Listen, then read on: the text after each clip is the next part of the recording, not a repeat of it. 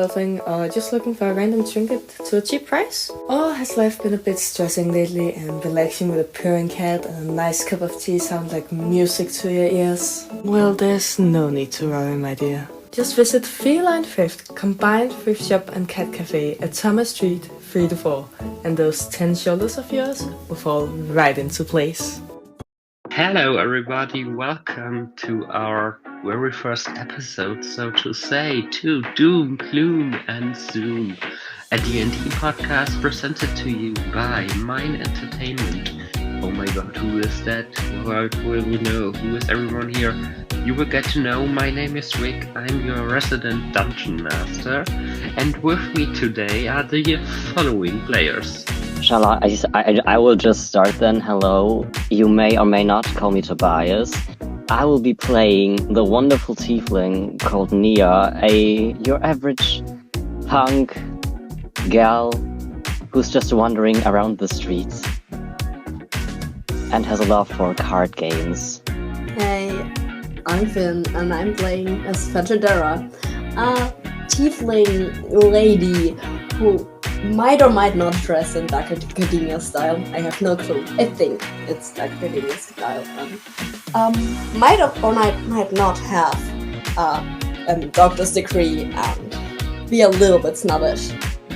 Hello, my name is B and I am playing the character named Pulcro. Pulcro loves to tell you some stories, some fairy tales, and sing you a little song.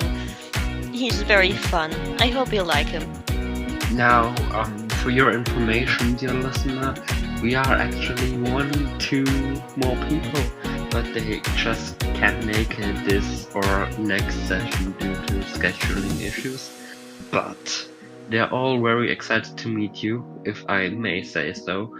And a little disclaimer in front, today's episode will feature more roleplay, less battle. The whole campaign will be more roleplay focused, actually. And, well, yes. Shall we start? Yes. Why not? Yes.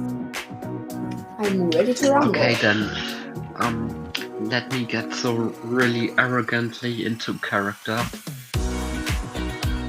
Miss Karnka, what are you doing?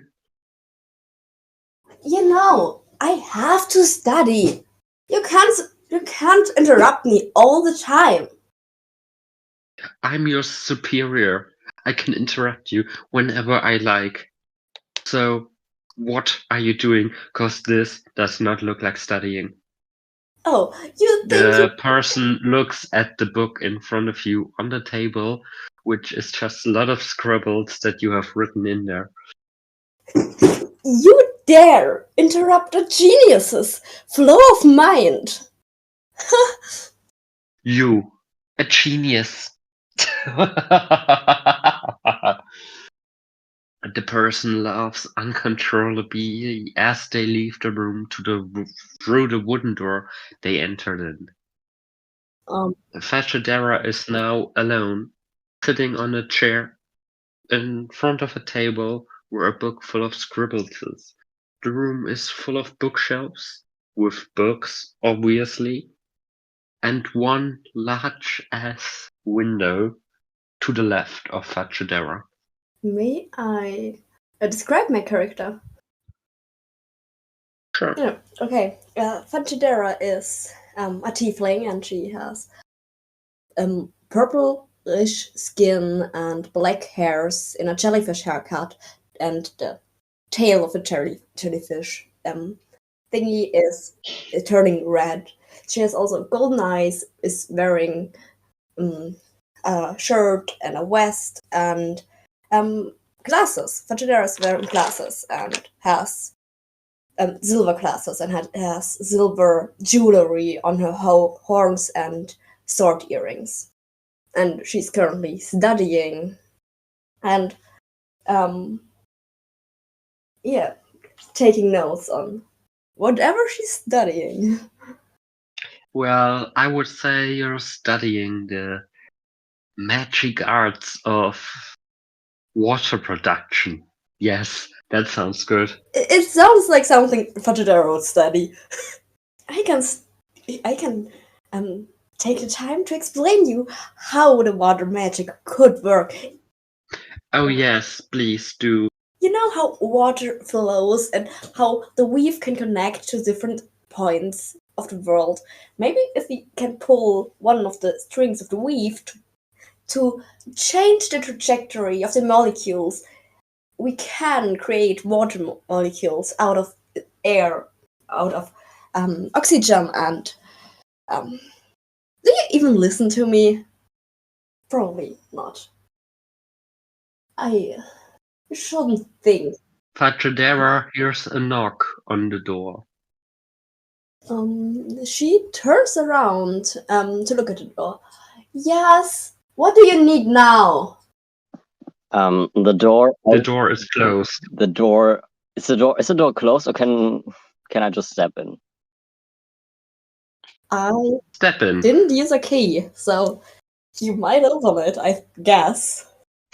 Well, the door opens, and in the door stands probably Fajadera's worst nightmare in person, which is a tiefling with purple skin as well, long dyed blue hair, a nose piercing, and baggy, ripped clothes. You are Fajadera, right?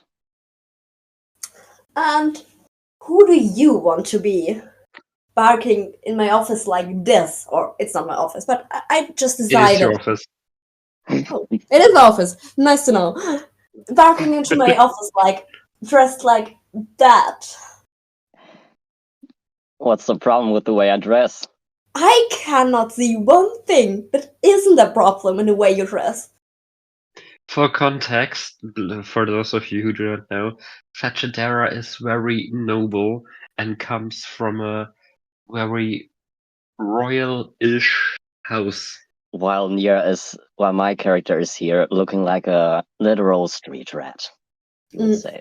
Yeah. Anyways, Fajadera is not by birth in a noble-ish house. She got adopted. But still acts like a noble prick. the guys from rehab sent me here. Don't ask me why exactly they did that. But they said I should go there, I should go here and, well, maybe get a lesson or two from you. Whatever that means. I can't see where I can help you. I mean, I don't even know where to start. Meanwhile, a person who's been sitting quietly in the corner with blonde hair, and I believe it was blue eyes. I'd have to check the picture I've been sent. Speaks up. That person's name is Polcrow. I am so sorry, but like I got sent here as well. It's now a bad time. I've been waiting in the lobby for like a good while, and someone sent me in here. Hi. Why can't nobody notice me if they send someone to my place? Oh, well, hello there. It is now a bad time. Like I can come back, but I'm not in town for very long, so I thought I'd come here bright and early. Yeah. At least give me a proper Fajadera takes a look at introduce their yourself. clock. It is currently 5 p.m. Okay. Fajadera now turns around and her hands behind her back, just looking at them for a minute or so. She just raises one eyebrow.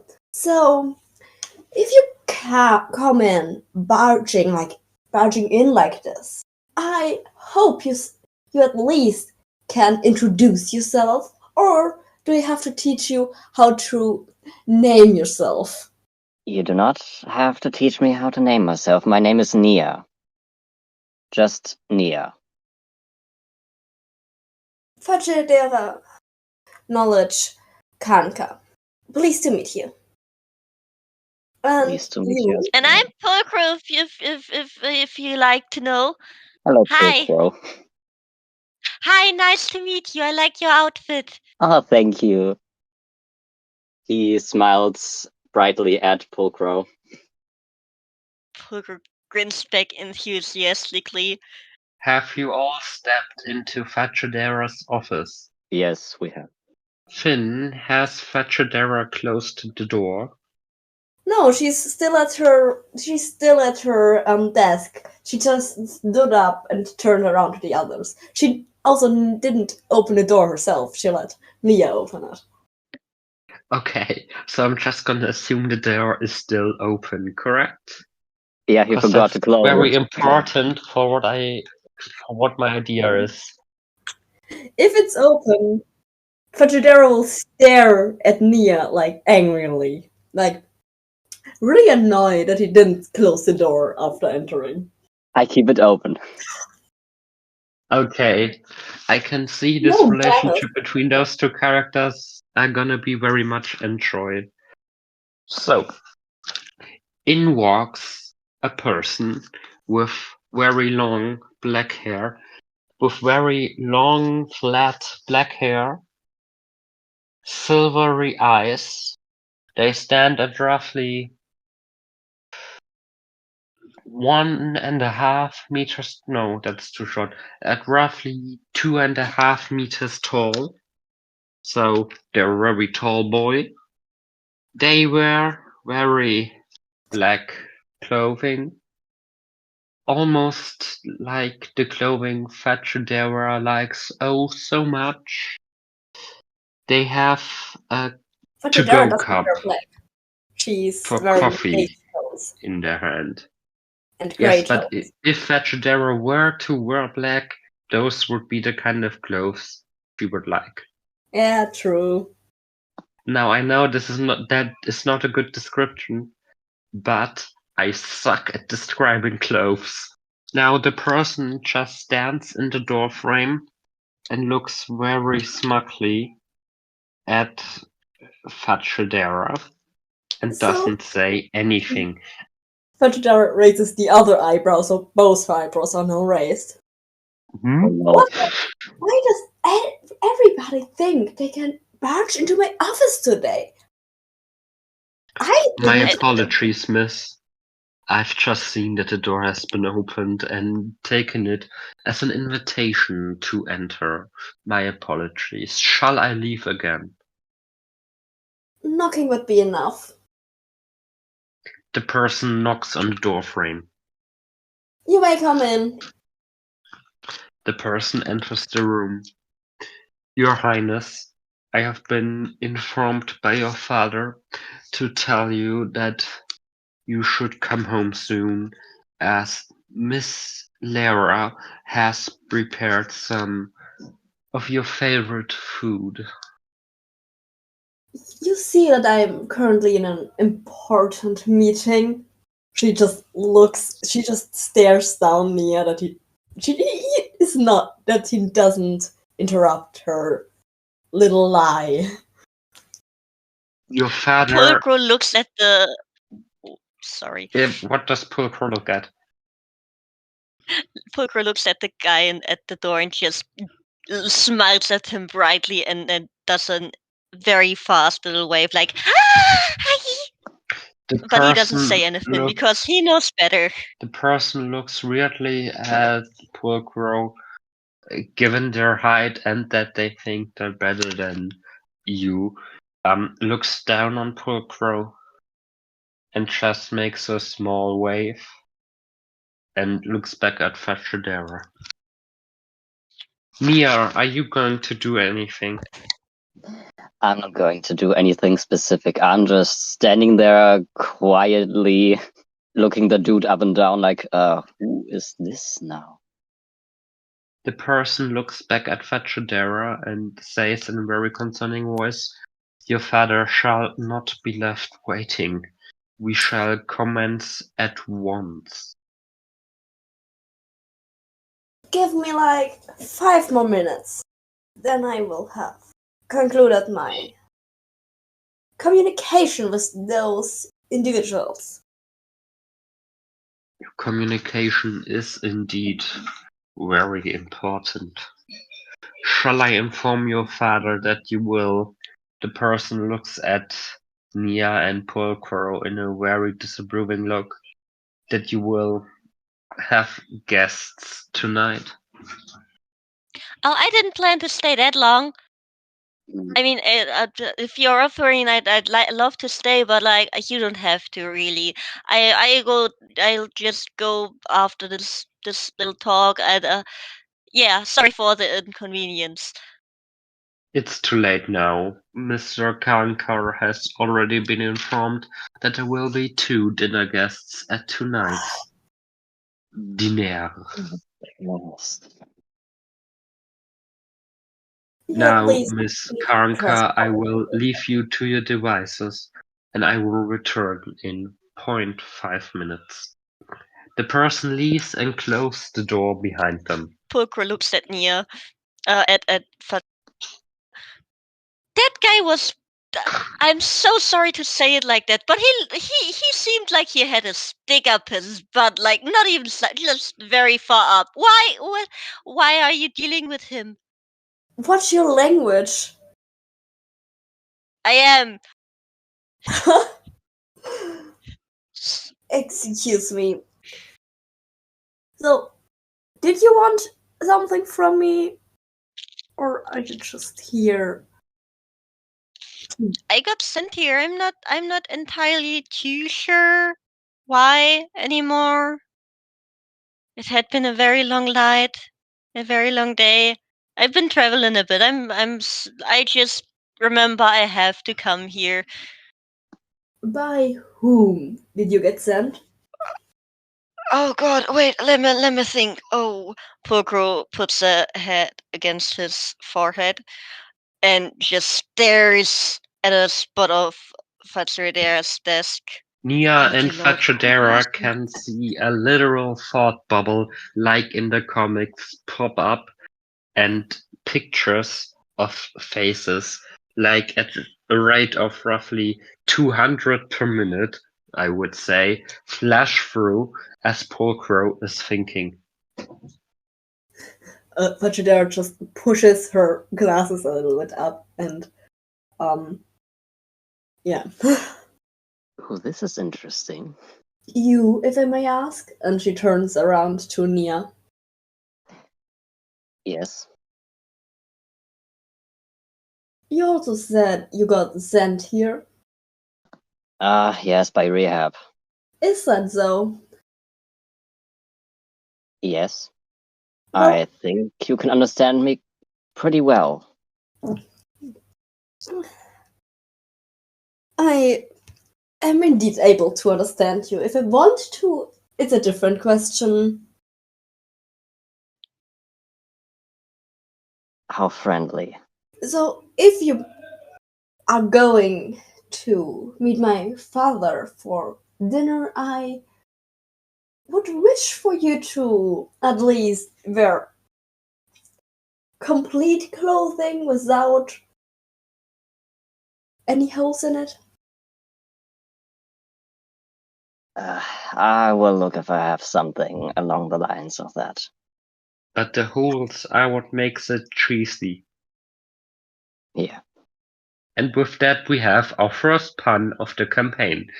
One mechanic I should explain is if someone makes a pun or a dad joke, as to say, everyone else gets to roll 1d4 of psychic damage. Oh dear Lord, what was my D4? I But can't given remember. that I, as the DM, made the joke, it does not count. Damn, we have been bamboozled. You have been bamboozled, indeed. Now, do you guys have anything you want to do in this room, or shall the story continue? I still want to pack up my notebook.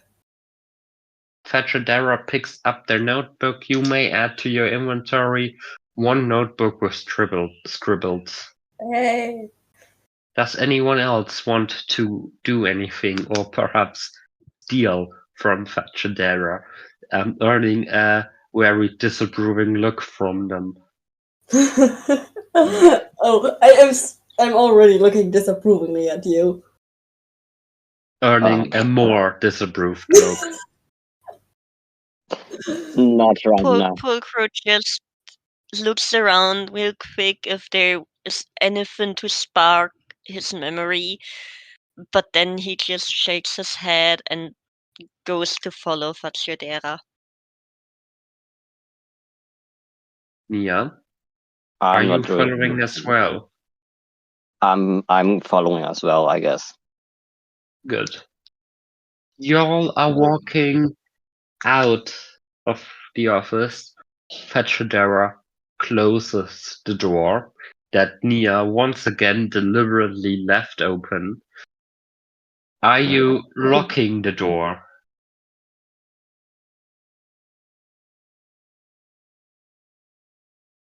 Facciodera, are you locking the door? Yes, I do.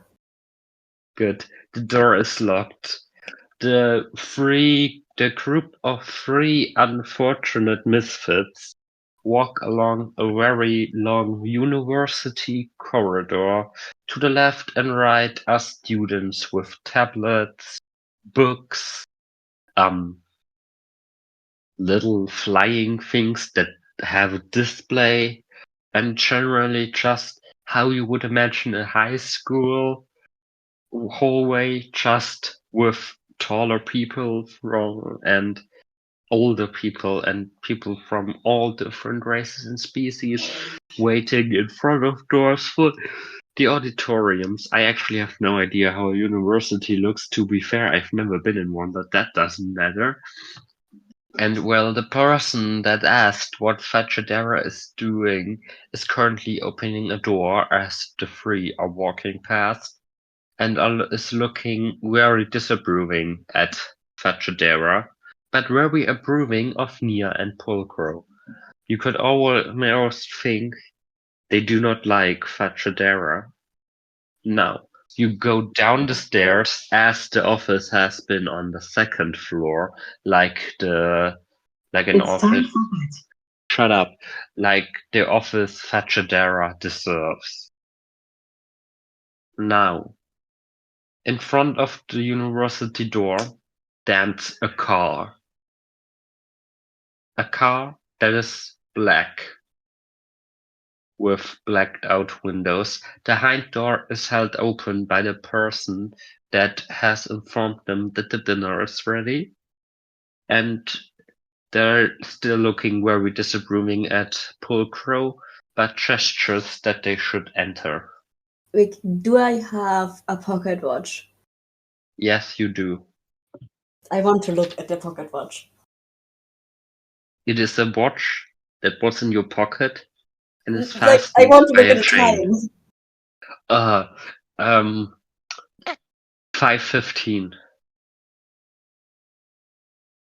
Pulcro gasps excitedly. Can I call dibs? That's such a cool car. I'm calling dibs now. Pulcro And runs he through sprints to the shotgun Yeah. door, opens it, jumps inside, slams the door shut, and the other three that are standing outside are wondering what the fuck just happened. Now, dear I'm a runner, I'm a listener, trickster. you could have wondered that probably should have been a roll. Yes, it could have been, but there's no but. I just forgot that that's something we can use. It's been some time since I've played D&D. Now, Nia, where do you enter the car? To the side of the car facing us. I'm like scooting to the other window so the other two can fit in as well. And he's sitting there in there like uncomfortably, like, I do not belong here. Has any one of you played Life is Strange? I only started it. Is this down the I've beam? watched it. I would like to imagine that on the top left corner of the screen stays Facciodera will not forget this. But also when This actually Pulcro will did have that. consequences. This was what I was thinking of when you mentioned Life is Strange. I was like, oh no, what is happening now? Now, Fachadera, how do you enter your own car? I won't drive. I also will sit in the back. Because Pulcro is sitting in the front already. The person with the black hair and silver eyes, I do not have a name for them yet, is closing the car doors, getting in the driver's seat, and starts driving. Now, Pulcro, do you try to turn on the music? No, but I do try talking to the driver. No. Do you have a I dice in am front of you? smelling. Which one? D20. There. Yes. Let me just. Oh, That's a 2. charisma. Wait, I lost my steps. Wait, I don't know what that means. Okay, you've rolled a 2. Yes, you tried to talk to the driver, so you may talk. So,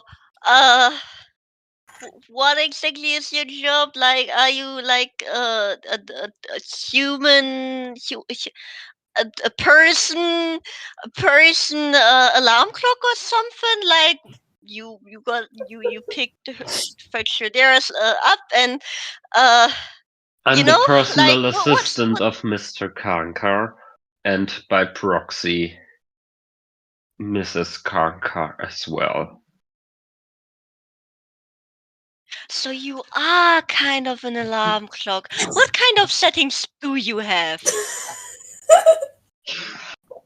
Even though I would love to answer, you rolled a bit too low. The person ignores you. Yeah.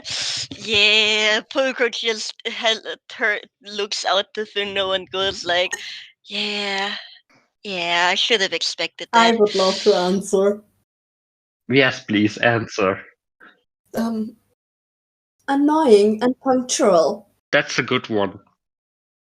Thank you. The poor driver. Yes, Miss Karnkar, as you have established many, many times before, I am very, very punctual, as I do not like to keep Mr. Karnkar waiting, as he is busy, very, very busy running this so-called nation. As they're saying nation, they are doing air quotes. Pulcro chimes in, hands on the wheel. The person looks to the right.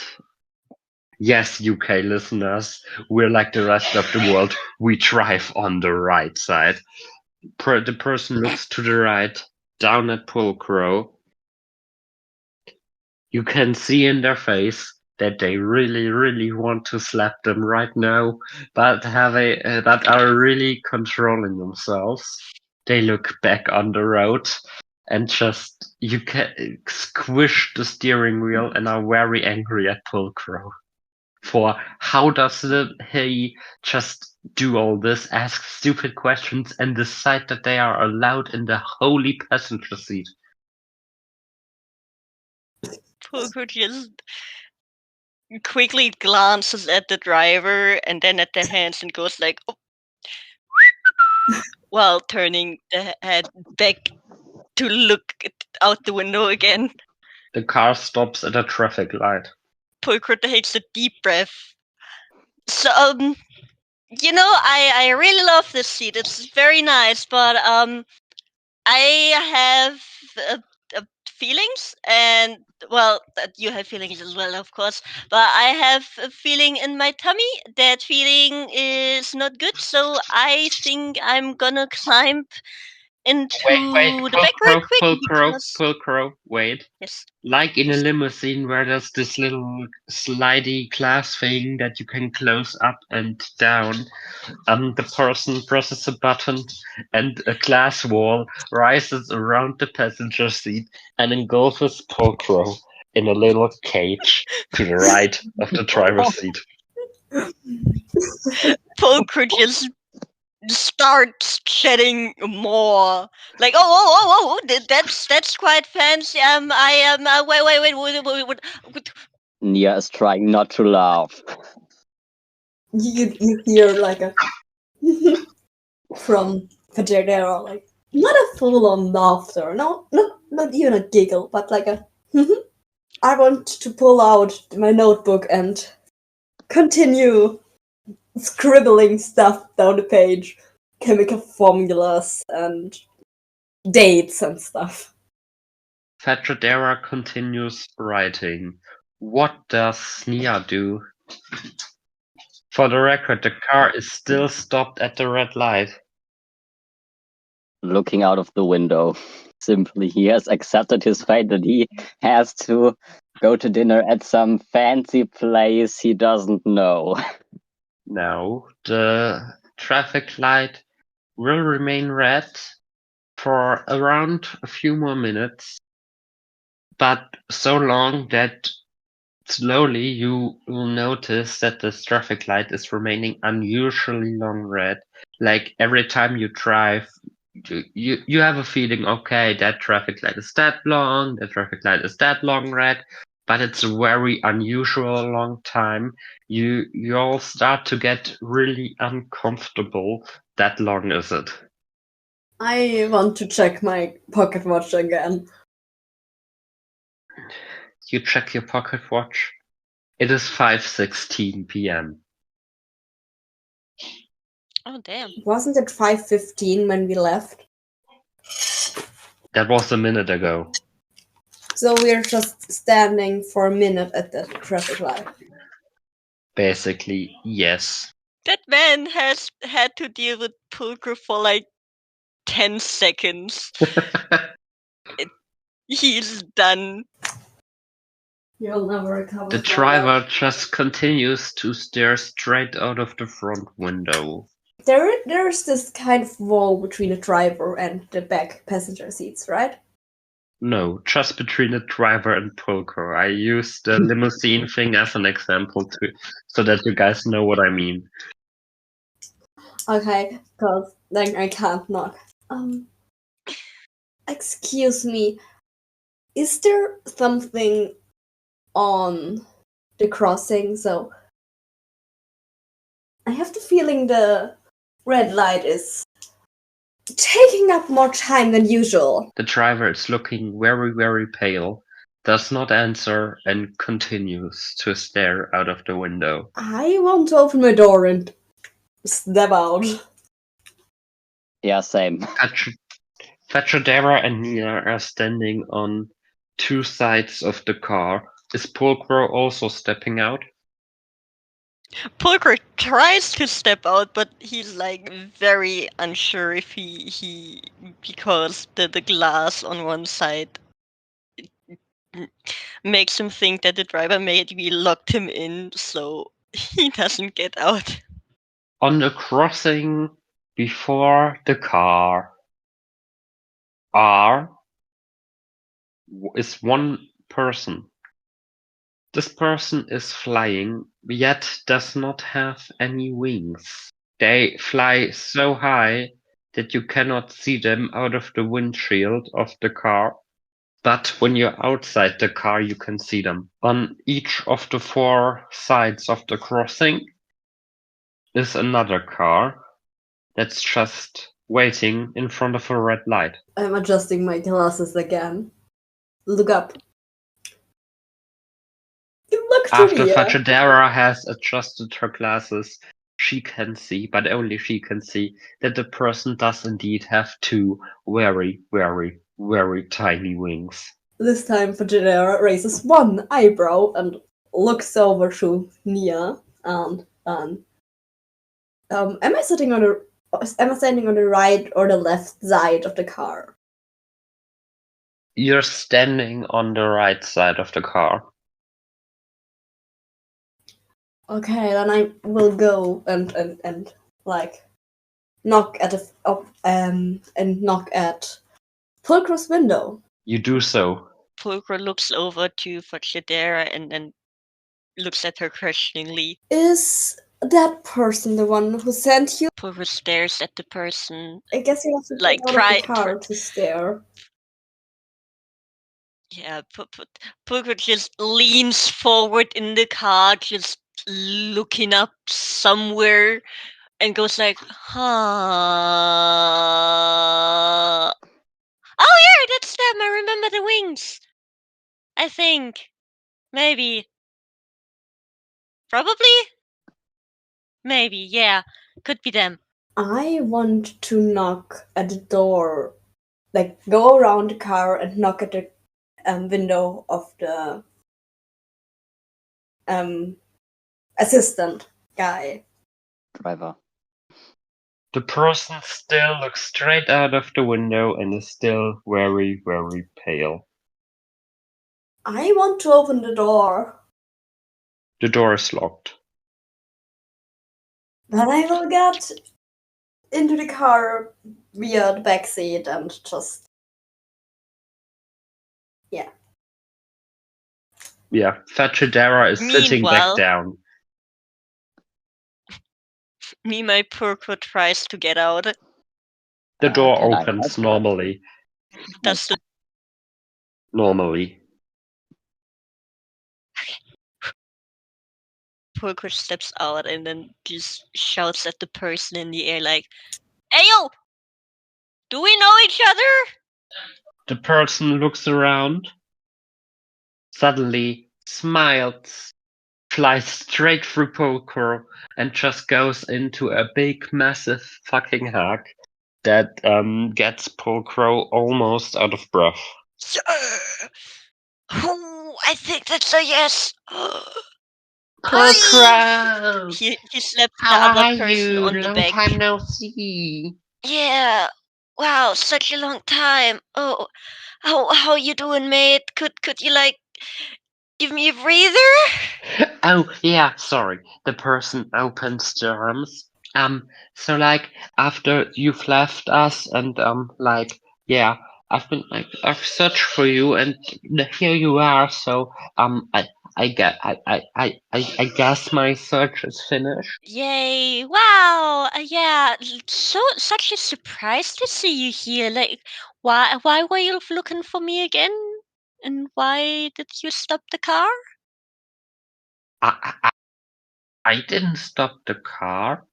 The cars just stopped when I arrived, and then they just didn't continue. And now, have I done something wrong? The person is on the urge of crying. Oh no! You're fine. You're perfect. You're lovely. You're amazing. You're stunning. You're breathtaking. You're good. I'm just very confused. Like I was just hitching a ride with my people over here, and just like suddenly you're here. So I just curiosity, you know.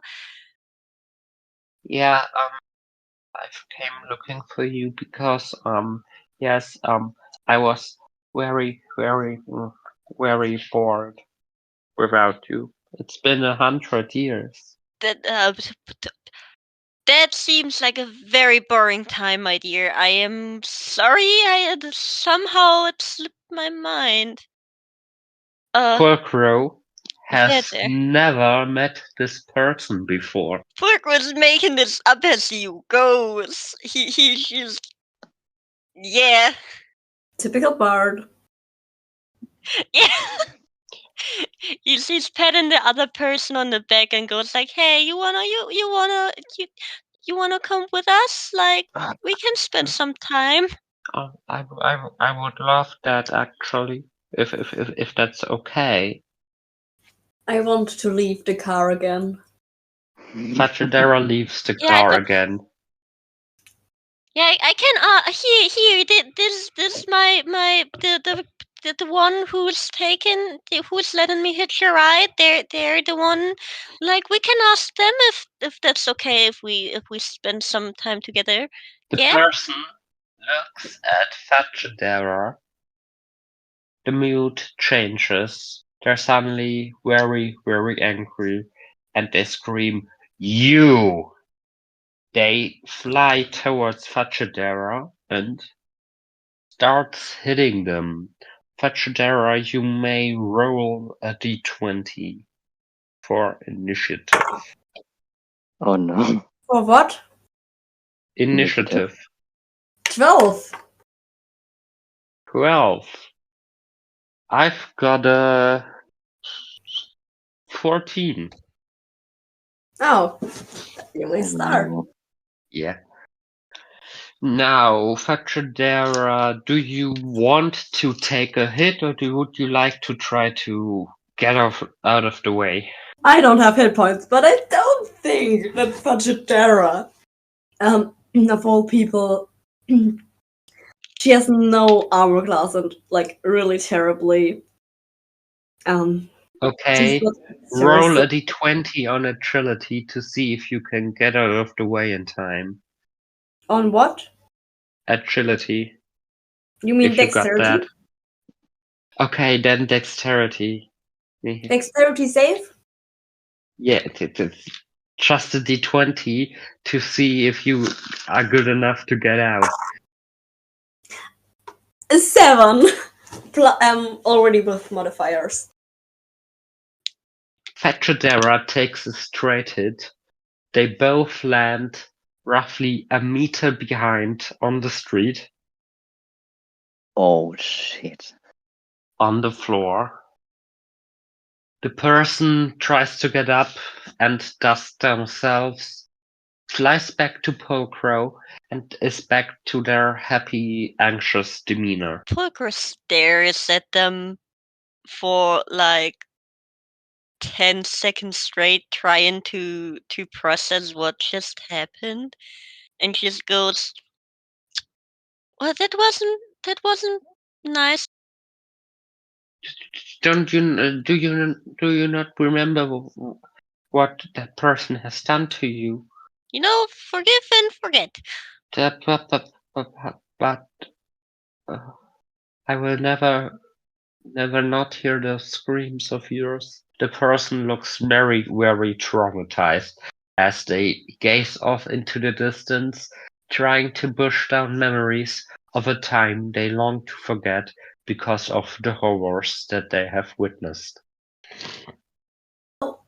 I'm in no means a good person, but to go as far as to calling me somebody who deliberately hurts people,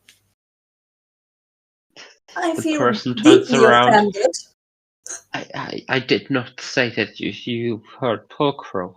I said you're responsible. Oh, so what exactly did I do 100 years ago?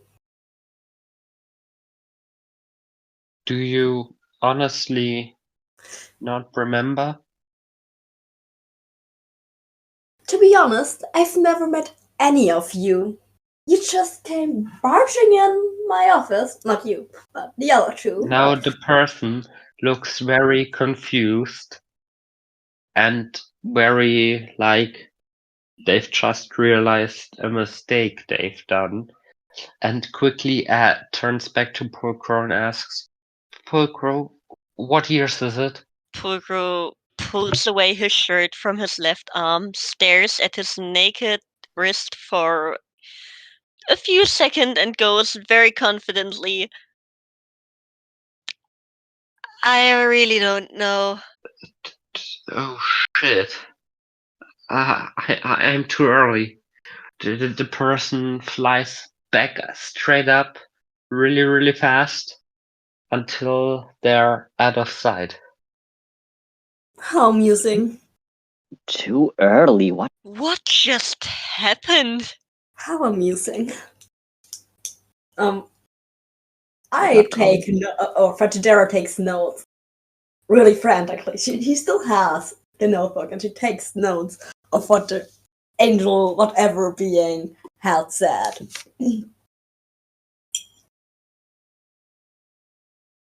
Yes, well, what now? We all get back into the car and just hope that the traffic goes back to normal so we can get to the dinner we were supposed to be at. Pulcher turns to Nia, and if Nia has said that out loud, No, Pulcher that's not- turns to that's Nia and just goes my- like, That's just my thought. That's what "Oh." we should do.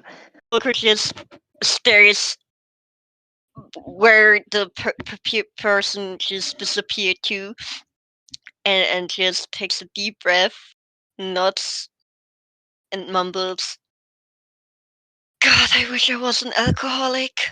Believe me, you don't want to be that. It's never too late starting to be an alcoholic. What the fuck? Yeah, that's what I was thinking, Nia. Thank you. That's the whole situation. Like, what was that? Miss Fachidera, ma'am, I'm sorry for whatever I did that caused this, but can we go now? This is very weird. I can't tell if Mr. staring palely at the street is able to drive right now. The person is continuing to stare palely at the street. They are not able to drive right now. So, are we gonna shove him? We're gonna drive ourselves, or are we gonna walk? Does any of you know how to drive? Well, I mean, I can certainly try. Fachidera, can you drive? Technically, Technically, okay. Can you drive, Nia? No. No. I I cannot guess drive. that Fachidera has a driving license, but usually doesn't drive herself. Fachidera will go to the front. Will go to the. I don't know where I want to go. She will look towards Nia and Pulcro. Are you able to lift the body? I can try. Pulcro looks at Nia. Why does it sound like we're committing something we shouldn't commit? I mean, this dude is literally unconscious, or at least seems like it.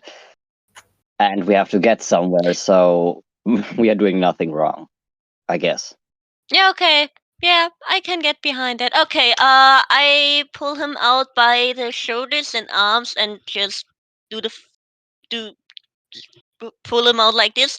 Do you take the legs, or do you want to like switch it around? Like, I have no problem I can. carrying him like that, but if you're too weak for the legs, like, I can take him. I'm just imagining Fachidera standing on the side of this and just watching as it happens, scribbling into their notebook. Yes. Because that is what's happening. Yeah, I'm just going to take the legs. So we lift him. Okay, easy. Okay. Pulcro pulls the driver out first by one shoulder until the driver's out enough so he can like can take sentence, give me 1 second. Pulcro steps up to the driver, pulls him out by one shoulder so far that he can shove both of his arms under the shoulders of the driver and pull him out some more. Basically the Heimlich maneuver without someone actually choking. Yes. Okay, I got him. You take the legs? Yep. So I take the leg, and we How many Miss places let's put it in the back seat. are? Miss Fachidera, ma'am, could you open the back door a bit further, or like the back somewhere where we can put him? Like, we have our hands full. We forgot to open them beforehand. Fachidera will open the door further so you can Bring it in. Fachadera Thank opens you. the door, and inside the backpack area, I forgot what it's called, the back of the car with the door open, The Kofferraum. the Kofferraum, yes, is another body laying. The trunk. The trunk. That body looks exactly like the one Nia and Pulcro are currently carrying. Oh. Pulcro stares between the guy in his arms and the body in the trunk, just like, huh, huh, huh, huh, huh, huh, huh.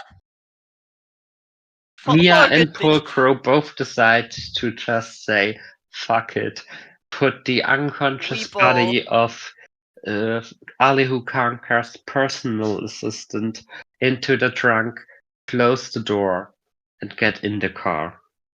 Yep. I didn't see it, right? Pulcro says very decidedly, this is a problem for another day, and probably not me. Let's go. Let's roll. Yeah. I couldn't have said it better myself. That is indeed a problem for another day. As all three get into the car, the traffic light decides to turn green again. All the other three cars on the intersection have somehow already left or turned around. As you are driving to the house of Alehu Karnka, But the this time, most mighty politician of the nation, Insomnia and Pulcro are sitting in the back. yes. Mhm. Yes.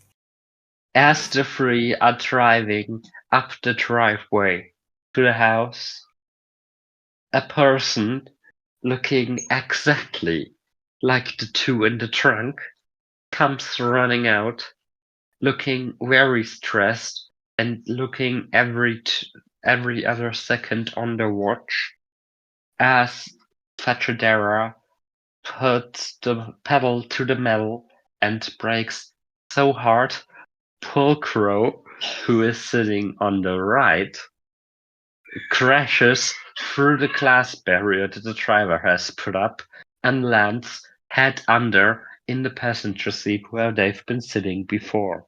Didn't I tell you to use your seatbelts? And with that, today's session ends. Wahoo! I love my ending sentence. So Okay. anyway, I did the little last doodle. I hope, dear listeners, you had fun with our very first episode. It was amazing. It is I had a roughly lot of an fun. hour long. This will be probably how our future episodes will also go.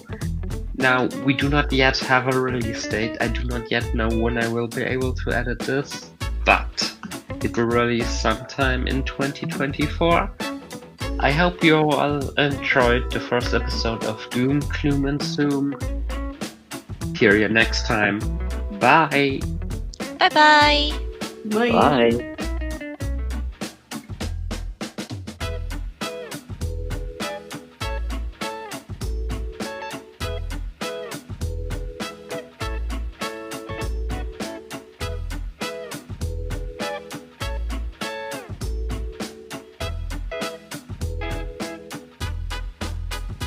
Hello everyone and welcome to our fifth try of the second episode of Doom Gloom and Zoom. My name is Victoria Datum. I am your resident dungeon master and I'm joined today by the following players. Hello, Ambrose. The name is Tobias. Hey, I'm Finn. And I'm B. And with that, once again, welcome. Now, would any of you like to recap what happened last time and where we left off? I can try it, but it will be chaotic. So, first off, we met in Fatidera's office. Like, with me, I mean Nia, Pulcro, and Fatidera. And then we headed to Fatidera's home to eat dinner. Even though Nia's outfit is not fitting the occasion. But we ignore this fact. Ignore poker while you're at it. Just like in the office. Yeah, and we were stopped by red lights that stayed red and had a meltdown of the driver and stuff, and got accused for doing stuff we don't know about, and from a person we don't know about. And then we drove finally to the mansion thingy, and Pulcro didn't wear his seat belt or their seat belt. I forgot their pronouns. Yeah, Pulcro forgot to wear his seatbelt and flew through some glass. That's an amazing recap. Thank you very much. And let's start immediately into it.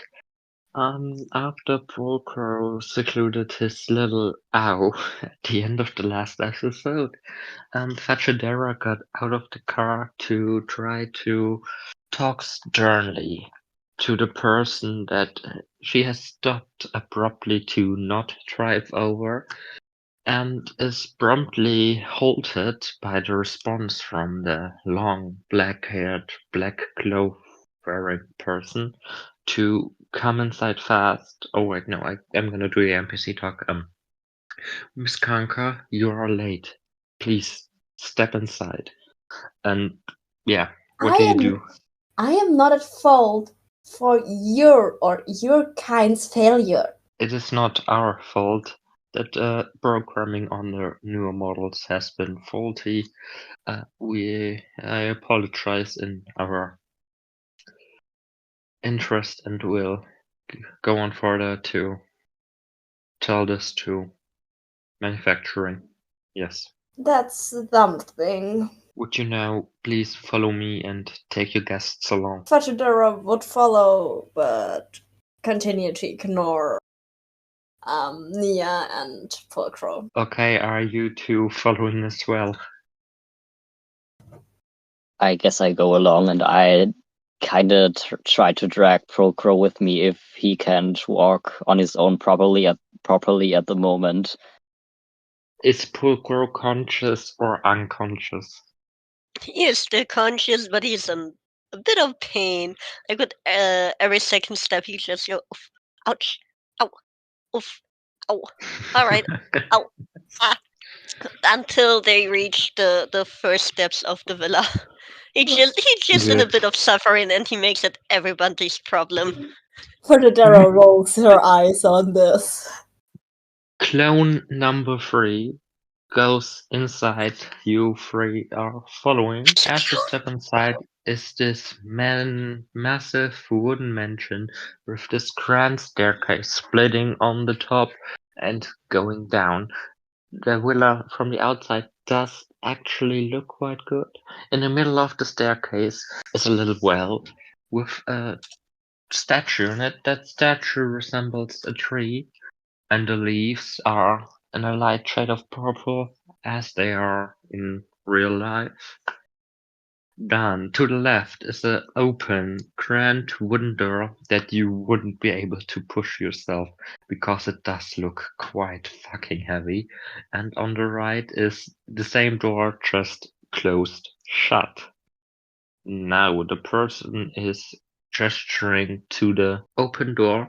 What do you all do? Let's go through the door, I guess. Into the thick of it. Yeah, Into the thick of it. No. Are you all going into the open door? Yes, Indeed. it's the only way to go. I mean, sure. Yeah. It's you an open door. all- Like we got shown kindness, semi.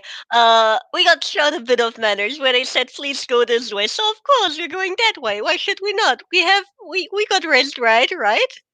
How could Right, we guys? on ever the go top wrong? left corner of your screen stands Fachadera approves. Got manners. This consequences. This will have consequences. This actually, yeah, that's what I wanted to say. I'm gonna like create that like a template where there's like this exclamation mark and then XY will remember this. and make this an emoji just because I can. Now, you three are going into the opened door. Inside is standing on both sides of the wall. In opposition to the door, the room itself is actually quite small.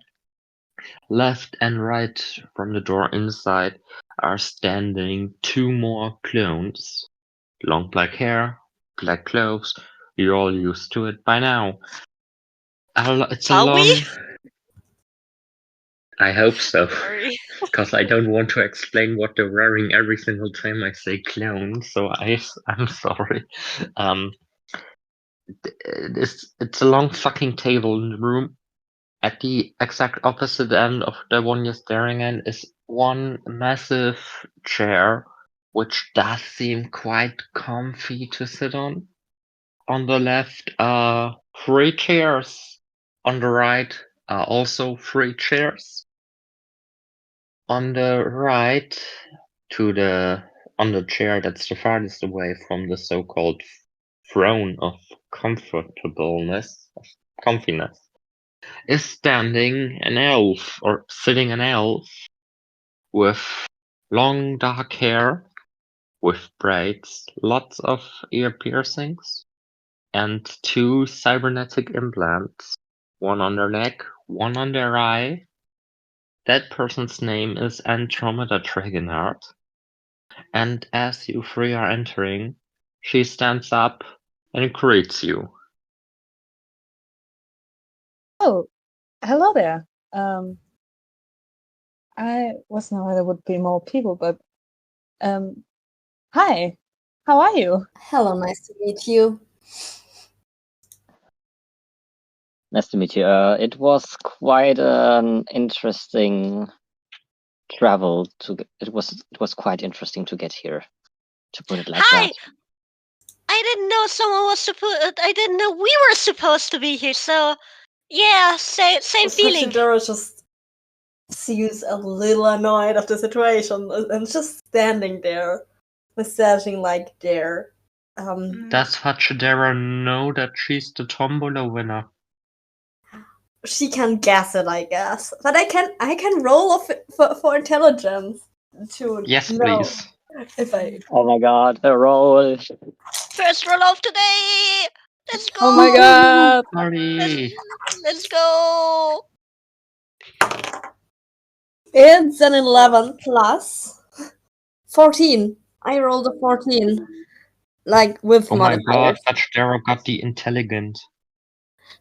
Big So schmort. I know who that she. So I can guess like she is the Tombola winner and stuff. For those listening, you have not had access to all the world building my players do. There's something called the yearly Tombola of Karnka, where local shop owners and their families get the chance to have a dinner with the nation's leader, Karnka, and get to know them, ask about law, and just have a nice, real fancy ass fuck dinner in the mansion of the most powerful man of the nation. So like, yeah. Andromeda Dragonheart won this with a combined cat cafe and thrift store on Thomas Street 324. Unpaid advertisement. And Fajidora does not approve. Fajidora doesn't support gambling. Oh right, yeah, it would be considered gambling, yeah. Legal No, I gambling. probably Let's should not go. tell you Wait, about yeah, the secret gambling cellar of Karnka or something. Wait, Do what now? shit, I exposed. I didn't say anything. What are you talking about? Gambling. And Shit. where can I put Andromeda? Just like, oh, I took part in the wrong one. Wrong gambling circle. I just realized that the child Andromeda has adopted, she has technically exposed him to like what gambling is. Shit. The child, for the record, is also a player. Blue just didn't have time to record today. Now, I'm sorry I interrupted the conversation between Potro, Dromeda, Fachidera, and Yeah. Nia, so like, please continue.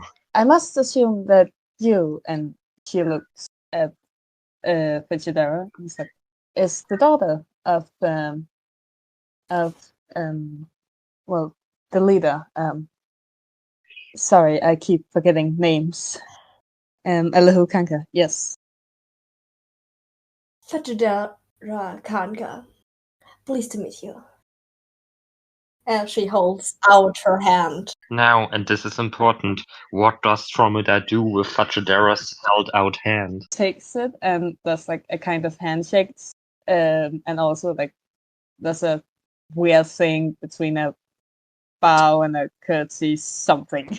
Fujidara nods approvingly and then would continue to go to her place. I guess Fujidara knows. Fajidara will remember this. I just transformed into an NPC.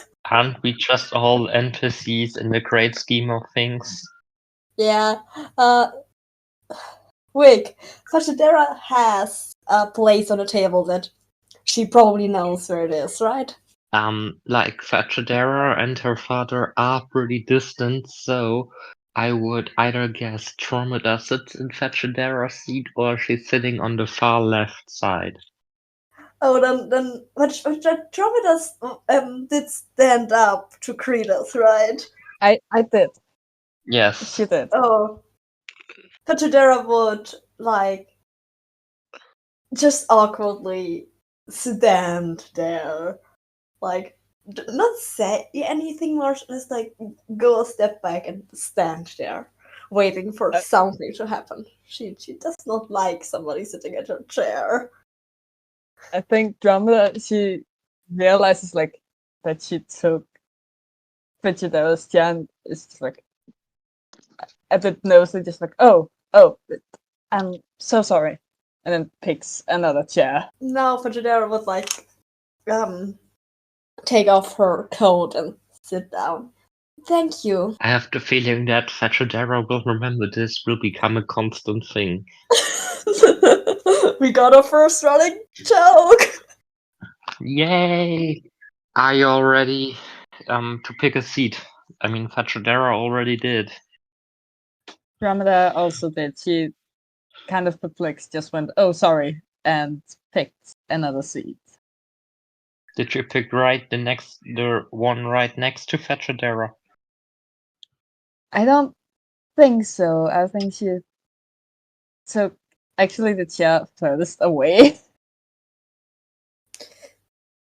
But, like, not the chair of the dad. No, not the throne chair. No.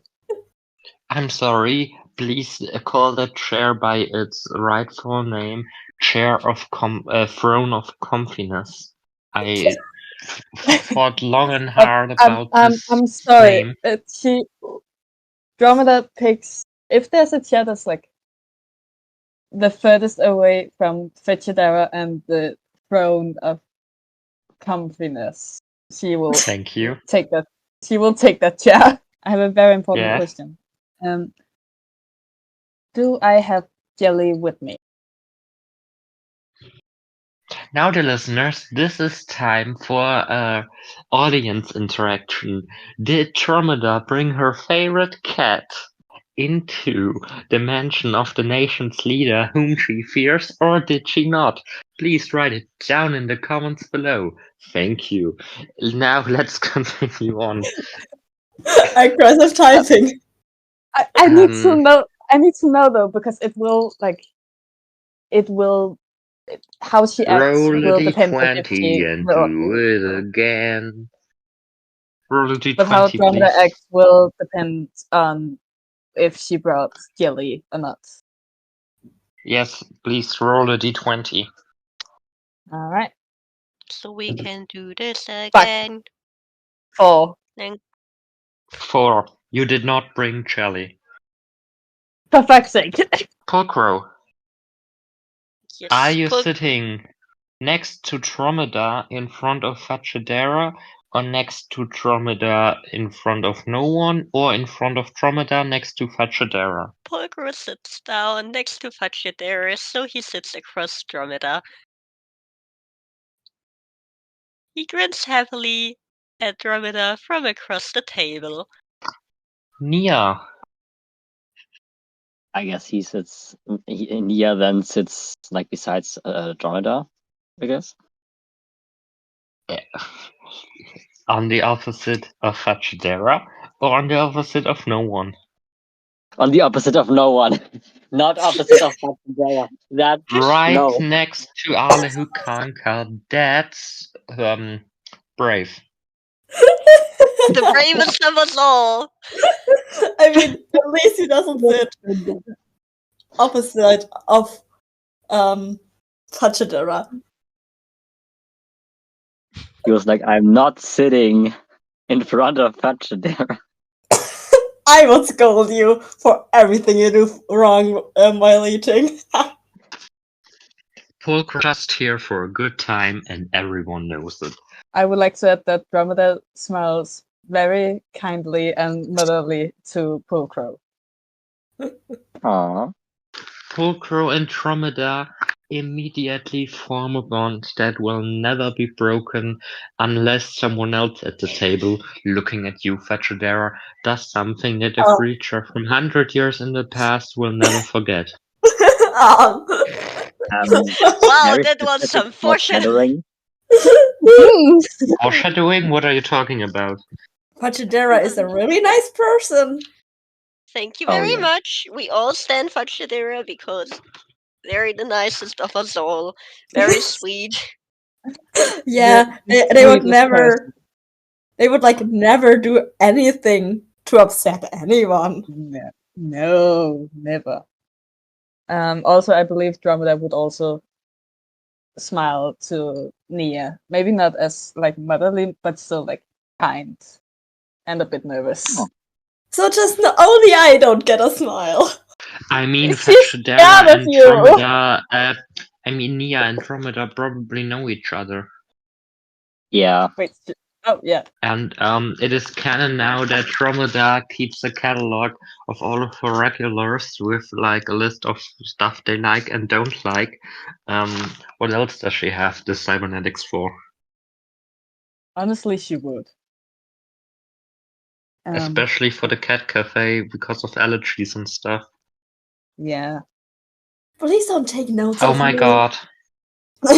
Is Dromeda like wirelessly connected to the coffee machine? You can't just ask the person that. That's a really personal question here. I mean, because when you see regular and they know what they always order, you can already like make the coffee machine make this, so they have to wait less. I mean, the part of her that is like cyborg mechanic shit can probably like connect via kind of Bluetooth thing to the coffee machine. I don't know. I can just imagine the guy at the tech store being like, after when Dromeda like asked for this specific order, yeah, I would like to have a Bluetooth connectivity. She's just looking so very weirdly at Dromeda, but also scared because of the red glowing eye, and just like types it into his computer very slowly for the custom order, then orders it, and somehow Dromeda did not have to pay for their coffee machine. Also, she This is also is a very canon much event addicted now. to that coffee machine. Is there anything you all want to do, or should the plot resolve? Fajidera is like looking at the others if they're still wearing a jacket and stuff, because you don't sit down at a dinner table while wearing a jacket. Pulcro didn't even arrive with the jacket. Haha! So Pulcro is Pulcro has forgot the jacket in the waiting room of Fachidera's office because he had to have been waiting there for like something 10 hours, something.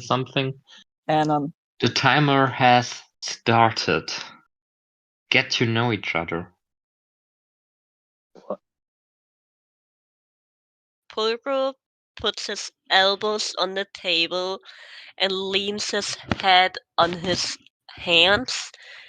He grins at Dromeda and goes like, "So, What you doing here?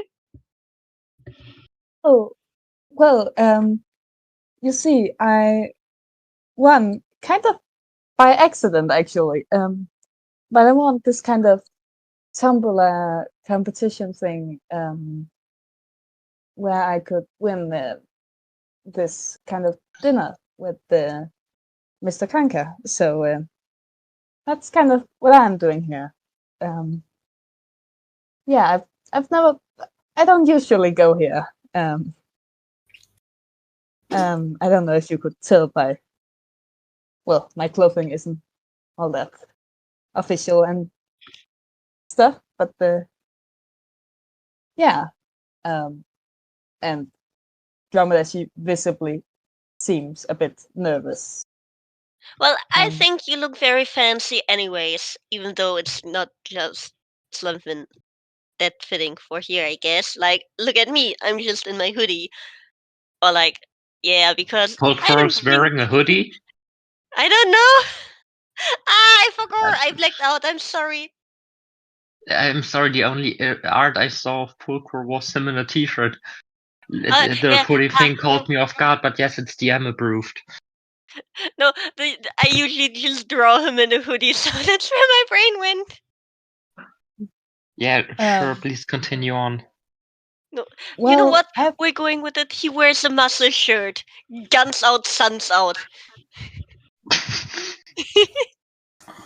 well, I think that your overall For this style. joke, you get an extra minute. Easy, let's go! Well, I think your overall style complements your eyes very well here. At least you're wearing whole and at least a little bit covering clothes. She sends like these annoyed stares in Nia's direction. And yes, then like raises an eyebrow and looks at Fetchadera. Okay. Mean much? Yes, like, excuse me. You're Um, meeting an extremely important person.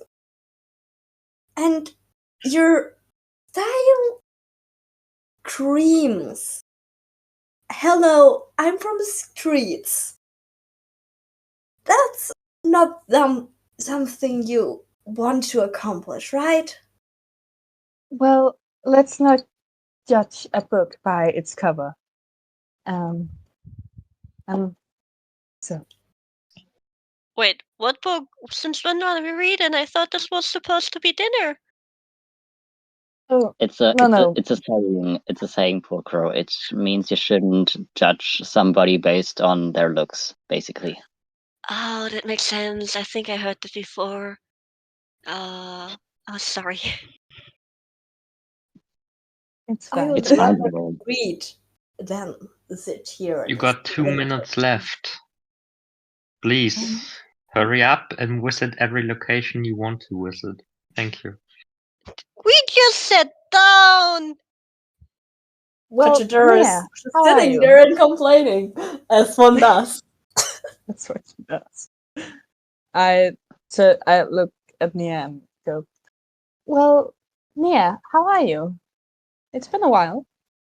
I'm pretty confused as to why I ended up here. I mean, as Fachadera already kindly mentioned, I'm not perfectly fitted for this kind of place, and it also isn't the type of place I usually go to.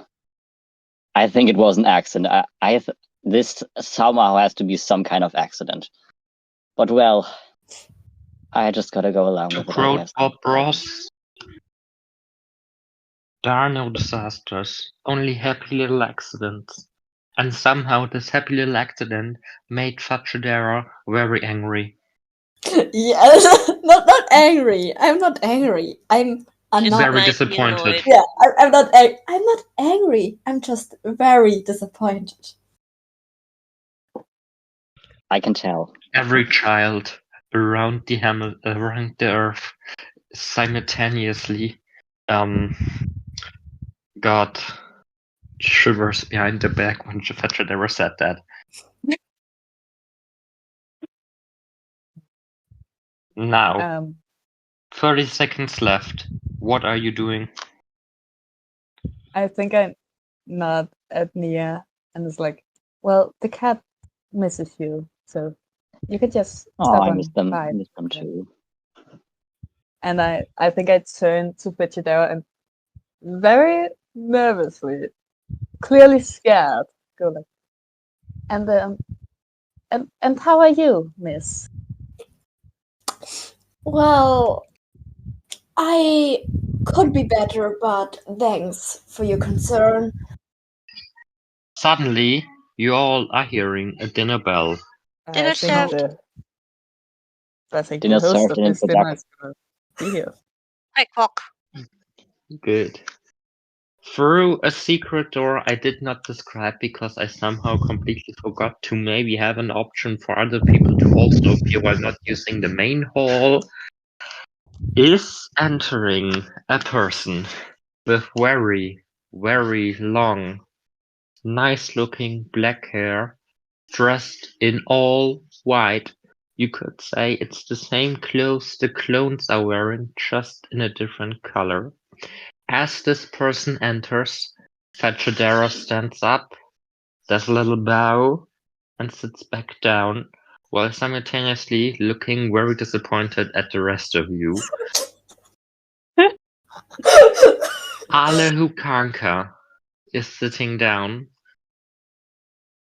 on the throne of compiness, while the two clones on the opposite end of the room are taking the door, which does squeaky, squeaky wooden heavy door sounds, and closes them behind them. You all have now met Alehu Karnka, the most powerful man in the nation, Fetchadera's father, and on top, chief in command for the Dracadan military. You might also mention that he's not a tiefling. Yes, the man, the myth, the legend, Alehu Karnka. He is an elf, a high elf to be exact. And he looks really high, as in he's looking down on the rest of the population. How he has managed to stay in power for this long, with a vote happening pretty regularly, while looking down at everyone beneath him, it will remain a mystery for now. Oops, spoilers. Anywho, I please. mean, now we know What are you doing? why Fetchadera is looking down on everybody else.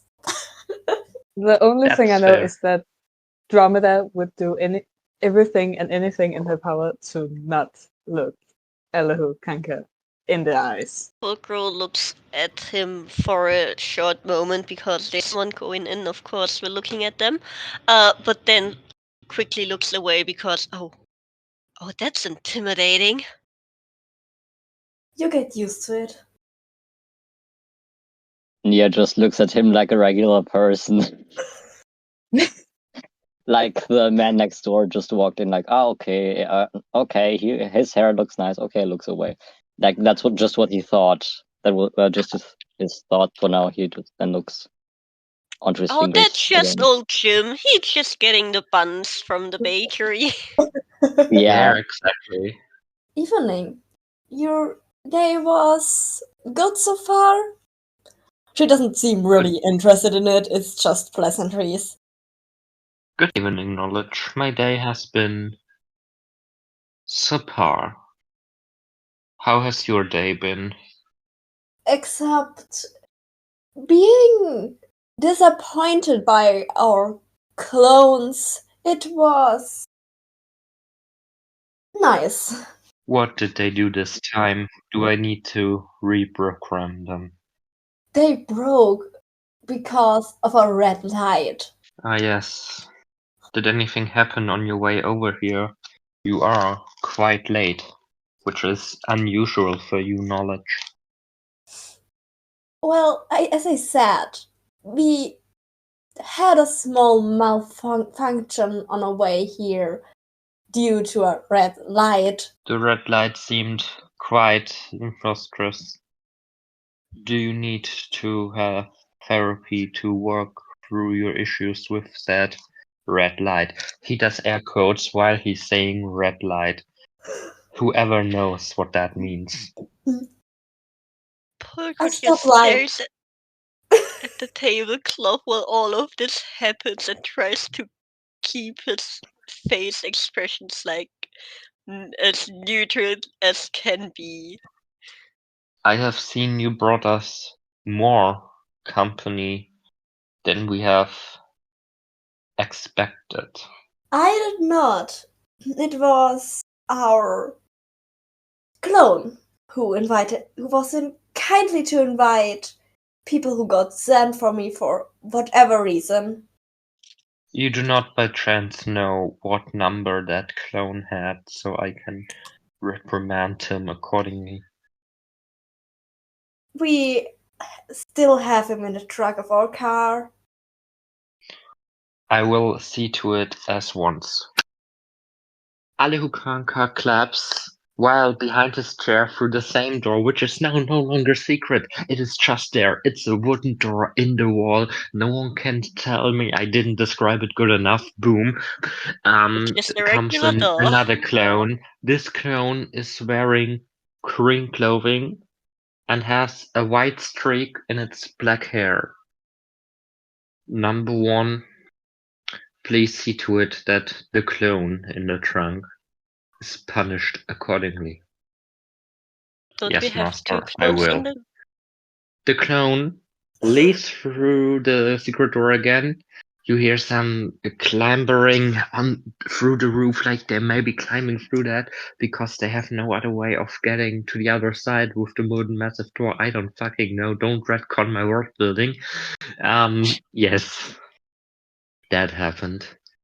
And the company you have, the clone has brought with, I see has not been fitted to our standards.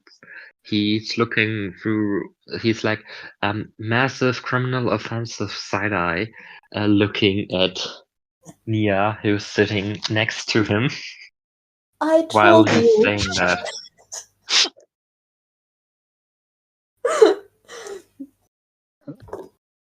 I told you. Now, what have you told me, knowledge? No, not I say it to Nia. Like Jesus. I told Okay. you. Like Jesus just use like Now, usually it is customary to introduce oneself when meeting new company. My name is Alehu Karnka of Ecolus. I have been this nation's democratically elected leader for the past 15 years. I am most famous for putting the adoption and childcare system into life, where I have adopted my lovely daughter as the first adoptee in the history of Tracada. I am too grateful. It is very nice to meet you all. I hope you don't disappoint too much. But jokes aside. Now, person next to me, you may introduce yourselves as well. The name is Nia. Nia is short for insomnia. Yeah, that's my name. And no, I don't have a last name. Not a last name that is very unusual. Yes, indeed. Now you can just feel have the been, tension in the air between them. yeah, he's looking now to the left. Now you have been staring at this tablecloth very intensively. There's nothing to be scared about. I'm only the highest military commander in the nation, and as well as the leader. I will only throw you in jail if you excuse the language, fuck up. Ha ha ha ha ha ha ha ha ha ha ha. I apologize for my very crude humor. I have been known to visit the comedy club every once in a while. Poco takes a deep breath and then looks at the man himself. He just goes like, "Oh no, I'm not that nervous, sir. I just think that your tablecloth is very very pretty. You made a beautiful wood. It's incredible, really. It's very nice quality to it. Tablecloth, really. It feels like very very soft and nice. And I feel bad if something happens to it. With many Would you like things. to have it? Oh no! I couldn't possibly accept that, sir. Thank you very much for the offer, though. I'm just I shouldn't take such nice piece of fabric. Yes, I think. Now I assume you have all met my gorgeous daughter, Knowledge. Yes. Yes. She's the Good. reason why I'm here today. Now, our star of tonight, Andromeda Dragonheart. A fellow elf, I see. You have won the tumbler, isn't that correct? Yes, sir, it is.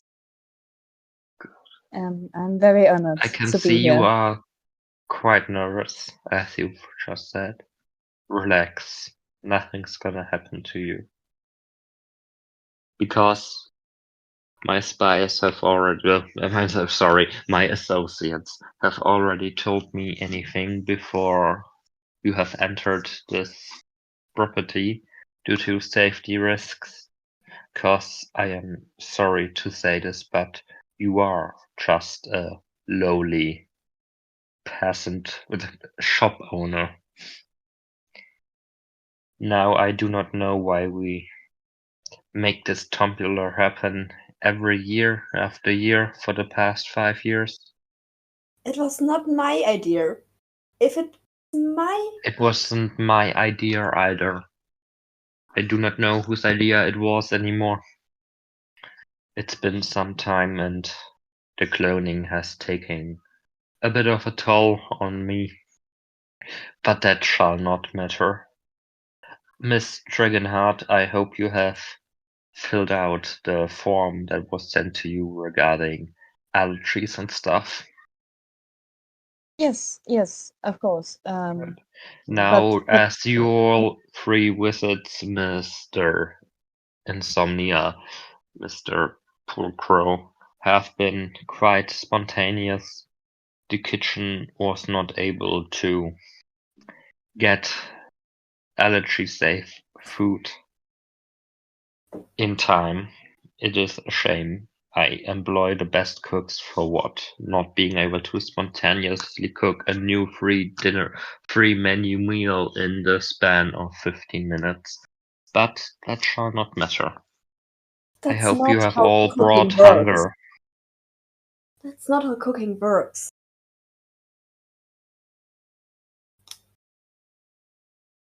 I am paid way too well to care how cooking works. Knowledge. Pulcro just puts his head. And I do not accept such disobedience in front of guests. You will Pulcro puts his apologize at once. I am sorry. Good. What does Poker want? Fulgro puts his hand on the armrest of Fachidera's chair, and he's just like, "Oh no, it's fine. Don't mind.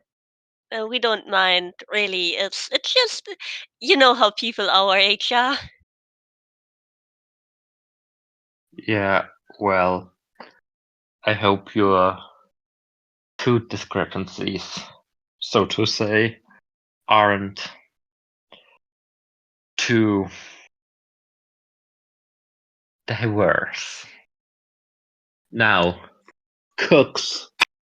He claps once again. The massive wooden door swings open magically, and three completely white chef-dressed ass bitches people enter the room with one of those fancy dinner clock things that you have to lift up to see the food enter. Now they're standing next to each other in front of the table y'all are sitting in on the complete opposite side of Alehu, or just Karnka. I don't know. I don't know what I can call him. I'm gonna call him Alehu for time's sake. Now, Miss Dromeda, Miss Dragonheart, I apologize. Please choose which of those shall be our first entree. Whoever is standing closest to me. Yeah, sure. You're pointing at the guy in the middle. Yeah. Very well. The rest of you leave.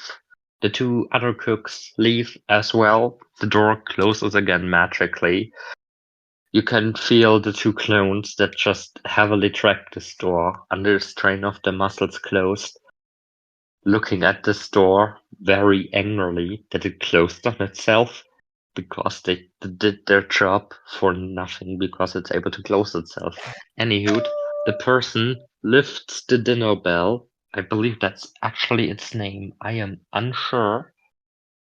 And reveals like one of those bread bowls you get when you eat at an Italian restaurant, and puts it down in the middle and hurriedly tries to leave, but bonks against the door and leaves unconscious.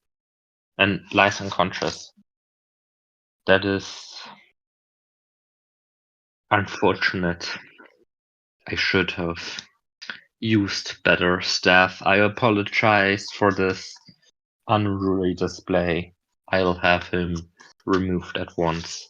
He snips, and through the door behind him, another clone, black hair, black clothes, enter and drag that guy across the room, very awkwardly, slowly, through the door he came in, and it closes behind them. Dromeda kind of just stares, kind of terrified, and just goes like, "Oh, Mice, is he okay? Is he gonna be okay?" It doesn't matter if he is okay or not. He has made a mistake and will be thoroughly reprimanded for it after the fact. Now please, enjoy your chosen food. I am not that hungry yet. I will wait until the second round. What do y'all do? Dromeda is very anxious and also very concerned about the dude who just got dragged away, but she eats. Yeah. Same for Nia. Pachidera knows, like, that things like that happen and just also eats. Pulcro. Yeah, for her this is like a typical Tuesday. Pulcro I don't looks think to- she eats to- every week with her dad.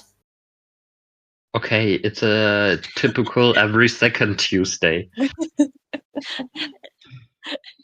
It's a typical monthly occurrence. That man's is busy, and you cannot tell me otherwise. Pulcro looks at Dromeda for a second, and then he looks to the side to Fachidera, and then he just gives Dromeda a short, sweet smile to try to uplift her mood, and then he starts eating himself and makes happy little noises with every bite. I will just nudge gently at Pulcro. Now there are two messages on top of the screen. One negative, Fachidera will remember this, and one positive, Dromeda will remember this, with a very cute emoji on the end of the sentence. Alright. So, I just want to nudge Pulcro, like, gently.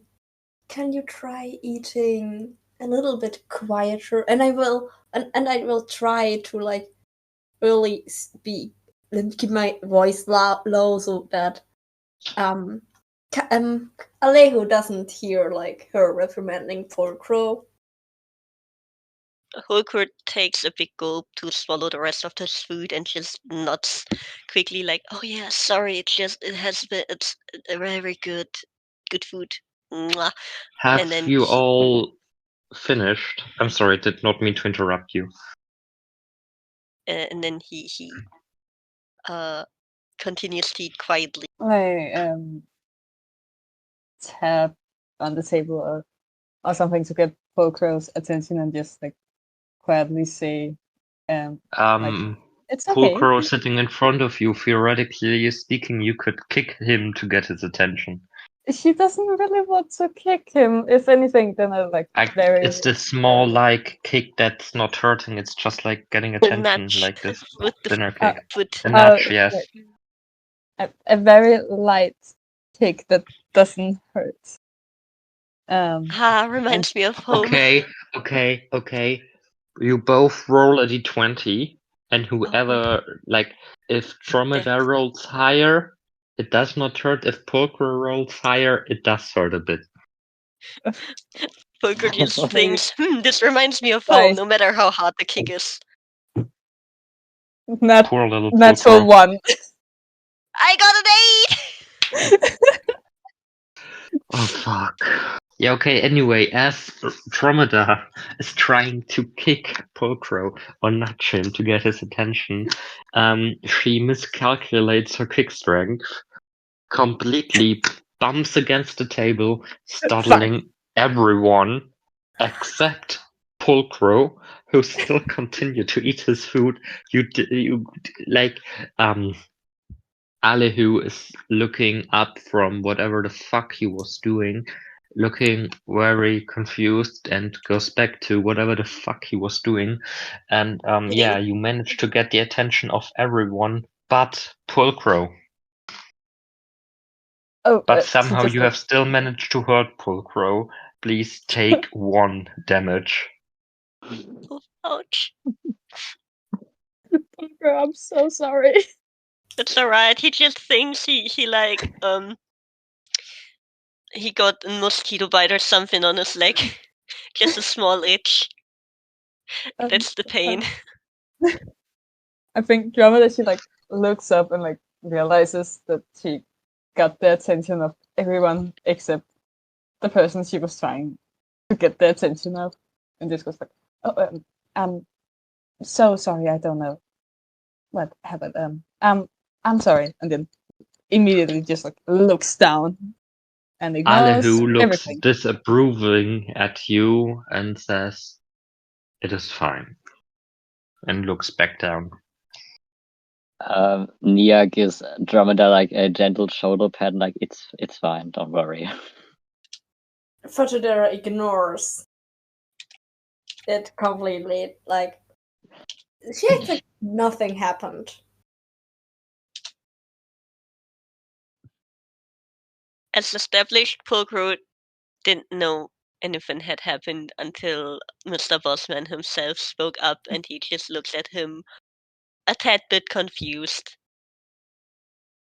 Now, are you all ready for the second entree, or? Oh, there's Dromedar more? is. Yes! That was just the Vorspeise. Shh. Dromedar is very, very much ready to move on from whatever the fuck just happened. Good. Now, the second food just magically appears. It is a potato soup. No, like one of those thick soup things that does actually taste. You know what I mean? Those fancy soups with the little swirlies on top that you get in 5-star restaurants and shit. Oh yes. Never been to a 5-star restaurant, but yeah. Me neither, but the stuff that looks in TV. But this sort of soup is it. Now even Alehu takes it, and it is a massive portion. If you'd had a normal Pringles can, would turn it to the side, That's like the size of the blade from side to side. Oh dear lord, that's a lot of soup. Did he got it in a clothes store? And also, Pulcro is very tiny sized for the large spoon and large table and large blade in front of him. Yeah, he feels like that. Now it's a shame Echo isn't here, because that would have been a cute as fuck drawing. It would. Now, anywho, are you all digging in? Is any of you excusing themselves to the toilet? Not yet. Or, Polgro takes the spoon, which is the size of a ladle, and just shovels the food. Because what else is he to do? I won't finish my portion. Like, Fridera doesn't, like, no. She eats a little bit, but she knows that there is something still coming. Just eats as much as she wants, but not the whole portion. Same for Nia. I think same for Dromeda. damn, the people have the intelligence. Listen, my papa told me to never disrespect food, so I'm eating the whole damn thing. If people give me the whole damn thing, you hear me? I am I not hear you. disrespecting the cook. Not in this house. Not Aw. if I'm eating the food. Yeah, I just want to hug Pulcro. Not gonna lie, I just want to hug them. Yeah, I feel really bad that I mean to pull. Oh no, don't be. He's just a little himbo. He's trying his best. Yeah, but Fashidera is a bitch. Yeah, that's Any the one best of you friendship. doing something like excusing themselves to the toilet? Or should we Well, continue? I do that in real life now. I'm sorry. I think Dromeda would be too anxious to even think about excusing herself to the toilet. Why should we? I personally don't get it right now. I think we're I'm meant to trying to excuse. nudge you or one of you to go as the character to the bathroom. But psst, that's foreshadowing and spoiler territory. I will go, but like Fashidera is not right now in an awkward enough situation. They will for sure be sooner or later going to the toilet to just read.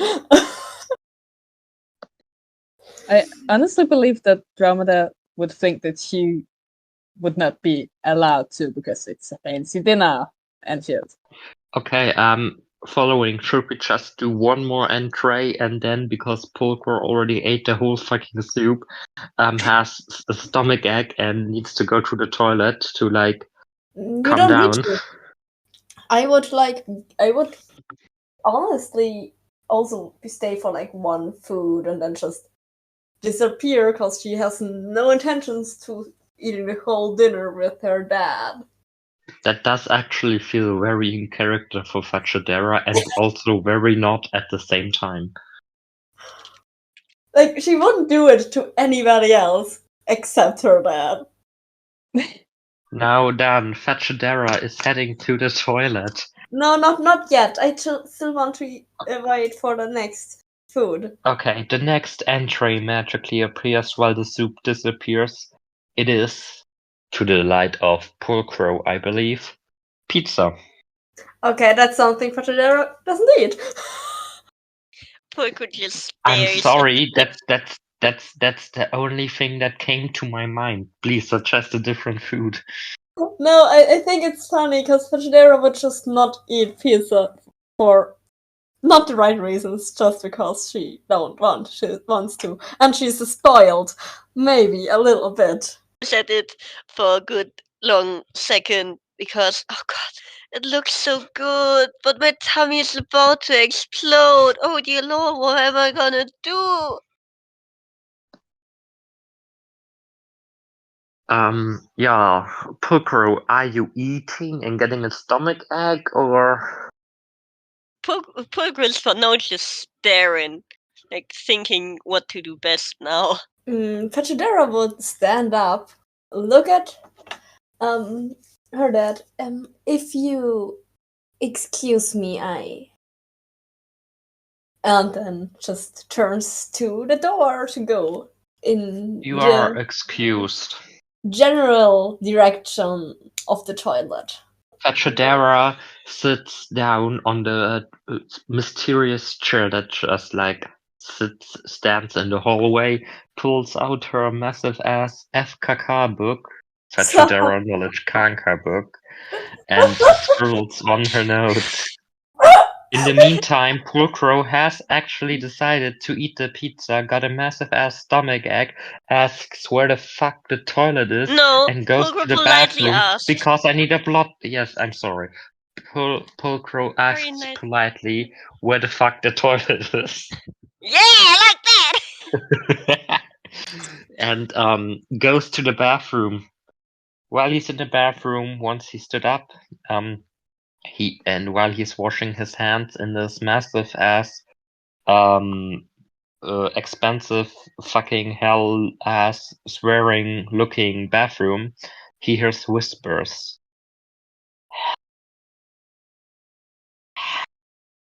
What do you do? Pulcro looks around very confused, like, oh. That is, hello?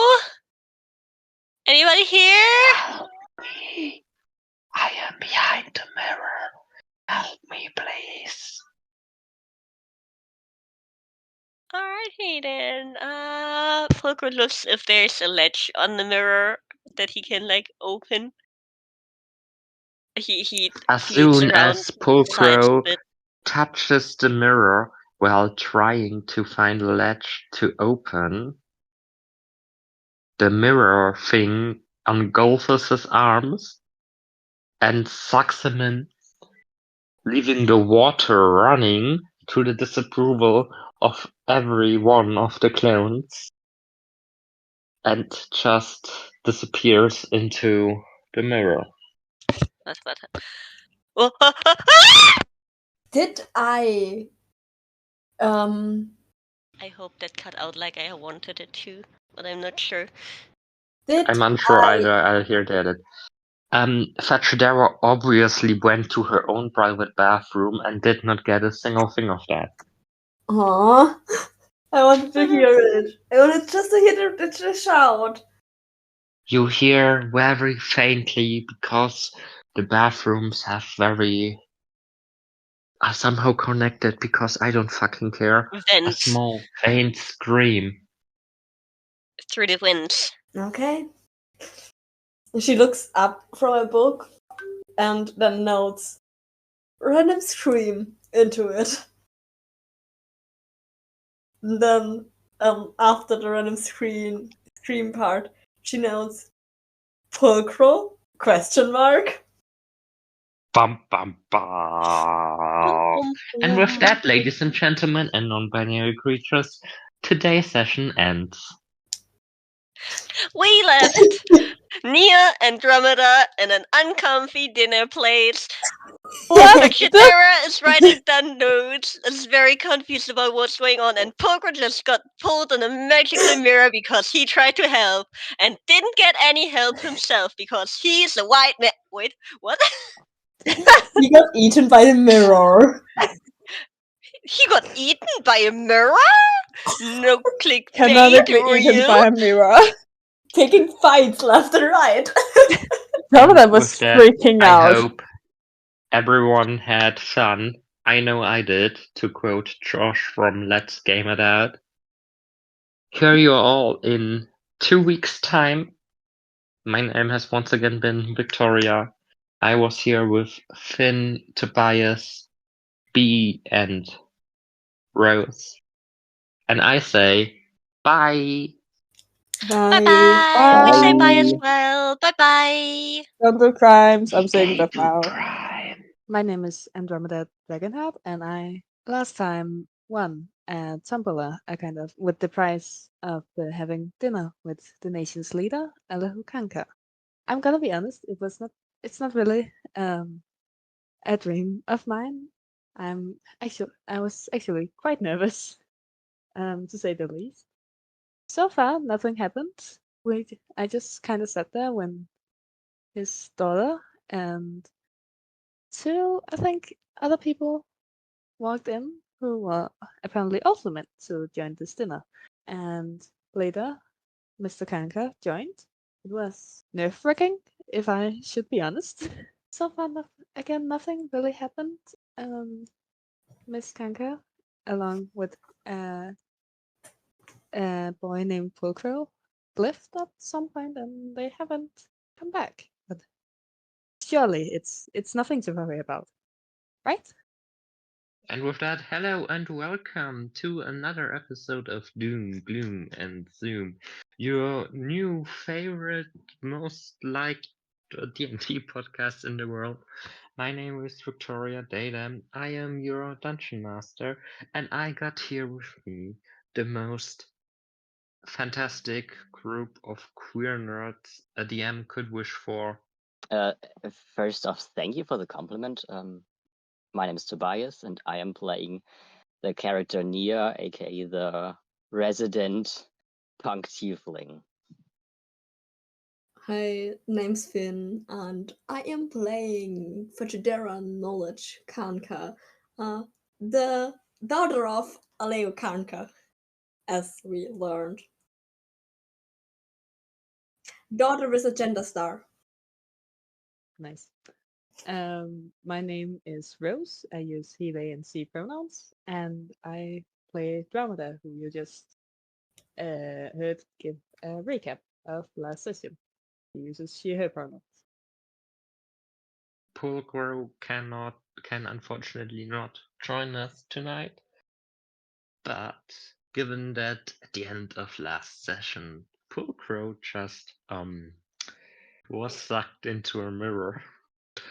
Pulgro wouldn't be here today anyway, at least session-wise. But you can look forward to what will happen to Pulcro's side of the story. Today we'll see Nia's, Pachadera's, and Tromeda's side.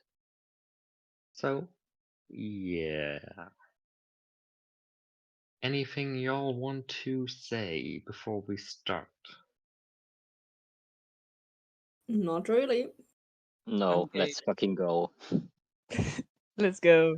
Oh my god, not even 10 minutes into the recording and you've already dropped an F-bomb. Tobias. That's so fucking disappointing of you. Last time where we left off, as our dear Andromeda has said, Pulcro and Fachadera left the dining hall. Fachadera sat in front of her bathroom as she heard a tiny scream that was cut off, wondering what it was, and theorizing that it was probably Pulcro. She went to the guest bathroom. Finn, Fachadera is standing in front of the closed door of the guest bathroom. She might just open it. Like, there's surely nothing wrong. Oh my god, you're just gonna open a door? Yeah, My of course. god. I could try setting it on fire, but I don't think that's the best solution here. That's possible? Damn. Fachadera opens the door to find nothing. Just a little bracelet laying in the sink in front of the mirror, which has mysteriously darkened to what you are used to seeing a mirror be like, if that's a way I can describe it. I don't really understand what you try to describe with darkened. The mirror has like a certain coloration, basically. Oh yeah. No, I know. I don't. If you look into it, now it's like you're wearing sunglasses. Okay. I note down. The color spectrum of the mirror seems to be a darker, a less saturated and darker color than the original, and I pick up the bracelet. You pick up the bracelet. The bracelet is weirdly warm, but also cold at the same time. It's a weird feeling. You Do are I now recognize? standing in that bathroom, and you recognize the bracelet from Pulcro. So it was indeed Polkro who cried, I can now erase the question mark. And she's gonna like cross out really cleanly the question mark in her journal after the Polkro question mark, after the scream. Good. You are now standing in the room with Pulcro's bracelet in your hand. What you gonna do? Is there something else I can see or feel? Wait, I You feel might. a strange presence from the mirror. I can see what? You feel a strange presence from the mirror. Okay, I am looking up which spells I got prepared. Or if did I send them to you? I do not know. I got them off. Yeah, I have them in the app. Sorry for the wait. I guess I have Detect Magic prepared, so I kind of want to cast it.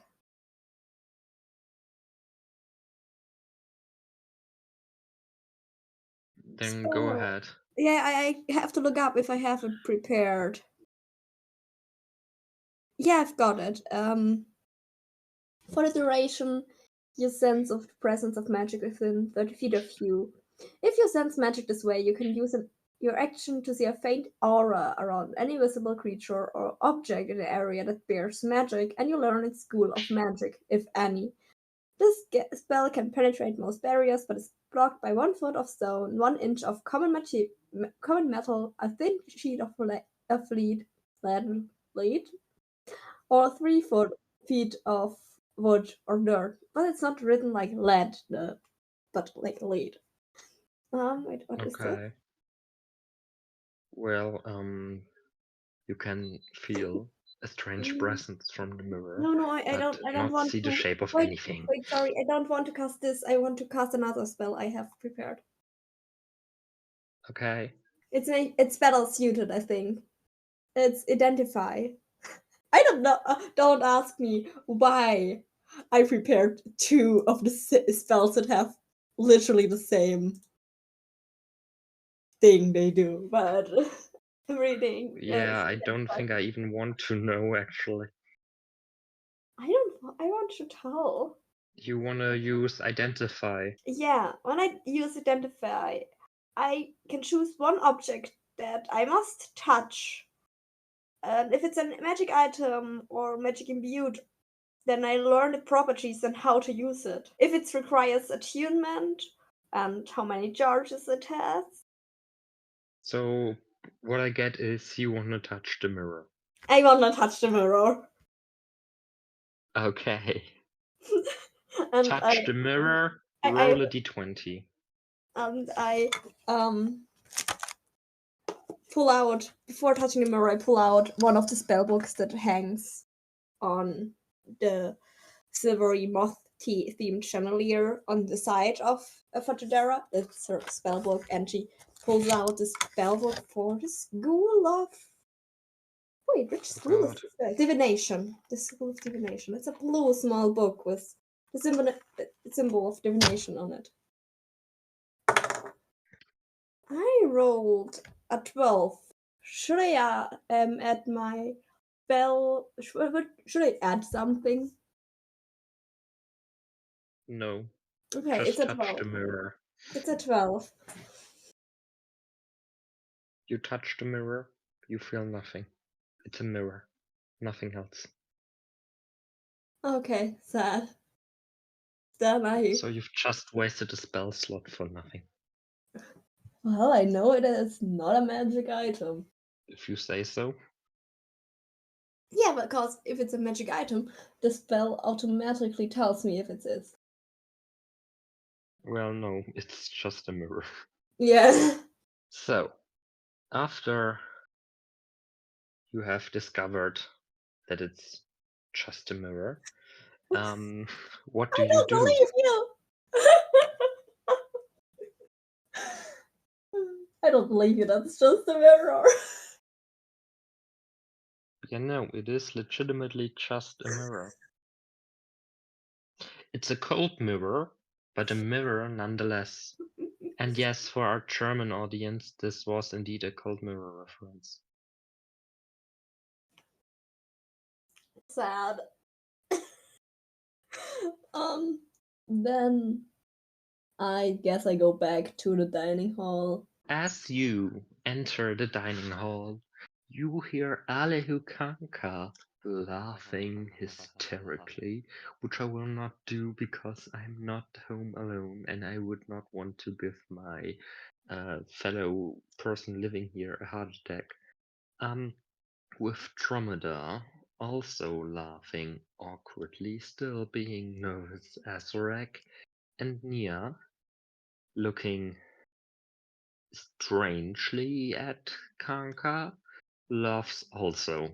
Fratidor just raises both eyebrows this time and sits down. Uh oh. You know what this calls for?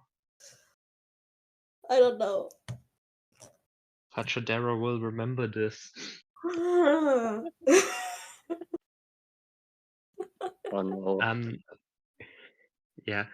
In between last session and this session, we have actually made a sticker for Fachadera will remember this. If you subscribe to our Patreon, more information on that later. You get access to this and more stickers we have created with running jokes and just normal jokes from the last 3 sessions. I don't want to have anything to do with the laughing. Humor is bad. Or bad in this case. Are the other two just gonna continue laughing or are they gonna do anything?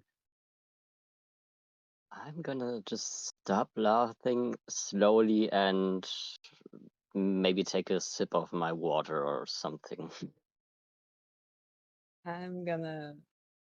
Dromeda is gonna nervously laugh, probably a little too long, and then she's gonna awkwardly nod at Vegetaro's like acknowledgement.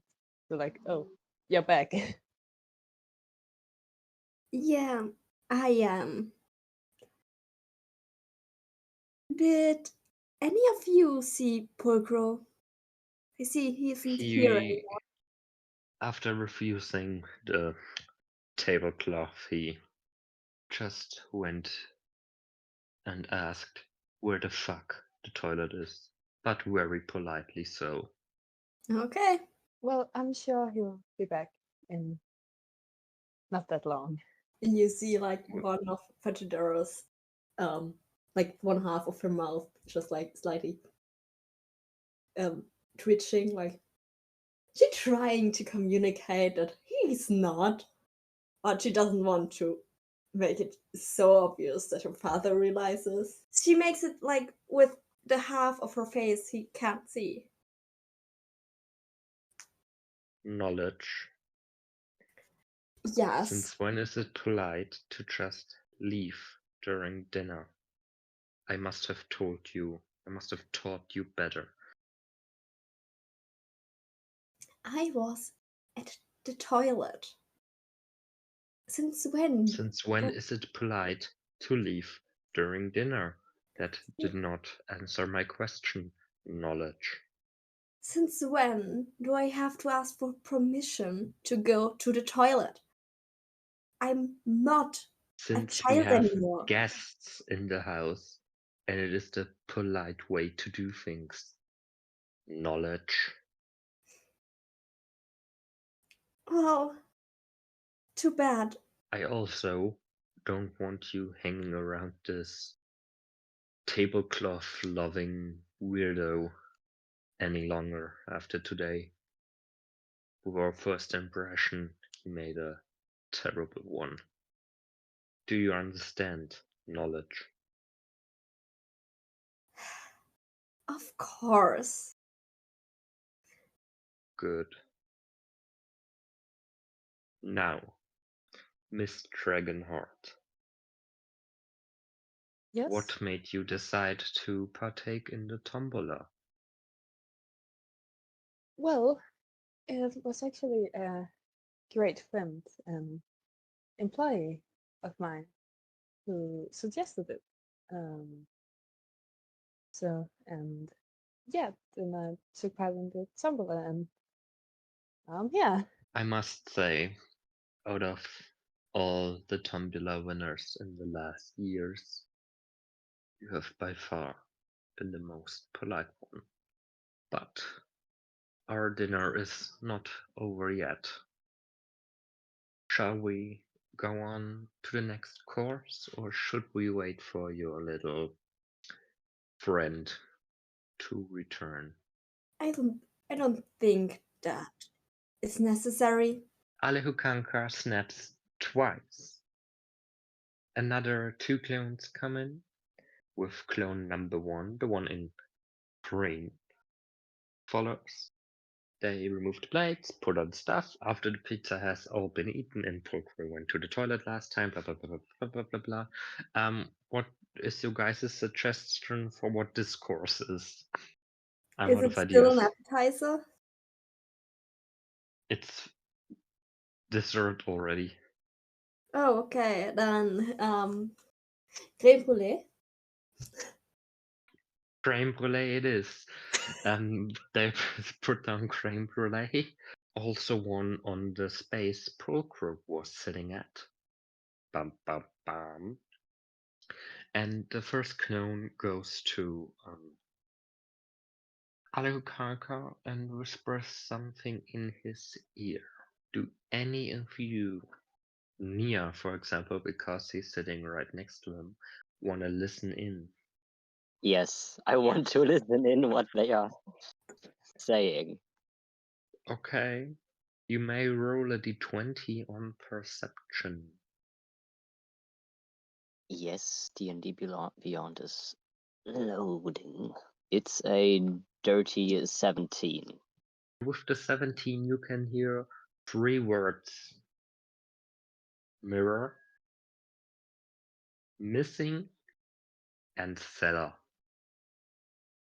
What is the last one? I didn't understand. Cellar, like Keller.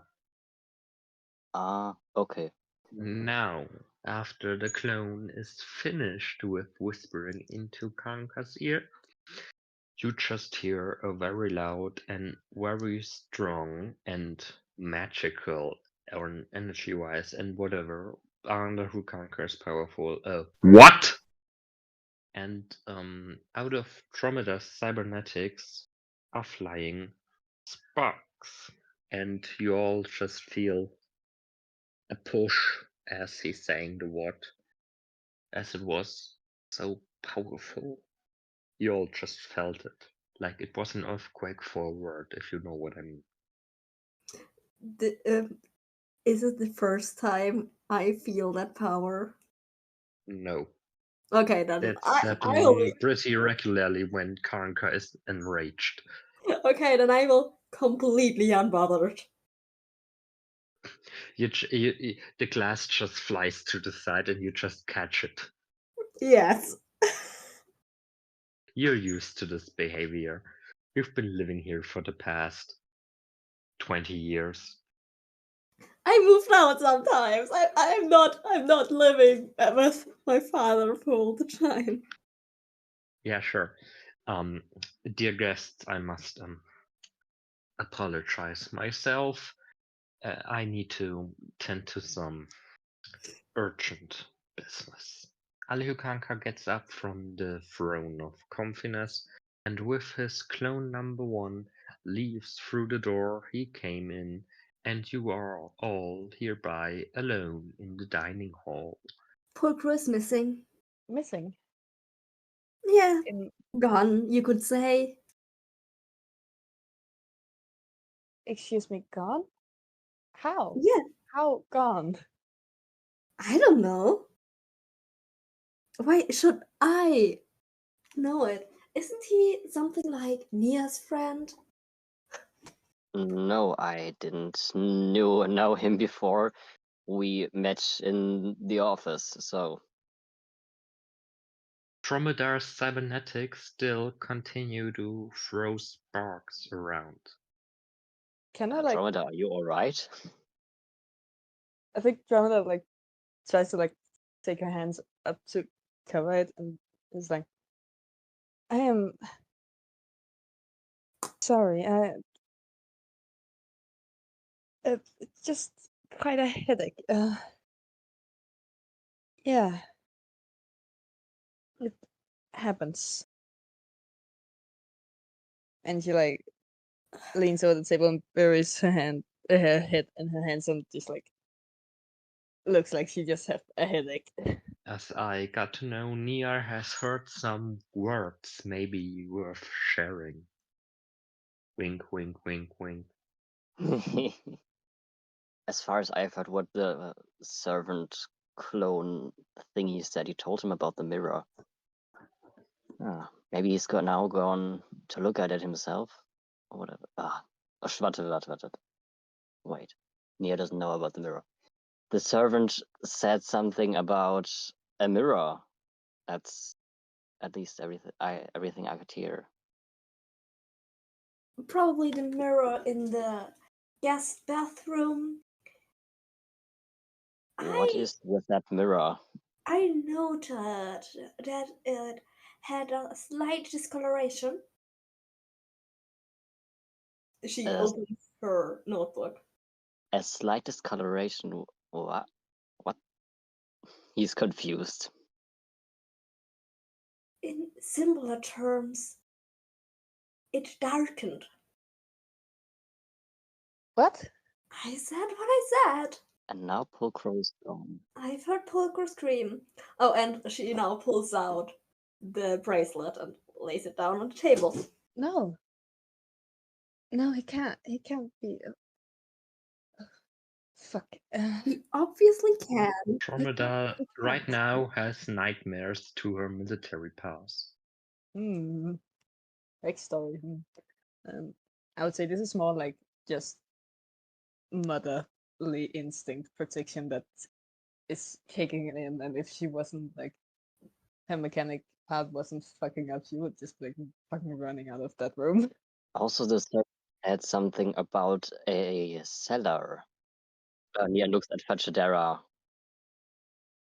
Is there something special in your cellar or something? Well, I think we've got a few more of the servants, the alarm clocks here in the cellar. I don't know if they are of any interest in Fun fact, magic. in my DM notes, I have called the person who picked you up personal alarm clock. So that's his official name now. So the cellar is just a graveyard? Storage for uncontinued clones. Sounds better. Graveyard is more fitting. I would say. I must agree with Nia here. Also, oh my god, my head. I'm very sorry to interrupt, but can we get some these mechanics part of mine? They're not really getting better by the second. Can we get some supplies to fix them, or at least go back to my shop? I have the necessaries there. Are the clones mechanic or organic? Both.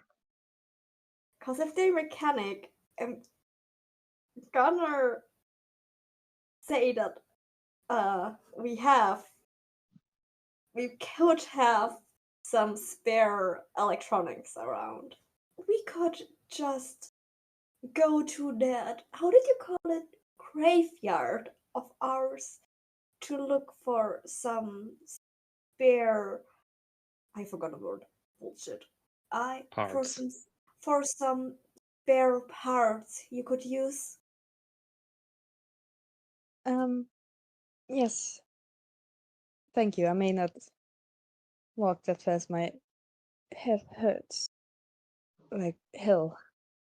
But yes, thank you very much. Nothing to thank. Now, are you all going into the cellar now, or? Yes, I guess so. Yeah. I think so, yeah. Okay, you all are leaving the dining hall through the door you all originally entered in. If you remember that grand staircase and the door in the middle, that's where it leads to the cellar. So you all are going down that. If you open the door, there's a very, very, very unlit staircase. One could say it is dark. Are you going down the dark staircase? Are we gonna make the D&D meme of you all saying you have dark vision and me saying it's magical darkness, or should we just ignore that? I have a question actually about Yes. my eye because it's probably fucking up right now. But if it's not fucking up, would I be able to see in like magical darkness? You would be able to see in regular darkness. Now, the staircase is not magical darkness. I just said Okay, it for the meme. I can see in normal darkness too. I'm an elf. Fucking hell. Yeah. I'm a tiefling, I Nia, can see in darkness too. Yeah, I was Nia, about can to you say, see in darkness? yes, my sheet says dark vision since I'm a tiefling. Yeah. Fachadera then also? Fachadera Yeah, of also? Or course. is Fachadera going to press the light switch? Yeah. Congrats, we made the meme. Yeah, I will press the light switch. Fachadera presses the light switch, and now that's important, on the right side of the staircase. Now it is lit. I think Dromeda just like closes her eyes more because it's bright and she has a massive headache right now. Works for me. That's definitely one reason more to make the lights on. That was out of character. It was out of character. Yeah. Fachadera, you little bitch. Affectionately. This is the look Nia throws at Fachadera. Did Fachadera say it, or did No. she just think it? She didn't even think it. It was just a comment of mine. Of Finn, not of Fachadera. Okay, now I'm sad because that would have been funny, but okay. Yeah, but it's nothing that Fachadera wanted to say or think. She's It's not that unintentional. petty. She's not that petty. The ghost of Finn spawned in and seated and left again. Yeah, sure, let's go for it. The ghost of Fachadera's player just appears, shocking everybody, giving Trometer a heart attack, and leaves again.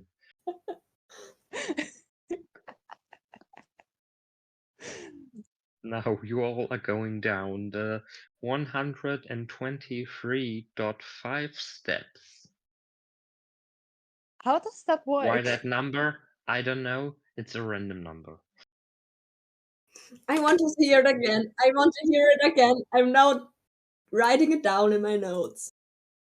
132.5 steps. 132.5 steps.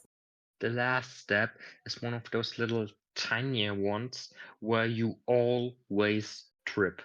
No matter if you walk that staircase thousands of times, if you're walking it for the first times, it's one of those half steps that you always trips you up. Going up, going down, you always trip. Now, after going down the steps, having tripped, and only Tromeda, because she's drunk as fuck, actually falling down. I won't help her up. I won't help her up. I mean, she probably I would will anyway. help her. I figured so because, like, much. I mean, she probably would anyway because she probably can't see anything with the mechanic eye, and that eye is like half closed. So That's actually a valid point. she can't see shit right now. How to fall down a staircase. Step 1, Step 2, Step 4, Step 6, Step 12, Step 24. Floor. I just want to highlight that in my session notes, I have now written down evil mirror in the bathroom, in the guest bathroom. Do with this information whatever you want. I don't want anything with this information. Anyway, you are down. You are seeing a small oil oven like they are in those very old timey homes, and 5 limp bodies. Concerning. Very concerning. The bodies are the bodies of 5 clones. Slightly less concerning, still concerning. What was that about a graveyard I heard?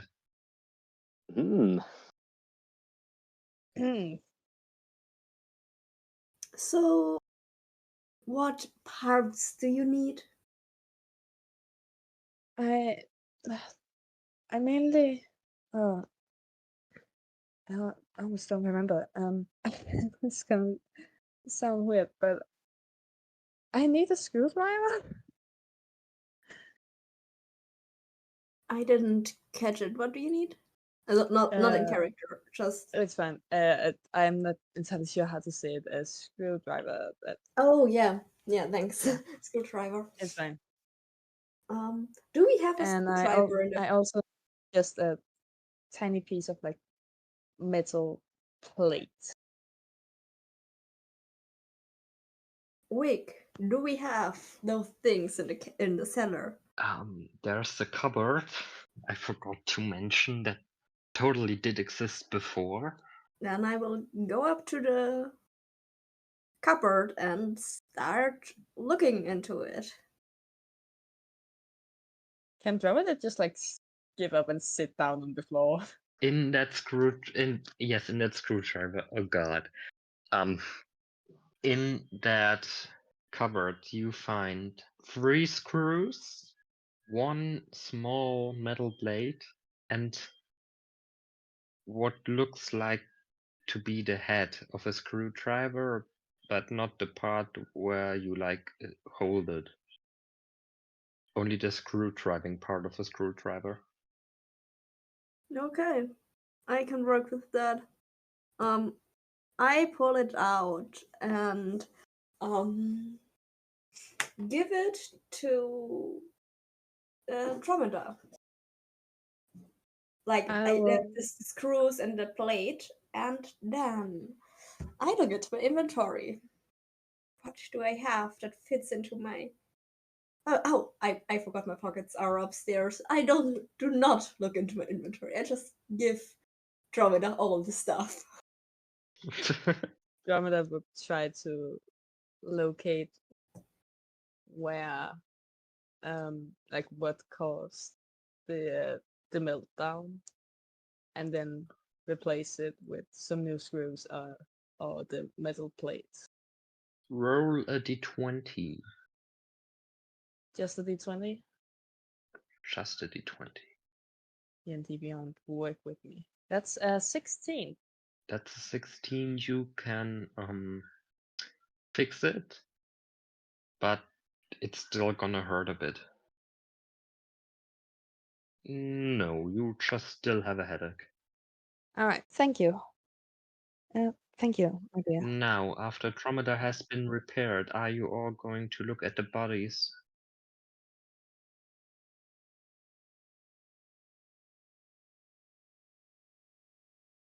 On each of the 5 bodies, you find 1 gold, 1 watch, and on one you find a piece of paper. Now the question is, who is picking that piece of paper up? Me, I guess. Okay, then I'm going to text you what stands on the paper on WhatsApp.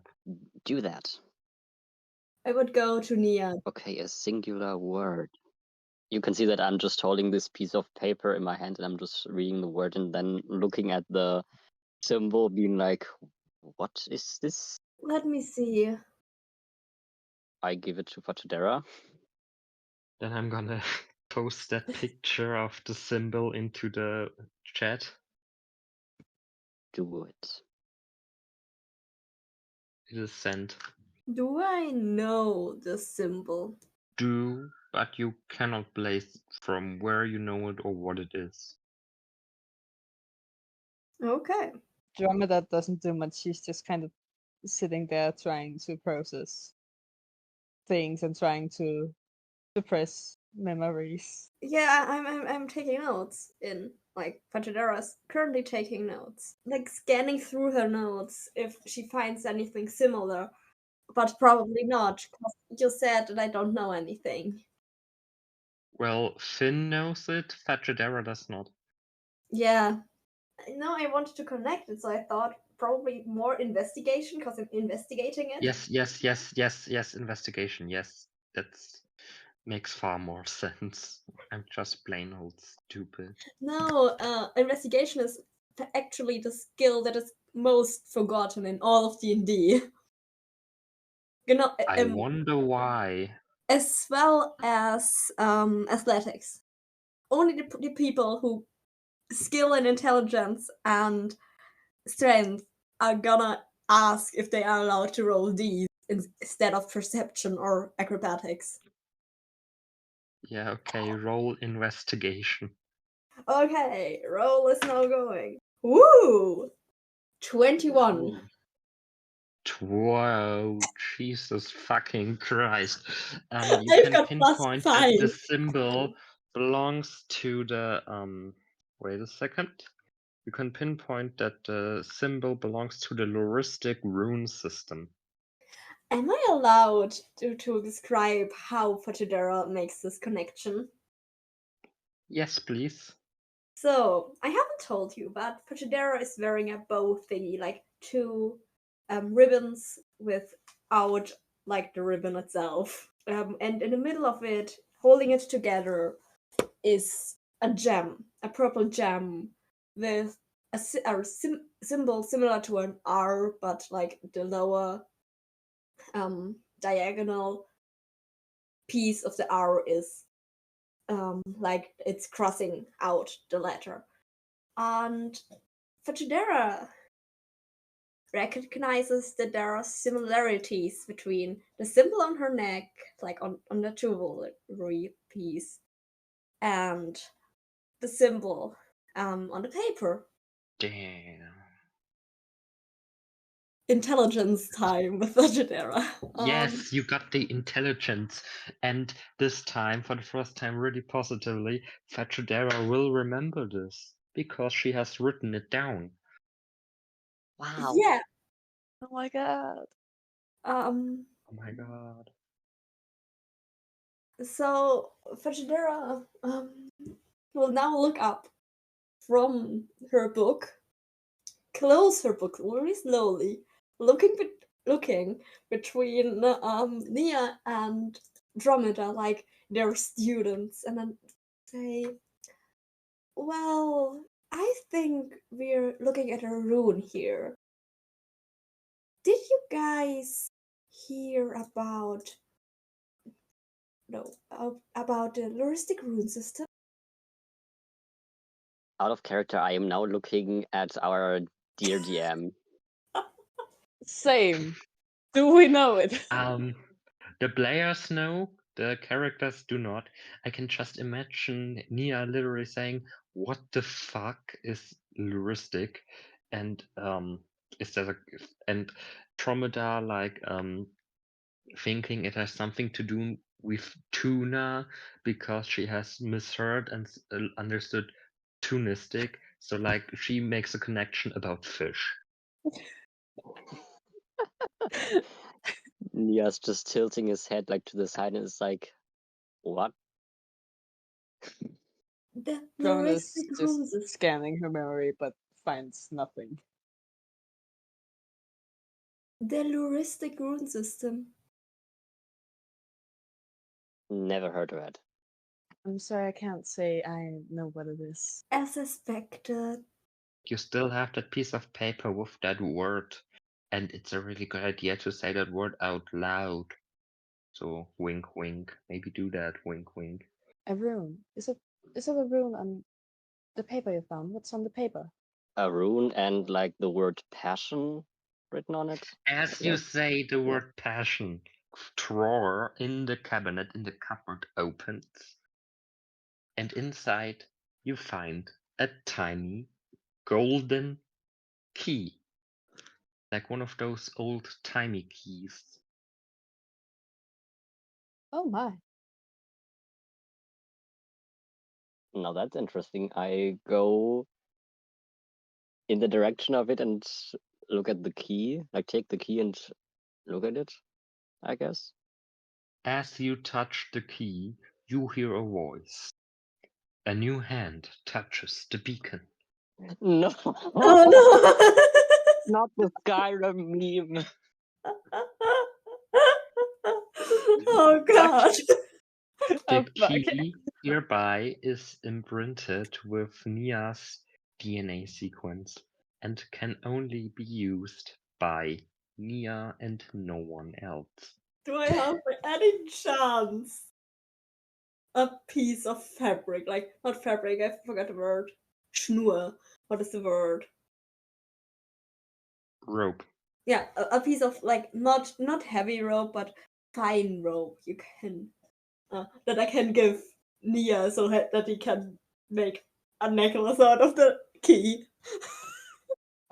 Honestly, I think Drummond would have Suddenly, you all just find on the cupboard laying a small piece of rope simply because I really like that idea.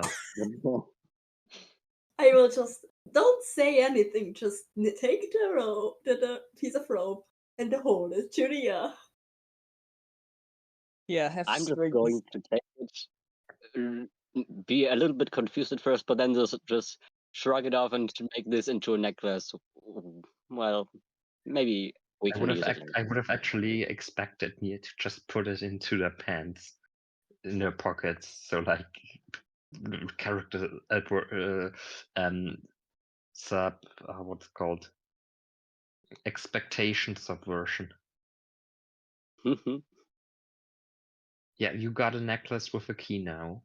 Yep. I can keep this short. There's nothing else in the cellar for now for you all to do. Oops, spoilers. So you all are going upstairs again. The 142.5 steps. Fetchadera makes the light go off so that Trommy can finally see again, but The not with light that being the goes purpose. out.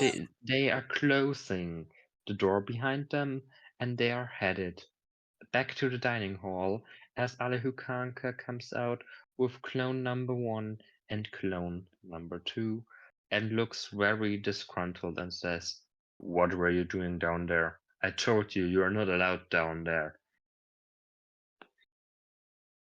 We were looking for some pieces for Miss Dragonheart after you so kindly destroyed her technology. We have the clones for a reason. Ask them next time to get it. Do you understand knowledge? Well, I thought it would be more interesting if I go.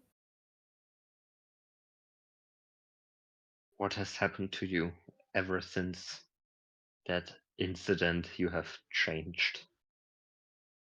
People can change. I see. Yeah, well, after recent developments, I need to ask of you to leave. So please do so. And yes, It would be a pleasure. since when have you gotten so much knowledge?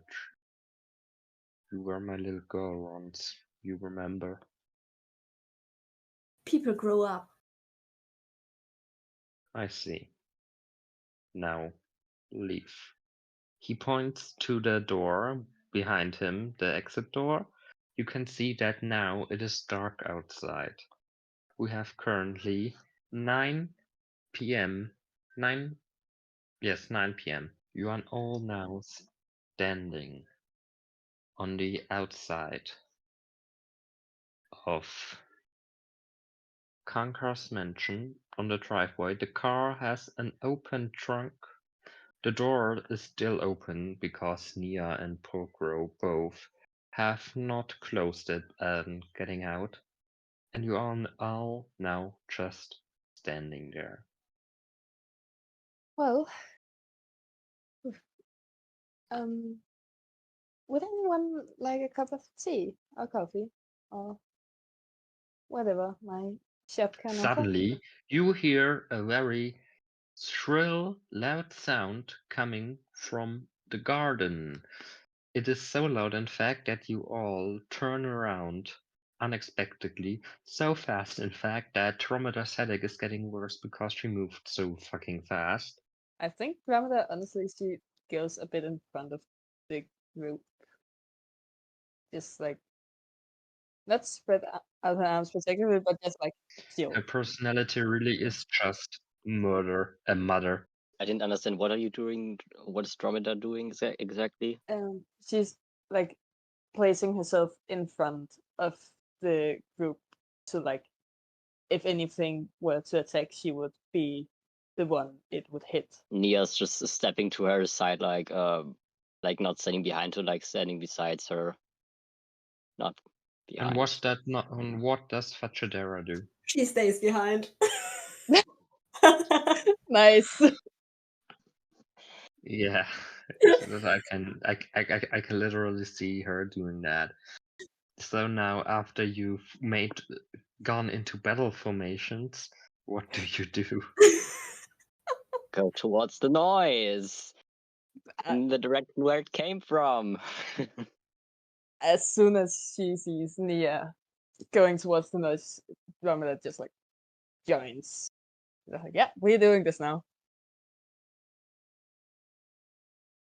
What Does about fucking Fachadera follow? Yeah, following. I don't want to be alone. Yeah, who does? It wouldn't be smart to split up. We all know what happens when a group split up. Never split the all- party. What happened last time? Someone got sucked into a mirror. Yes. I don't want to go to Mirror Ball. You all are headed into the garden of the Karnka estate. A beautiful, massive forest. Give me a What could ever go wrong? What could go wrong in a forest? It's probably In really that small beautiful. forest is a very small cabin. Like it's dark and it's a forest, and that we just heard a very concerning noise. Nothing could go wrong. Yeah, nothing at all. Does anyone here has a spell that makes light or something? I can check. You do know that you all have dark vision. Yeah, I know. Yeah. I I forgot. I totally didn't forget. I Yeah, don't have a spell totally. that gives light. You are all headed to the cabin.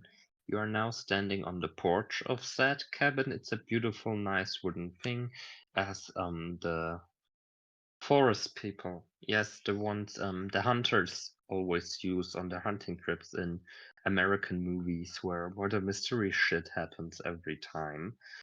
The door is closed.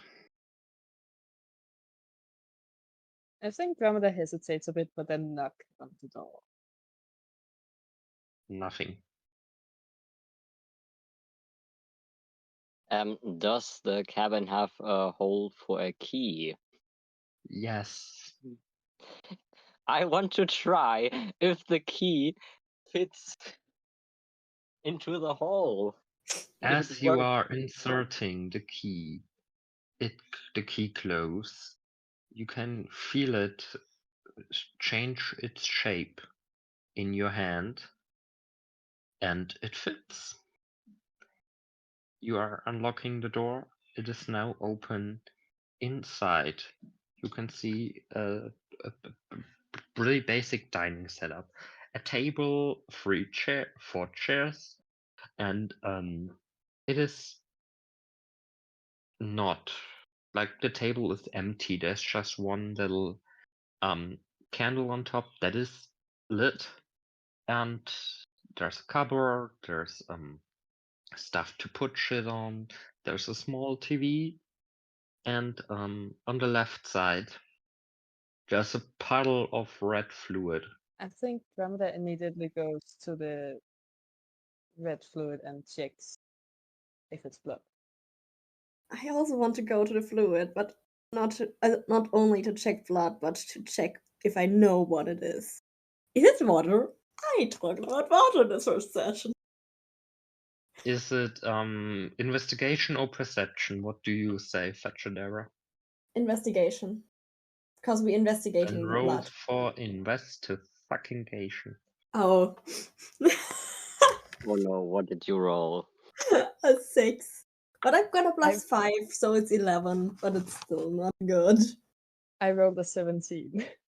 Yeah, 11. Okay, Fetchadera can see that she knows the liquid. She cannot pinpoint what it is. Dromeda knows by looking at it, given her military history. It is blood. Dromeda, she doesn't swear much unless something's wrong, so but she just like crouches down, looks at it, and just says, "Fuck." That describes the situation pretty well. Fuck.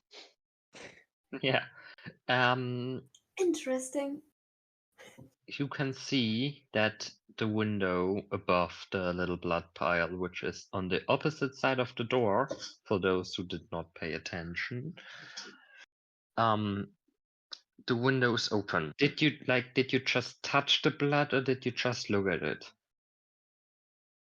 I think Dromeda looked at it and also like briefly did the tip of her fingers in it.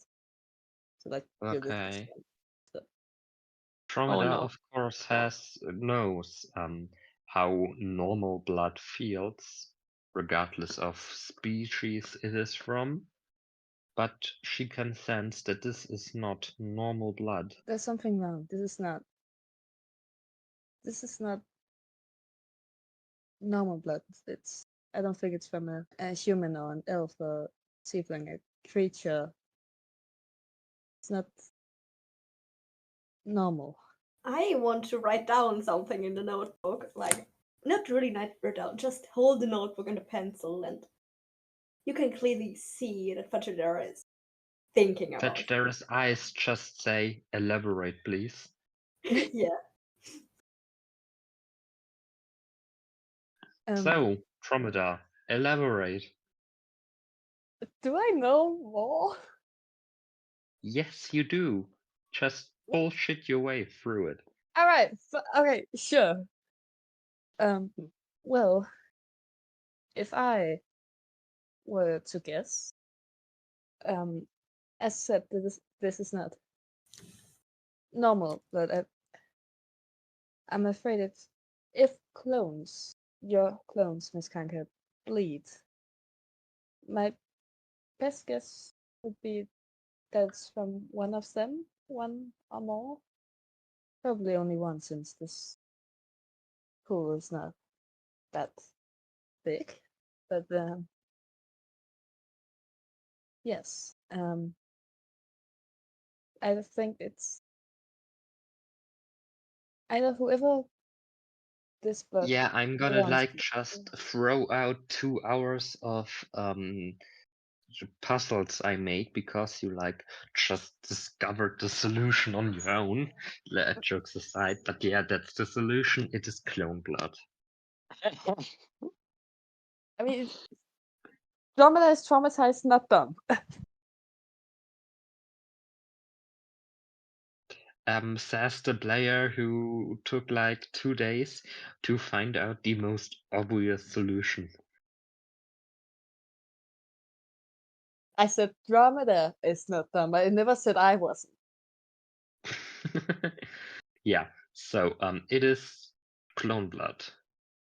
Now, important for you to know, Fetchodera, you've never seen a clone hurt, bleeding, or alone, just leaving something behind. Okay.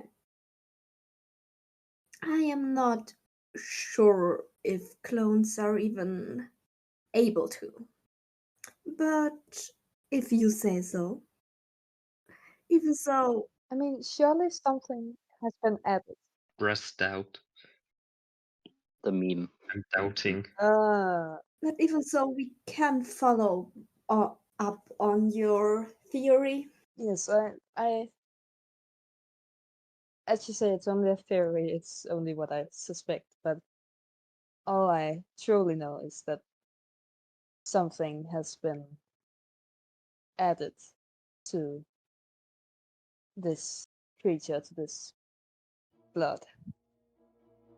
It might have been human once, but not anymore. If you say With so. this bloody discovery, I would say we've come to the end of today's session.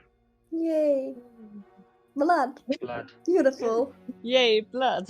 Beautiful. Wonderful. Now, it also came to my attention that some of you, dear listeners, do not actually know that we have a Patreon where for just $1 a month you can support us immensely.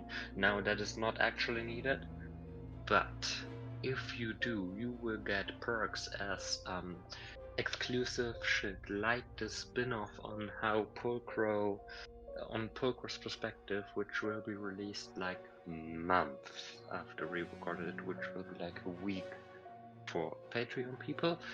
You'll get mentioned in the credits, and the 2 highest Patreons will also get mentioned in the episode description. You can do stuff like name an NPC, get access to world building documents that only the players do. We have an in-world Boulevard magazine called The Weekly Bagel, which in front of every session there comes a new issue out. So far we are at 3. Then you can like also not yet created, but it's going to be a community server with us, the cast, and so much more for just €1, dollar, whatever a month or more. Once again, absolutely not needed. Your support by listening is way enough. And fun fact, we also now have a TikTok. Yeah. Yeah. Check out the Woohoo! podcast and episode description. There you will find a Google document link where you get links to all the platforms we're on, links to our social medias, as well as the Patreon, and our most current cast list, given that we had some cast changes recently, but that's none the matter now. Anyway, I hope you all have a nice day, evening, morning, whenever, wherever you're hearing this. My name's Benwick. I hope you had fun, and I say bye. Bye. Bye. Be gay, do crime, yoo-hoo. Be gay, do crimes. Be gay, do awesome. Be crime, do gay. Brohead. Hi everybody, my name's Pulcro, and I'm here to tell you the story where I ended up. So, you see, I was just on my way with a few new friends I found and made. We got invited to dinner somehow, which is incredible. And then we arrived at a really big house, like, whoo, like at least 2 stories high and a big more. We got into the dining hall, and oh dear lord, it was such a big room, you will not believe it. Turns out the guy who invited us very, very kindly was someone very important. He had very nice tablecloth. Believe me when I say that. Anyways, we had some amazing food. Like, respect to the chef. I would eat again, 10 out of 10. But then I had to use the toilet as one does. And somehow I heard some voices. It was really weird, really, really suspicious. I looked around. Somehow the mirror started talking to me. Like, who can say that? Probably a few people there when I think about it. Anyways, somehow I ended up in the mirror, and now we're here. And with that, hello and welcome to this Doom Gloom and Zoom special. My name's Victoria, your resident dungeon master. I am here with the following players. Hi, I'm Alex. I'm kind of new here. I play Nebula Sparklestorm and I use they them pronouns. Hi, my name's B. I play Pulcro, and I use any pronouns as long as you shake them up like you eat M&M. Just grab in, look at it, and nom. Before we start, a little disclaimer. D knows nothing about what is about to happen, except that Pulcro is going to free a god. Alex, on the other hand, knows a bit more, and I, of course, as the DM, know the most. So, like, spooky, scary, what will happen? B, any guesses? I think the god and I will have amazing strangers, two friends. Maybe we skip the lovers part, but then to enemies. That's our storyline. Okay, now I'm sad that that's actually not the storyline I have cooked Aww. up for today. Like The- some good old getting to know each other, like getting manipulated as one does by a god who you think who like to befriend you, but he's just using you. That's the god you see him. What are the god's pronouns? Now, to those little queers listening, this would be the perfect place to write a fanfiction AU. Just Yes, saying, please. you know. Please make my himbo happy. Or No, unhappy, depending on the genre. that's Yeah. fair actually. Okay. I hate that you introduced that idea because I can give so many ideas. Now, for those of you who want to form a bit of timeline when we recorded stuff, we recorded the third episode on Saturday. I have finished editing it today. This special will release sometime in May, April, June. We don't know yet. For those on our Patreon, a bit earlier, but more on that later. And it is Wednesday. So, before we start, Nebula, Sparklestorm, and Pulcro without a last name, do you guys have anything to say? No. Let's get the dice rolling. Where we last left off from Pulcro's perspective, as he has recapped so amazingly at the beginning of this episode, Pulcro was sucked into a mirror by an entity that just whispered for help in their ear. We have left the Karnka mansion and are now in a different dimension, only known as the Void. You could sort of imagine it like the Minecraft End dimension, just Love that. not that yellow, no Ender Dragon, and just basically a normal suburb, just really, really, really desolate. Like you just wasteland. know Hollywood is gonna film an apocalypse movie in this town. Pulcro lays unconscious in front of a stone that looks kinda like a D20. Ho ho ho ho. Above him, looking very concernedly on that human that just spawned below, looks a small fairy with blue hair and bluish wings.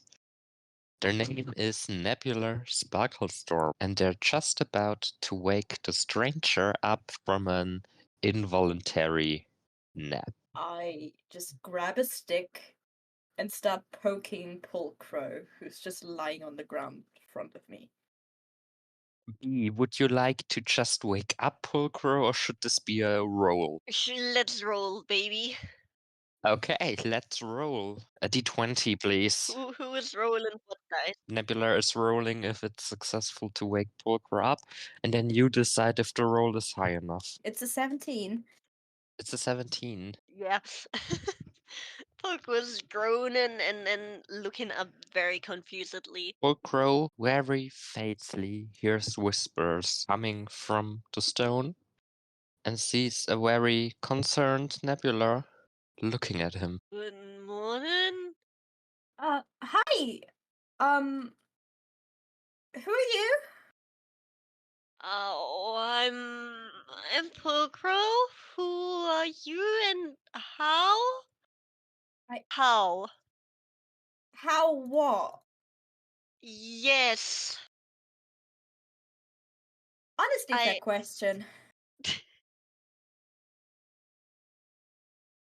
Yeah. Where am I? The void, kinda. Oh, Here. lovely. Yeah. Could you tell me how I get out of here? Well, that's a good question. I tried to find out myself for a bit. Pulcro slowly sits up. Suddenly, in Nebula's hand appears a pizza with artichokes. Well, it's definitely something. Artichoke on the snaps. I guess another day happened. Cool. You want some? What's on there? I think there's our artichokes, but there's also some avocado. I think that's barbecue sauce and some cheddar cheese, I think. Yeah, I don't have.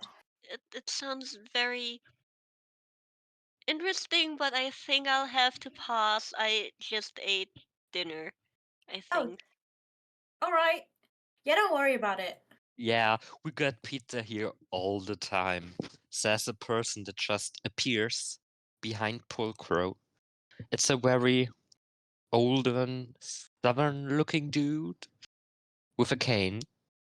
You can see he has a prosthetic leg, which seemed to have rust. Like, you couldn't get a good replacement here. And the person appears, as I said, and asks, "Are you alright there?" Pulcro squeaks and turns around quickly because someone suddenly appeared behind him. And then he's clearing his throat and just nods. Just peachy. Just peachy. Yeah, the last time our dome has lit up that much was when a little religion started to form. So either you're God sent, or you're our newest member. Well, you see, my, can I just go home? Because my brother always warned me to not end up in a cult. Not, lovely place you got here, but like, I don't want to disappoint him. Yeah, well, this is your home now. Yeah. I'm Jedediah, by the way. What's your name? I'm Paul. Nice to meet Nice you. to meet you, Paul. Welcome to what we lovingly call the Void. Yeah. Made it look pretty voidy here. Now, Yeah, Miss Nebula, have you already introduced yourself to our newest friend here? Oh, no, totally forgot. You know, I got my daily pizza today. Hey, As always. Nebula. Nice to meet you, Nebula. Wait, 1 second before I forget it. Just suddenly some sort of PDA tablet thingy is just appearing in my hand, and I'm just taking a picture of the pizza and just typing shit for like a hot minute. Yeah, no, sorry. Forget about that. Hi, I'm Nebula. You'll get used to that pretty quickly, Paul. Like, dear Mrs. Sparklestorm there does that like once a day. Yeah. If we even can call it a day, like we don't get any sunlight or moonlight here. That's what I miss the most. Just staring at the moon. No, it's been a while. I don't know. You need rituals to keep you sane. Just a little tip, new one. Don't lose your sanity. That's like you won't ever get it back here. Get used to us pretty quickly, cause you'll probably never get out. Yeah. Anyway, are you fit enough to walk? Should I introduce you to the town? Yeah. Yes, please. Yeah, well done. Follow me and say something if you need any help. Yes. Paul, my friend, this here is my dear wife. This is Suzanne. Say hi, Suzanne. Hi. Yeah, Suzanne, may I introduce you to our newest member? This is my dear little friend Paul, and obviously, you know Miss Buckelstorm. Hi. Next Hello, to ma'am. our dear Suzanne stands our barkeeper, Tom. Say hi, Tom. Hi. That, dear Paul, that's our whole town there. You can see we don't have quite the strong numbers. But on the bright side, there's many houses that are free for you to take. Don't worry about it. I have like 3 houses because no one just is here, so take as many as you want. Yeah, and if you like take a house that someone else already like took, like, you know, duel at dawn, like that's kind of stuff, you know. Just kidding, yeah. Like just talk it out, you know. Just like 20 houses here where 1, 2, 3, 4, 5 people. So like, you know. Yeah, yeah. I think I'll be happy for one with one temporary house until. Depending Yeah. on the house you pick, you may also get a nice tablecloth for free. But Oh, I I haven't said like nothing. tablecloth. You are standing inside a tavern-ish thing with like 2 tables. Suzanne sitting on one, Tom standing behind the bar, Jedediah sitting down next to Suzanne. Nebula and Pulcher, you both are still standing. The other table is completely free. And otherwise, it's just a typical tavern, you know? Just very barely interiorated. Pulcher goes to sit down with the village people because that's the polite thing to do, and Mama didn't raise no prick. Well, Mama didn't raise nobody because I do not have any mothers. Only fathers. Sorry. That's kinda gay, not gonna lie. What's more gay than being gay, you know? Having 2 gay dads. Oh my god. That's Oh even my more god, gay. that's so gay. As Pulcro sits down, something happens. We'll come to that later. Nebula, what are you doing?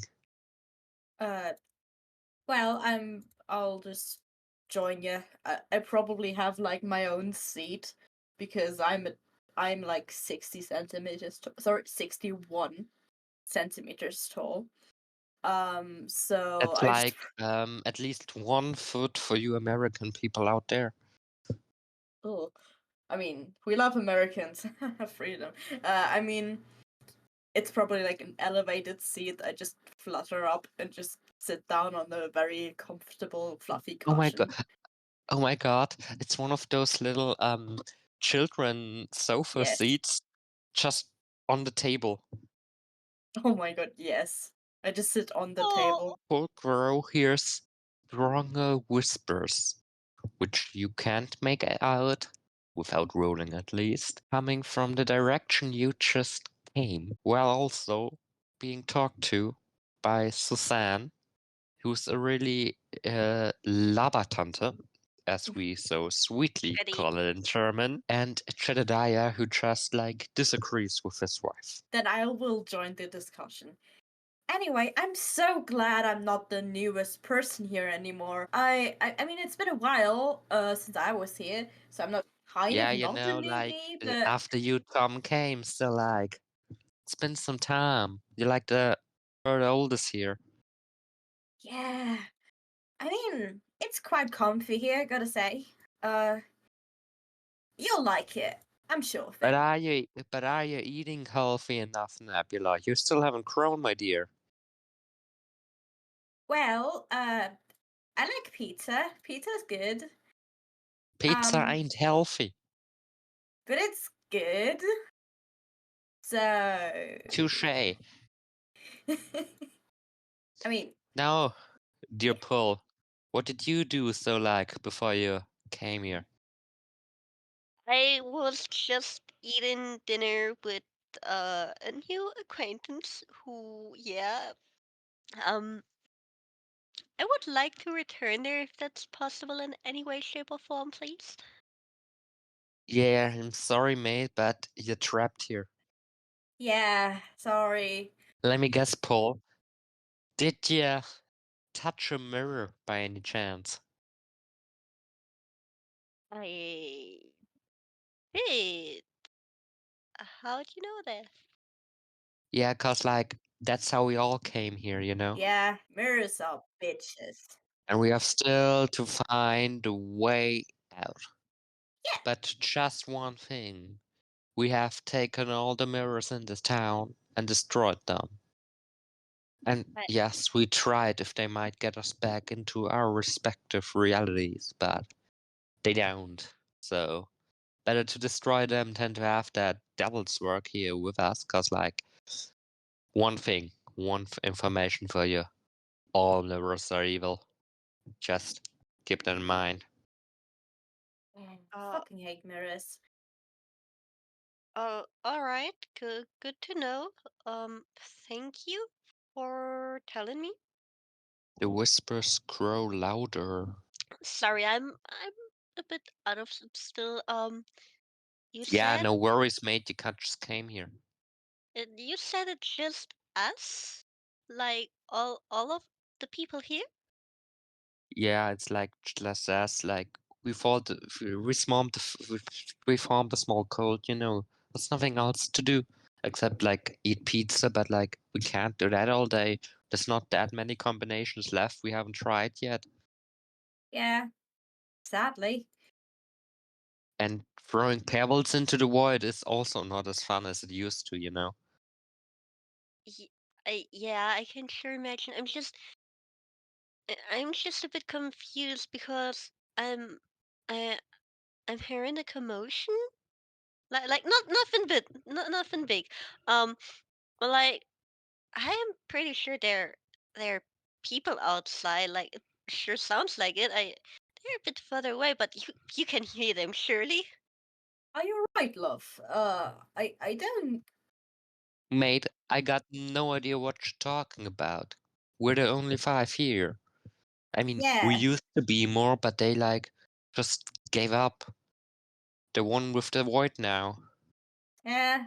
if you know what I mean. Oh, No, has my husband. It's Susan speaking, by the way. Already told you the good news. what good news? We don't age here, mate.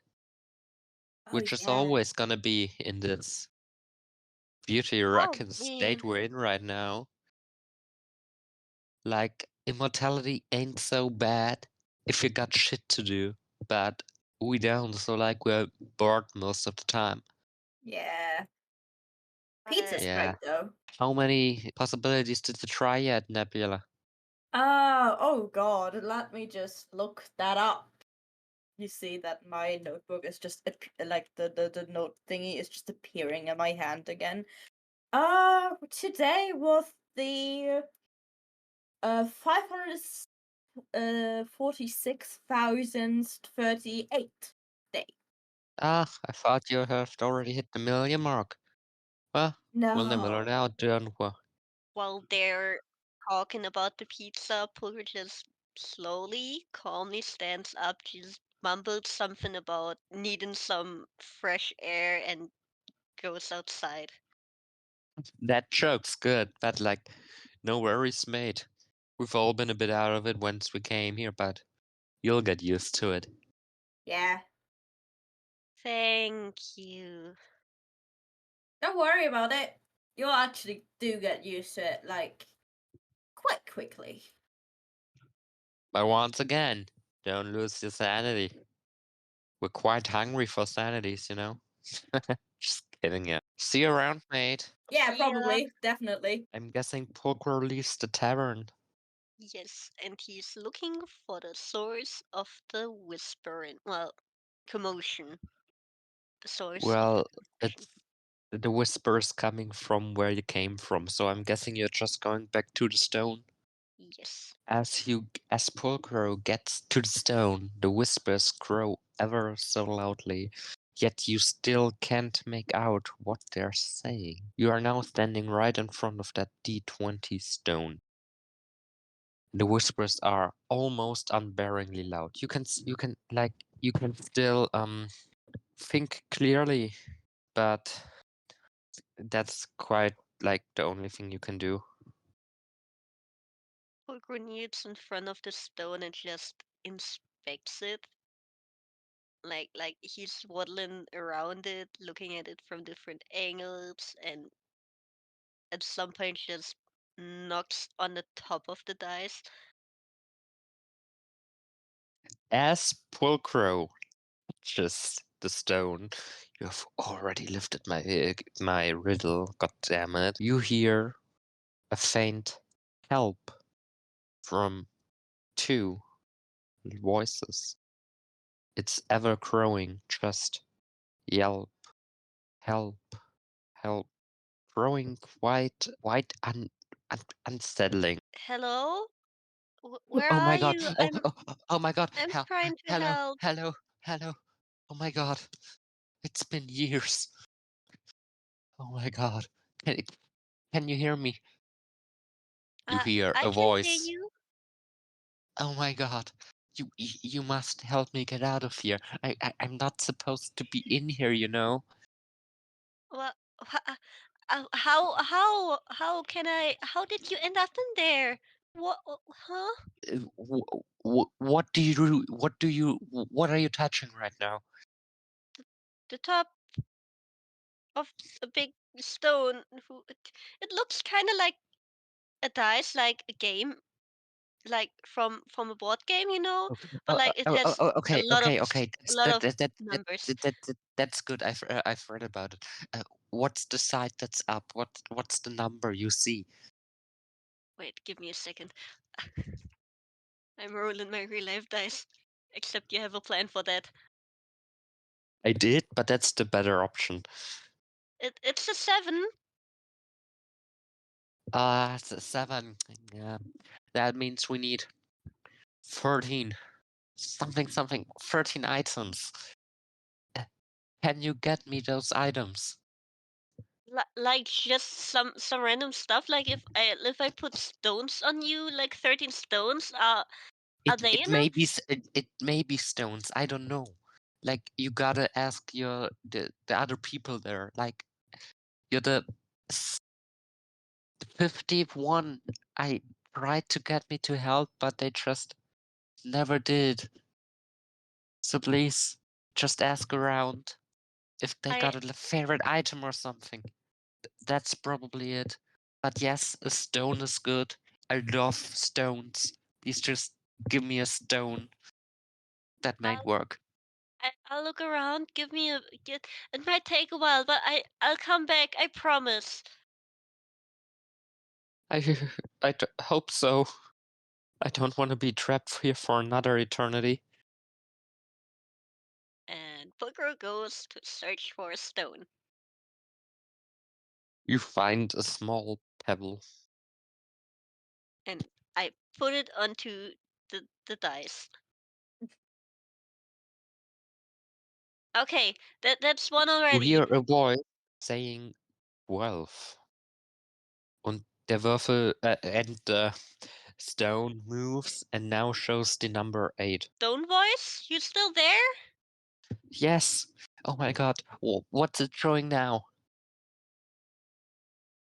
It it's an 8. Oh God, good. That worked. Just 12 more. Can you do that for me? Yeah, sure. If it's still stones, then I might take a while because I've heard that the villagers to keep their sanity that they threw stones down into the nothingness. As far as I understood the whole situation, so it might take a bit longer. But I saw a few It's really stones. just stones only. Then it's a pure hell that I've been trapped here for so long. Please just ask the townspeople. They gotta know more than they say. And why am I switching back to a southern accent? This NPC does not have a southern accent. Sorry.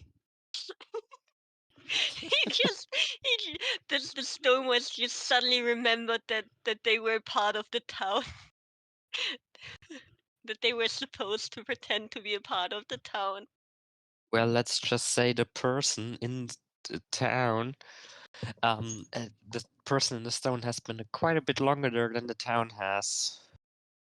Okay. All right. I'll hurry. Yeah. Poker goes back to the tavern, and on his way to the tavern, he picks up stones. As Crow enters the tavern, you can hear back already, mate. Then you're like, just left for some fresh air. That joke really was good.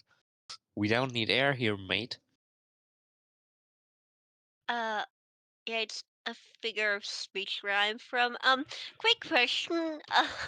If you don't mind me asking, like, the monument at the edge of the town with all the numbers. Can you say me what's why it's there? Yeah, we haven't personally seen it until you showed up and Nebula went to check it out. But our ancestors, or basically the people that were here before we came here, they said every few 100,000 years apparently is to say so. It just glowed, and then as people do, they just formed a religion around it, and we just kept it going because, like I said, nothing else to do around here. Oh, okay. That's neat actually. Do you like weird little question? Because I think I saw like I've heard stories in my world where something happened and like did the real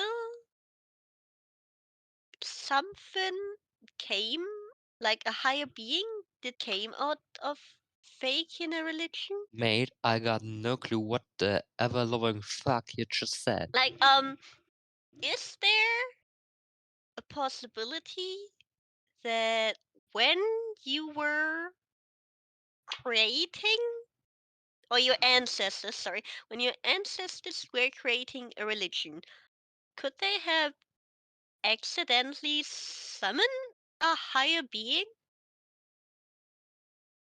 Yeah, cause mate, the person that were before were far more into that cult thing than we are, as older generations tend to be. And they really have scriptures with, oh, there's someone trapped in there, oh. We ain't believing that, but if you so choose so, be my guest. Nebula, dear, you've been awfully quiet. Oh, you're right there. Well, yeah, no, I'm fine. I'm just, taking it in. It's definitely not that my mouth was just shut because I forgot to turn it on. I honestly have no clue what you're talking about, but if you want to join the religion, you're free. Like, feel free. And the best thing is, you don't even need to pay a membership fee or church tax or whatever that stuff called in our old word. It just you say you're in, done. Yeah. I mean, it's not like money does a lot here. What even That is sounds- money? We just when we want something, it just appears. And if Yeah. it doesn't appear, you just shit out of luck, mate. I have you ever wanted like an exit that did you ever tried wanting that and it appeared? We've been here for roughly 100 years, Susanne and I. We tried. Okay. Sorry. We really tried. Yeah, quick question. Sorry for asking so many questions. I'm not Oh, sure don't I'm, worry. you know, if I was interested in your religion, are there any writings or something I could look into? Yeah, mate. Nebula.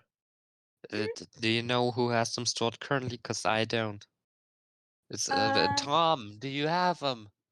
Nah, mate. And what about you, Susanne? Also no. Yeah, Nebula, that leaves you, bae. Honey. I think Dear. so. I gotta check on my houses though. Maybe. Ah, nah. Wait. Like that old house there on Oakley Street. Like far on the other side of town. Ain't that like a library or something? Oh yeah, I forgot about that. I mean, I literally Yeah, spent me too. 10 years in there just reading all of the shit, but then I just got bored. Yeah, mate, just like follow Nebula there. Can help ya. Yeah. Oh, thank you very much. You're Yeah, lead welcome. the way. Alright then, see you guys later.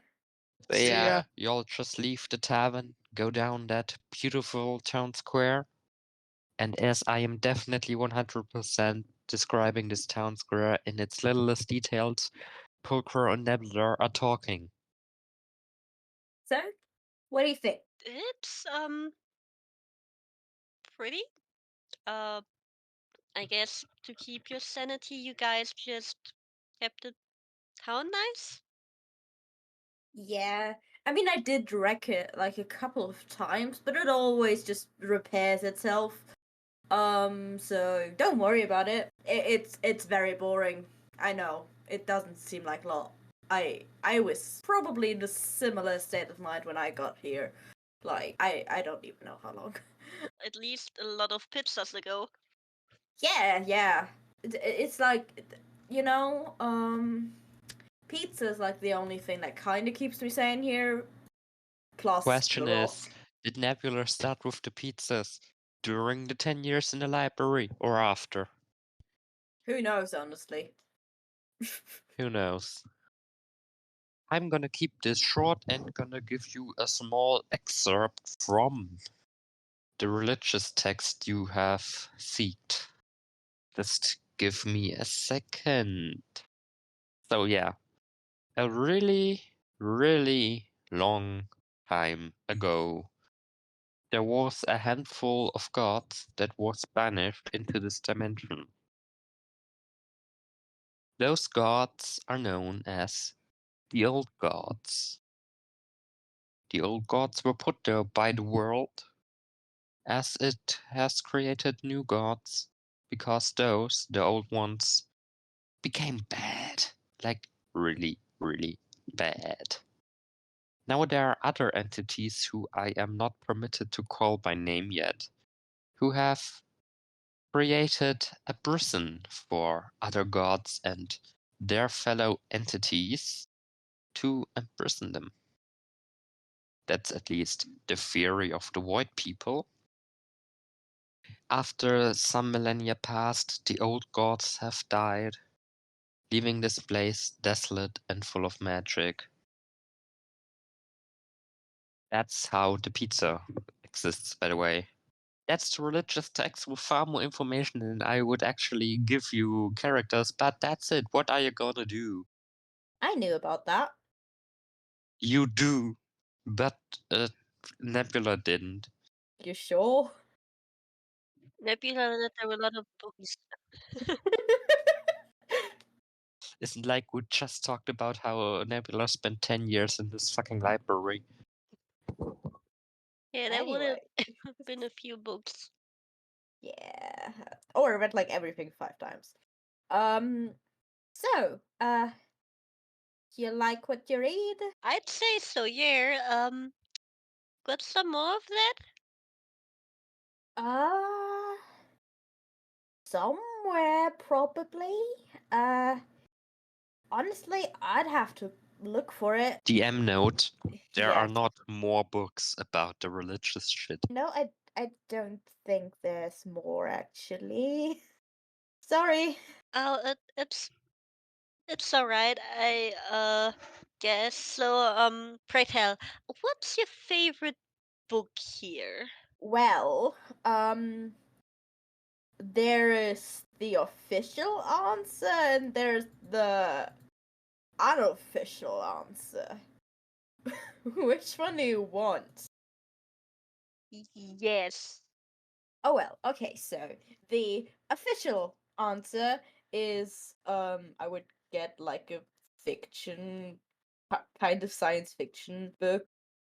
This that's like about space and stuff.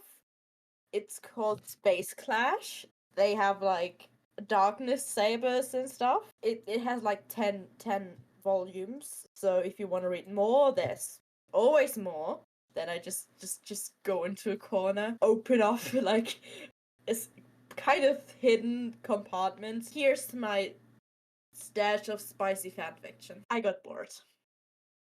That's very understandable. You gotta keep yourself sane somehow. Could I borrow either one? Who gives a shit? Spicy fanfiction.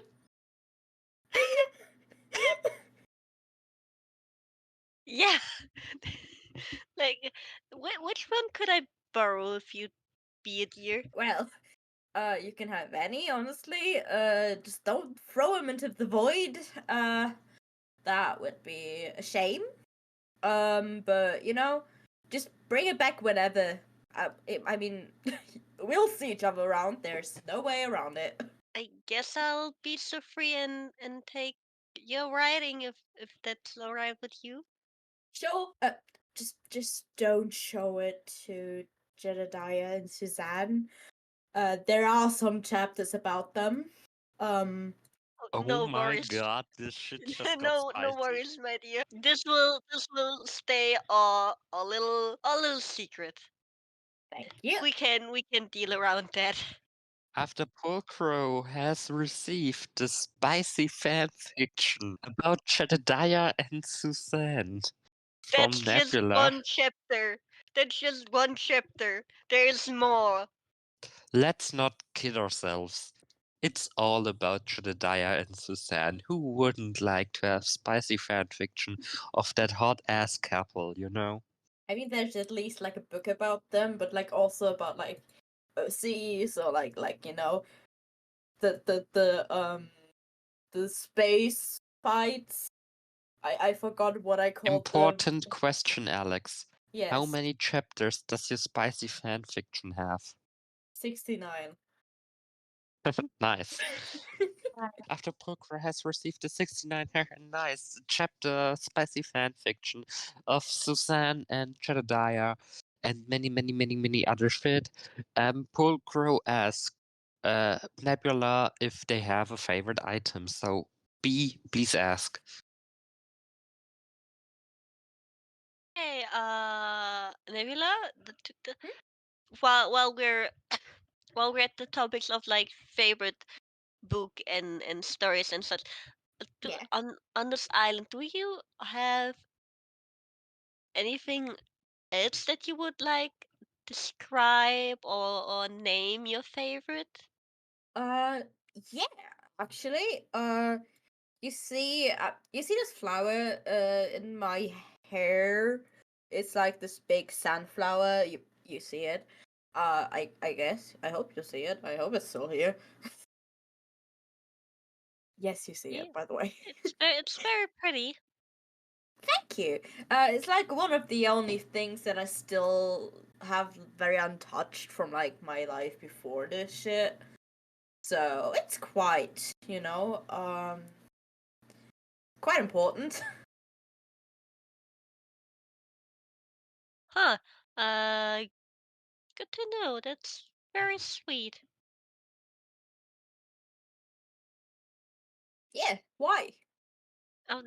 Just curiosity. Like everybody got their favorite things, and I got curious with just what counts as your favorite in this unfavorable situation, you know? Like, if I had Yeah. to just choose something, I'd say like I got this really cute bracelet from my older sibling. Well, Pulgro looks down at his arm. He just notices that his bracelet is missing, Oh no. and he gets very very quiet, very very quick. You're right. Oh, I don't know. You know, we're talking about favorite things, and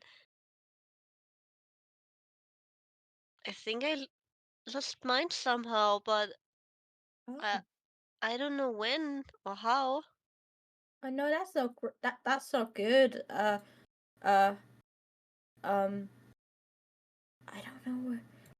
Maybe check where you came from, like the thingy, the stone. Maybe it's the stone. That's a good idea. Would you come with me, please? Sure. Lovely, thank you so much. Yeah, not me, just like having missed the half of that conversation because I was doing DM shit. But yes, you both are going to the God Prison Stone thing. Good. Does that sound good? Yeah, Yes. that's the plan. As you all go nearing, the whispers that have not stopped, by the way, are growing louder again. Pulcro is currently carrying 3 pebbles, 169 nice chapter long spicy fanfiction, and I don't know. Did Nebula give him the rose or does Nebula still have? No, I'm sorry, but like flower rose, fucking hell. It's I'm getting fine. confused with the names today. Don't worry about it. As you all laying the shit down, the number climbs from 8 up to 11, from 11 up to 12, and from 12 up to 81. So the dice now shows a massive 81. It's an D81 now. Damn. At what point is it just a cube, bro? Have you seen a D100 with 100 sides? Yes. It's never it's a cube. very round. I know. I seen it. I am a dice nerd. Is Pulcro touching the stone? Well, he stares at it very confusedly because Touch me that's a like one very of your French girls. that is a very big turn of my dear stone boys. Fulcro reprimands the stone, forgetting that Nebula probably can't hear the stone. Yeah, I don't think I can. Is Nebula touching the stone? No. Then she cannot hear the stone. You're right. Huh? Oh, yeah, sorry, just the stone made a very weird noise. I did not like that. While saying The I did not stone like it, just got Fulcro a stares. giant crack. Oh god. Oh god, what is happening? Out of that crack is light shimmering, and you can feel it's just pure energy leaving the stone. I am going to set a timer for 2 minutes. Why? You will find out after. Why would you do Fulcro this to takes me? a quick The timer starts now. Hi, take- what? Yeah. Fulcro takes a quick step back from the stone and pulls Nebula with him, just so they're a bit further away from the cracking stone, and she then stares at it for a few seconds. The light Why do coming I out of the think- crack is now also going outside, bringing what feels like sunlight, but far, far, far more into the void dimension. What the fuck? That is a really good question. I wish I knew. What did You you do? are hearing very, very, very loud cracking sounds. That is. I have a really bad feeling about this, Nebula. What the fuck did you do? I I don't know. The stone was asking for help and just wanted to have some silly things. So In a big, massive as fuck explosion of pure energy, you all are put back down that small little hill the stone has been on. You are now both have been landed on your bums as the townspeople are leaving to check what's the commotion about and what those loud sounds were. What the hell is going on here? Oh, then quickly I did something. Hey boy, what did you do? I just put the things on the stone. I didn't. They were asking for help, so. The light coming out of the crack, which you can never not see, and the stone is just completely blurred now, is beginning to form a big beam and is starting to grow. Oh, Oh, you that was- one day here. What did you do? I am saying that I have no idea what I did. I'm just trying to help and maybe go home. Porco helps Nebula up from the ground so they're not sitting on their bums anymore and gently ushers Nebula closer to the town and away from the stone. Well, Light beam has now grown so much you can barely escape it anymore. It almost reaches you and the fellow townspeople. Give it like 1 in-game minute. Oh, yeah. Fuck this. I would just start flying away. Fuck this shit, I'm out. Yes. I would just fly straight. Can you even be straight? No. I fly as straight as I can, which means I don't know. Don't. You hear another explosion. Meanwhile, the sky lights up. It is once again blue as the sky normally is, and Nebula and the townspeople haven't seen for hundreds of years. What the fuck? You see clouds. The light has hereby engulfed poor Crow. Crow is blinded and can no longer see. Damn. Sorry. Closing my eyes this very second. Damn, you just gotta trick me out like that. The explosion sounds are getting more regularly and more louder. Meanwhile, with each one you feel pushed back. It's literal energy just pushing you. Pure energy. Croco stumbles closer to the town, just like blindly waving around, trying to catch like onto something that helps him find his path. From the location where the stone has been, you see out of the ground a very darkened figure in relation to the pure light that you are currently in, climbing out of the floor, brushing dust out from the clothes, making them look nice, like they have a little tie on that, like moving it from side to side so it sits comfortably and orderly. And you just hear one sentence, very loud, very clear. It's good to be back. Took some time. Let the chaos reign. And with that, the creature snaps. Pulcro and Nebula are now high up in the trees, both laying on the floor as a creature with green hair and really small wings tries to wake them up. Hey, you, wake up! The person pulls Pulcro very lightly. Hey, wake up! Are you okay? Hey, Pulchro groans and looks up to them, squints for a second, and puts a head back, groaning.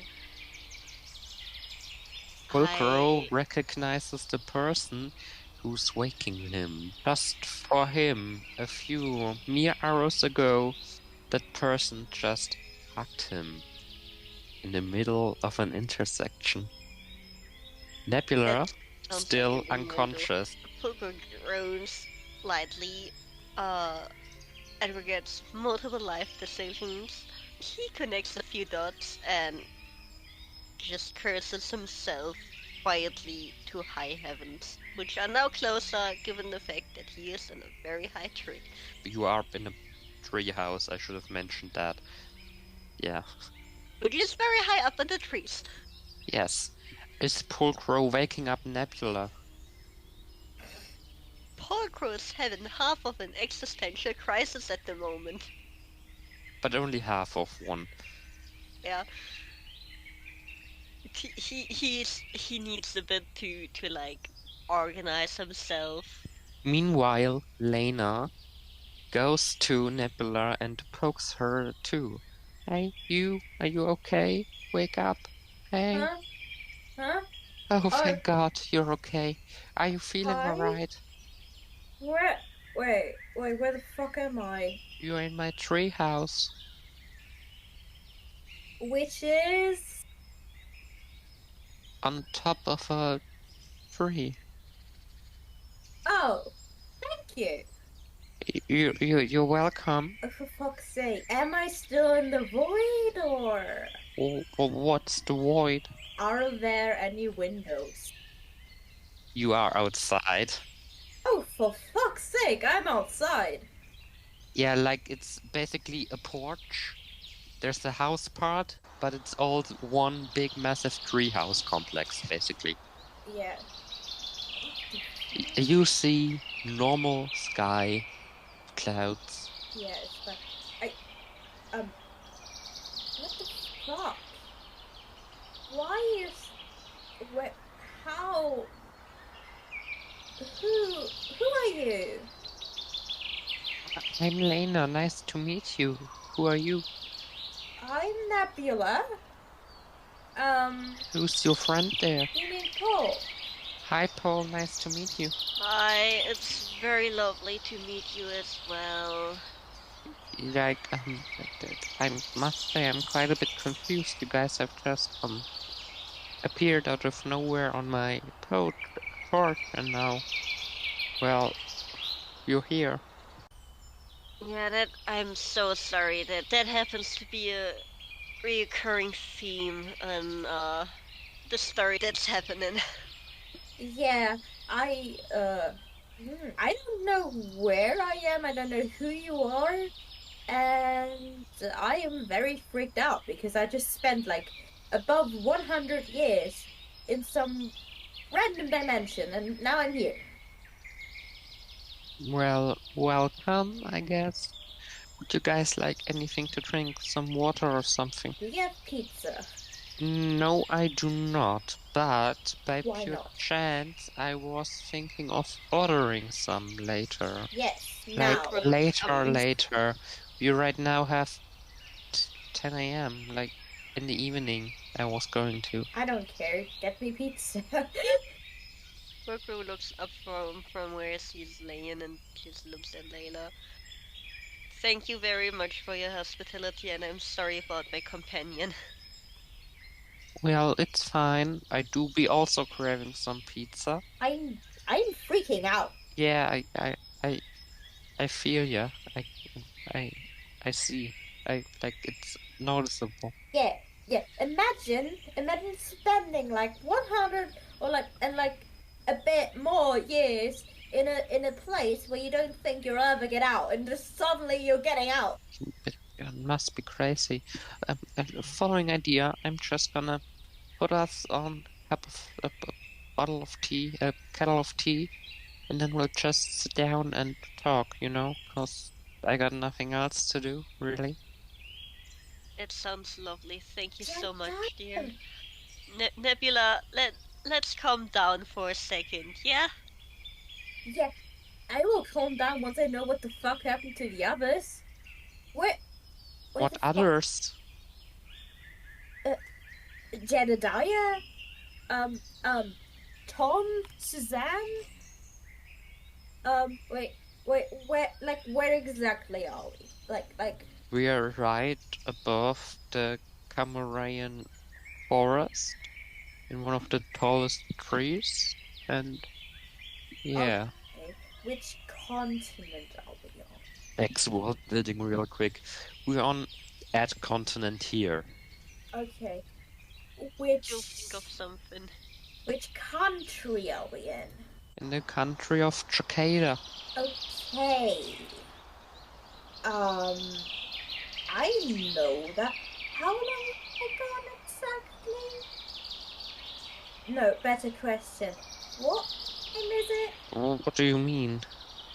What time is it?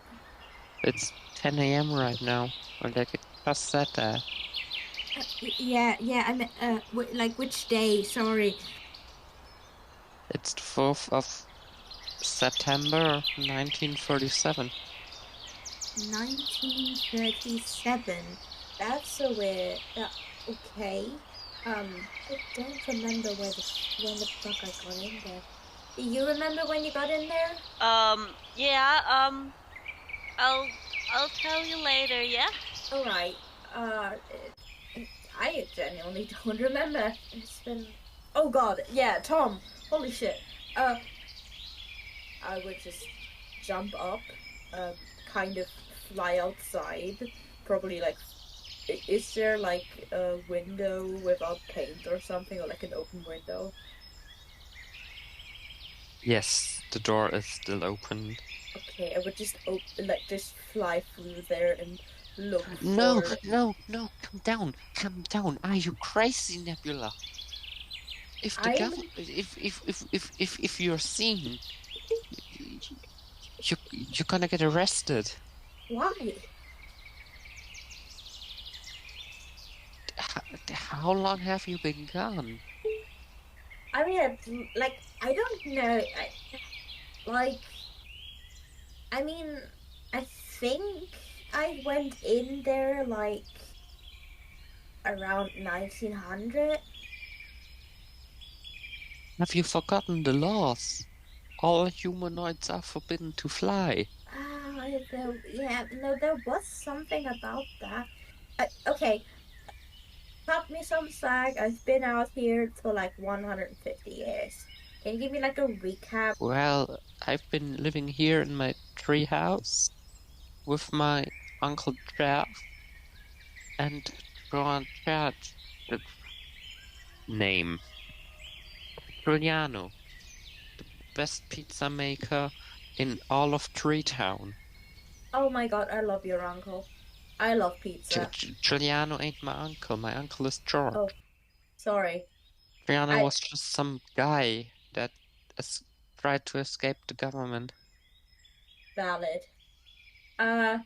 Yeah, then I will walk outside. Nebula walks outside. I'm looking for like any signs of the other three. None. Okay, then I would just start shouting. Tom! Jedediah! Suzanne!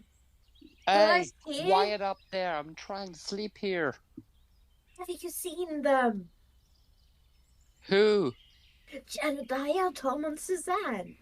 Dude, I got no clue what you're fucking talking about. Let me sleep here.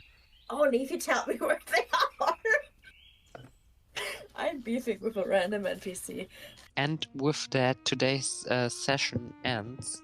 My name's been Victoria. I hope you enjoyed my dungeon mastering. I'm here with Alex playing Nebula Sparklestorm and B playing Pulcro. A little fun fact to the end for everyone. Nebula and Pulcro are now effectively immortal. They can only die if they are killed. And yes, the whole Patreon shtick I will just leave out because this is basically a Patreon exclusive for the next few months. And yeah. Anything job, you guys guys. want to say? Yes. Thank y'all for listening. good job for listening to this, and I'm gonna check out the new Splatoon DLC now.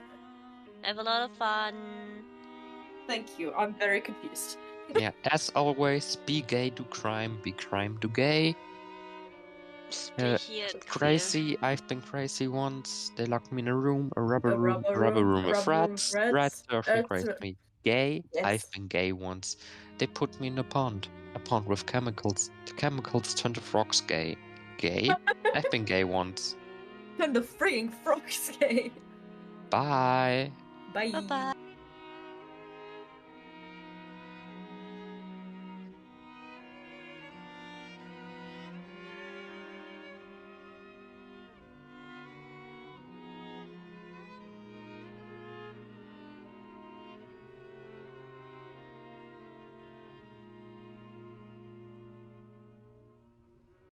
All right. So we finished the dinner with Alihu Karnka getting pretty angry about the news about the mirror in the bathroom being weird, and he got so angry about it that he released some sort of magical bullshit, which was apparently so powerful Andromeda's technology broke. So we went down into a graveyard, into the basement, which also functions as a fucking graveyard, to find some spare parts for Andromeda. Seriously, something is wrong with this guy, who has a fucking graveyard in his basement. Anyways, we found the spare parts and a key, which I definitely did not take with me. After that, we got kicked out because Mr. Karnka wasn't amused about us being in his basement. Understandable. But when we went to leave into the garden, we happened to hear a scream, and of course, curiosity got the best of us, and we decided to take a look on what the fuck happened, and we found some sort of cabin with some blood on the floor. Yeah, that's it. And with that, hello and welcome to our newest episode of Doom, Gloom, and Doom. For those of us with really small cats, you could also call this podcast Doom, Gloom, and Having the Zoomies. But my name's Victoria, Datum. I am here with the following beautiful players. So, I already did the recap. My name is Tobias. I use he/him pronouns, and I am playing our resident punk tiefling, aka Nia.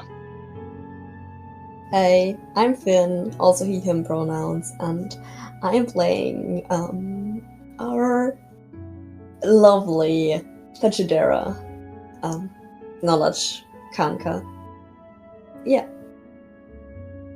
My name is Rose. I use they, he, and she pronouns, and I play Andromeda. They elf druids.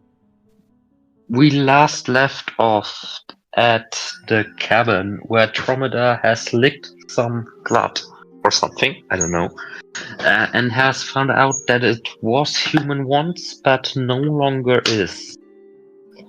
Whatever that may tell you. Now, who would like to do something? Me? You mentioned that there's a window that was left open. I would like to look close to the mirror, close to the window, to see if I can find anything around that part. You look outside and you see a small trail of blood. Droplets, Interesting. I mean, outside in the green foresty area, machine guarding, and yeah, it leads to a pretty thick space in the forest. It ends in a couple of bushes.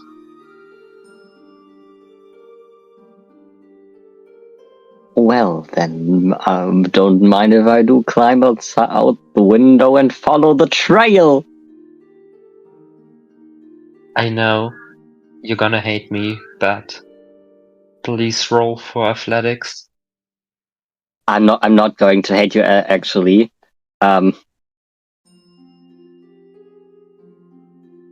It's a 6. It's just that's oh god. As Nia is trying to climb out the window, they trip and fall on their butt, and are now sitting on the floor outside the window. You just hear a ow. Can Dromeda be like, oh my, oh dear, are you okay? Jesus.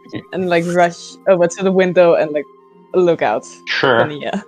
Jesus Christ. Yeah, I think so. I think I'm alright. Yeah. He gets up and like does his clothes off. You could just have left through the door like a normal humanoid being. Wouldn't you? Let me guess. Fashadero says that as she is going out Yes. through the door and around the building. I figured as much. Now the only Dromeda person is trying being very left hard not to inside the take him. cabin is Dromeda. Can I? Which way are you taking? Have... Can I do? I know I already checked like the blood, but can I do like an investigation check on the cabin just to see if there's anything we have missed? It's a wooden cabin with a pile of blood. You don't even need to roll anything. Alright, cool. Then I'll join the other. There's some Through the window Probably or can through ask. the door?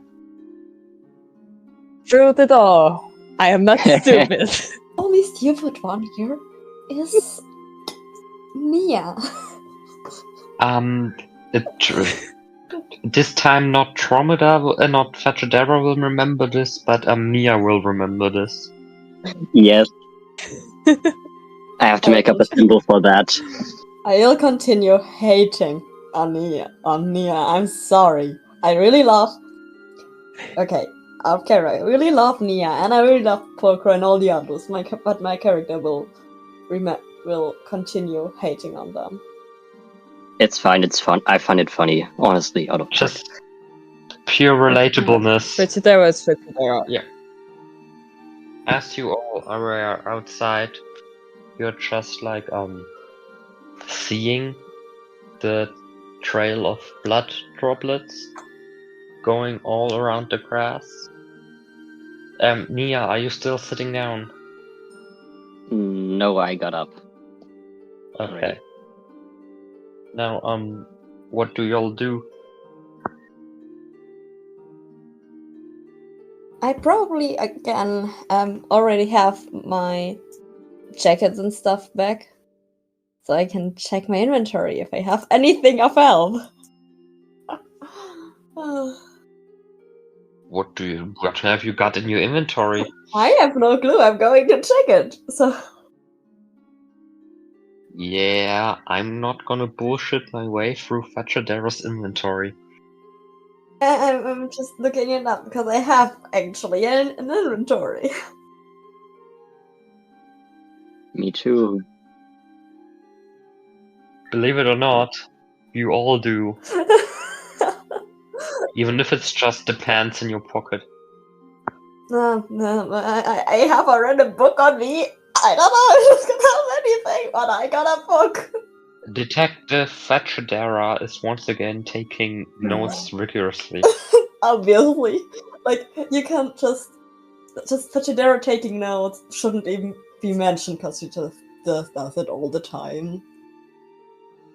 Like Fachadera's always taking notes. We haven't had like one scene where Fachadera wasn't taking notes, except the one scene where I got attacked.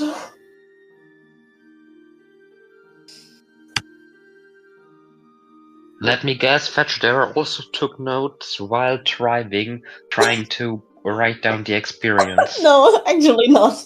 I totally got to know. Just drove. Also, she can drive. She just didn't do it for the last 2 years. Obviously, she didn't have an auto. Due to a car. reasons. Yeah, I mean, do you think they get cars in there? Most likely. According to Orange is the New Black, the inmates are trying the prison man, so I don't know.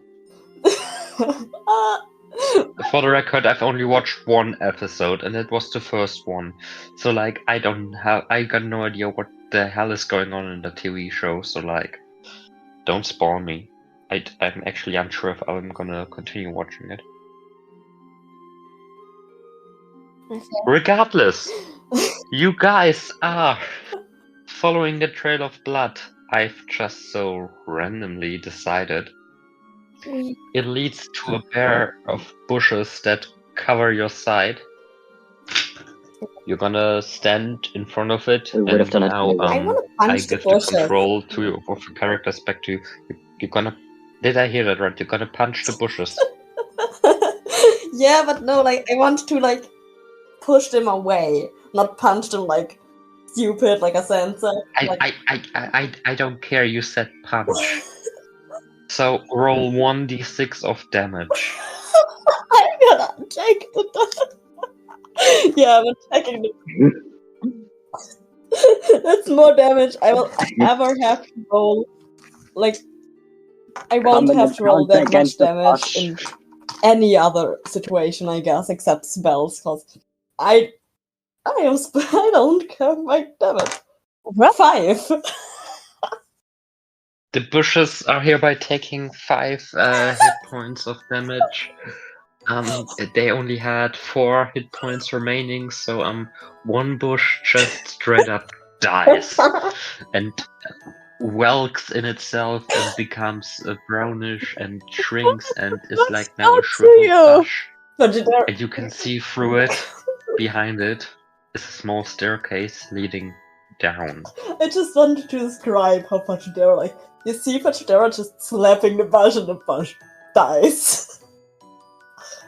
I'm guessing after you all have just witnessed Alehu Karnka just straight up murdering Tromeda's technology, I wouldn't be surprised that the Karnka family can just punch a bush to death. One hit. The bush is like, I'm sorry. That They're honestly not the true. most powerful family in the nation for a reason.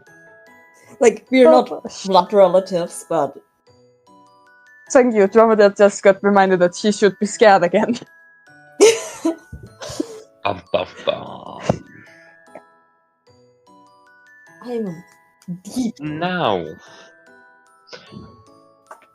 does Fudgedera punch the other bush as well? Can we go to the staircase without punching the other bush? Yes. Then I won't punch But the other you all bush. are gonna have to roll acrobatics, cause that's one hell of a big step you need to not step on the bush, because that's hurting as fuck. I mean the dead bush. Cause it's one of those with thorns that are so thick they just dig through your shoes. I got heels. That's not gonna work. Actually, honestly, I think Dromedar got heals too. Fuck. Nia wears combat boots. Like, not that I only have really bad armor, because I don't wear armor, I wear also heels, which is both the most stupid thing to God. do when you're about to fight. But I did it consciously because I'm the spellcaster. I don't need to look like I can fight. Fudgedera can't fight. Fucking hell. Acrobatics or athletics? Acrobatics. Thanks. At least I got +2 and not -1. I'm sorry, little reminder. Just Fatradera is the only person who has to roll athletics, because I'm an asshole. Thank God I've got a 4. I rolled 5. Like 3 plus 2. Okay, you rolled a 5. What do you roll, Tromeda?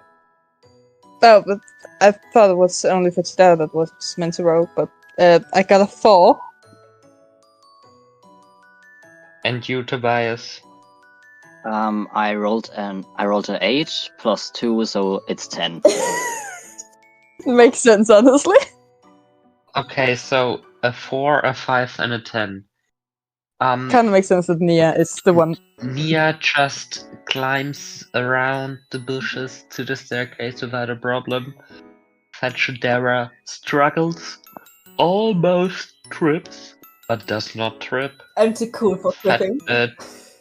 Dromeda almost trips and then trips, but is caught by Fatradera, who is caught in the subsequent also fall by Nia, and you three are now all tumbling down the staircase. Damn.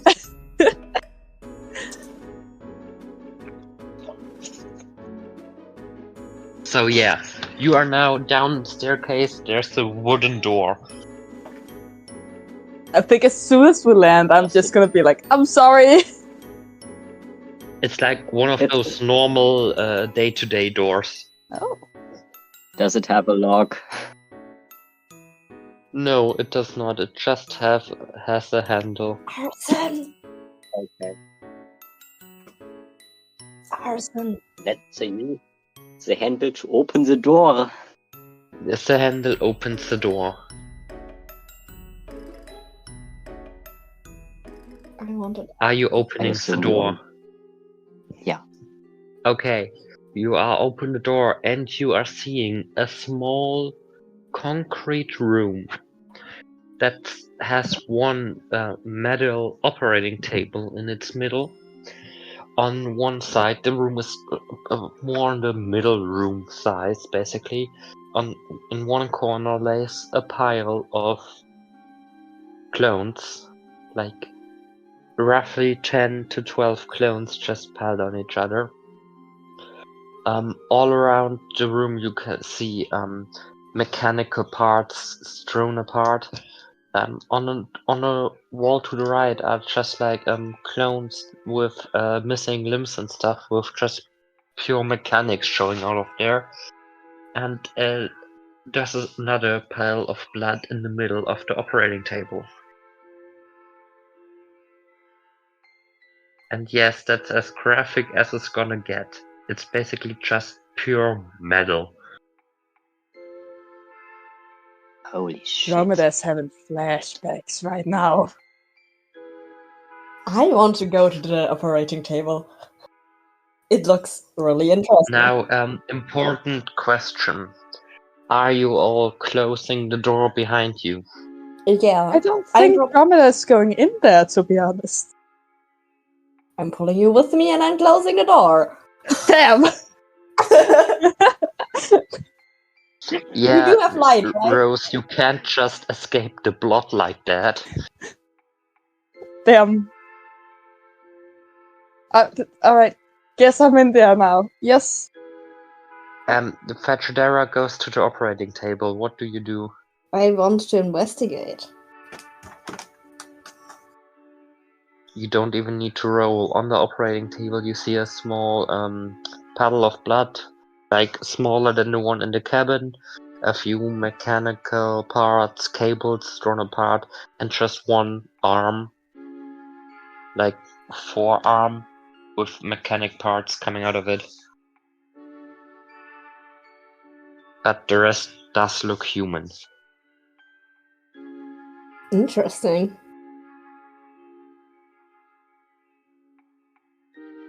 Yes. What are the others doing? Or is Fatradera just gonna be this murder obsessed? I'm just looking around the room like everything except the table because Fatradera is already looking at it. She has good eyes, I assume. So if there's something, she's gonna find it. So I'm looking at the rest of the room. If there's anything of interest I can find, anything suspicious. There's a suspiciously large pile of decommissioned clones. The blood pile, the blood droplet thingamabob leads actually to the pile of clones. You can see one of the above laying clones just disappearing, like having small blood, like it is oil, drip out of the chest. So yeah.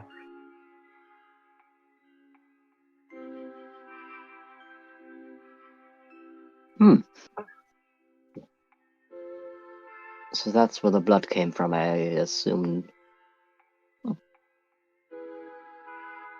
Dromeda, Um, are you just straight up traumatized, or are you also doing something? I mean, she's very much having traumatizing flashbacks right now. But I think she would, kind of against her will, but she would look for if there's anything that looks like her kind of part, something that would,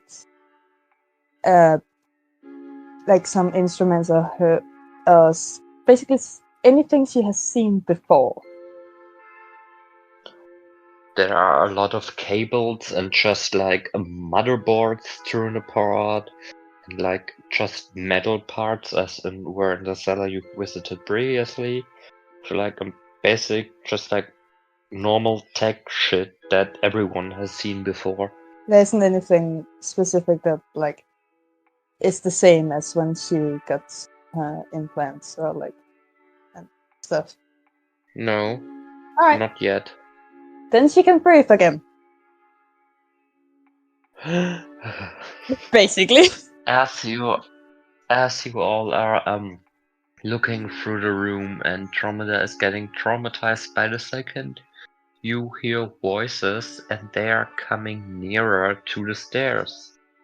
Like, You all should probably hide. I would like to remind you of the hiding options. A cupboard, underneath the operating table, a pile of clones, or just straight up behind the door.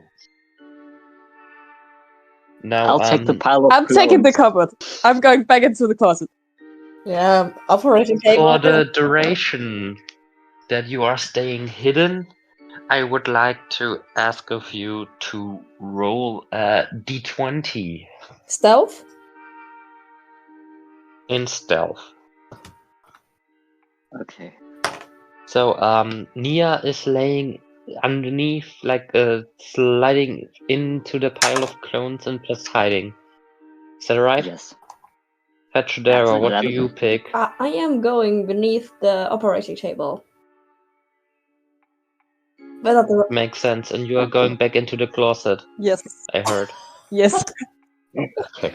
like I am Now, going. 1d20 for stealth for everyone. If you have rolled under 10, you gotta roll again in a bit. I will tell you when to. Okay. I rolled a 20. I have a +2 on stealth, so that makes 22 for You got a me. net 20. Yeah. Nice. I I have the believe worst that's our possible hiding our spot. first net 20 for the campaign.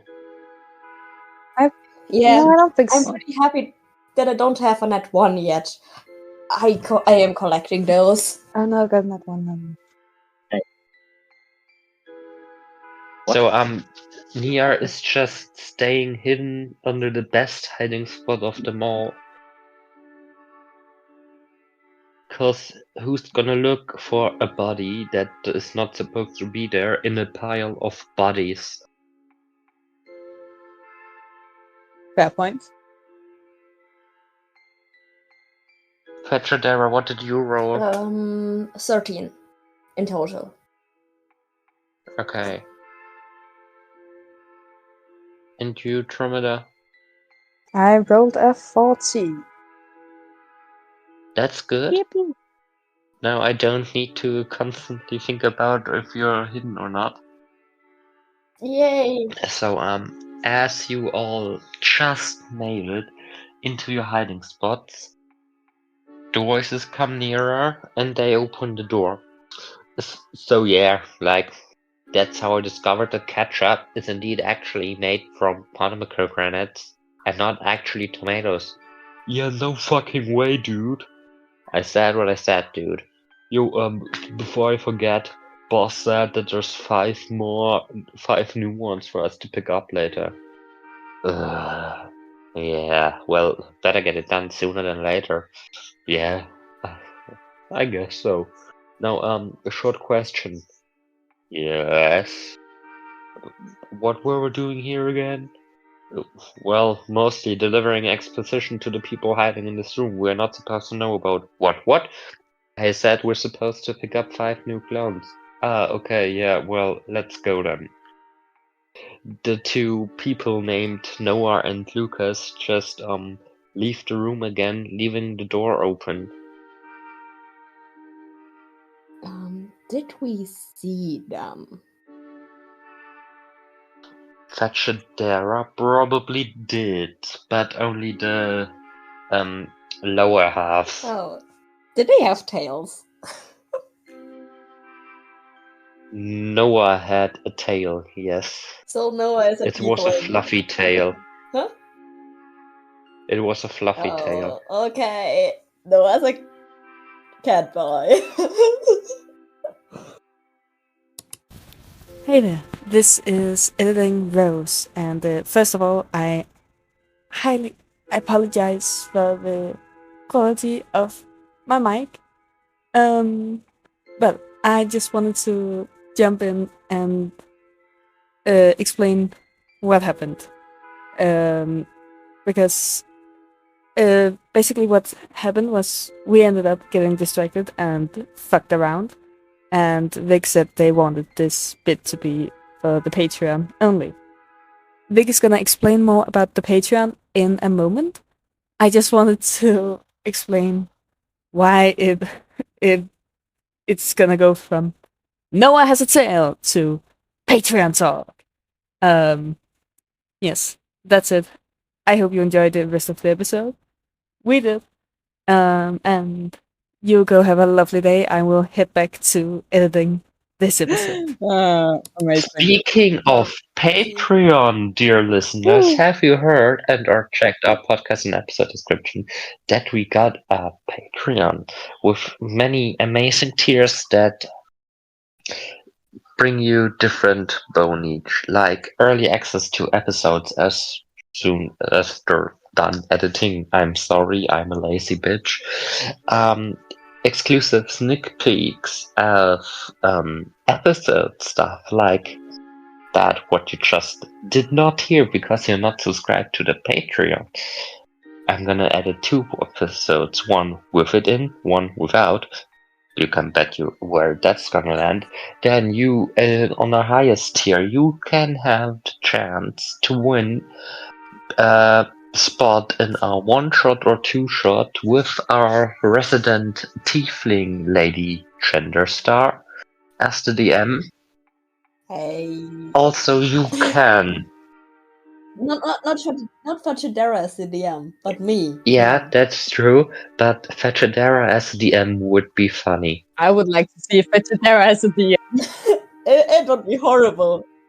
Yes, you can also join our exclusive yet to be created community server, and for just €2, dollars, or whatever currency you have, like krone, like those people in Denmark.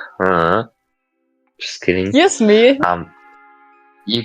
You can get exclusive access to episodes and specials like the one where Pulcro frees a god. Now, Pulcro is still not here yet. In Pulcro's perspective, he will join us next session. In our perspective, he will join us at the end of this session. How that's gonna work, well, you won't see, cause that's just for the player in my ears. and for those on Patreon. So better subscribe now or later. Check the podcast or episode description.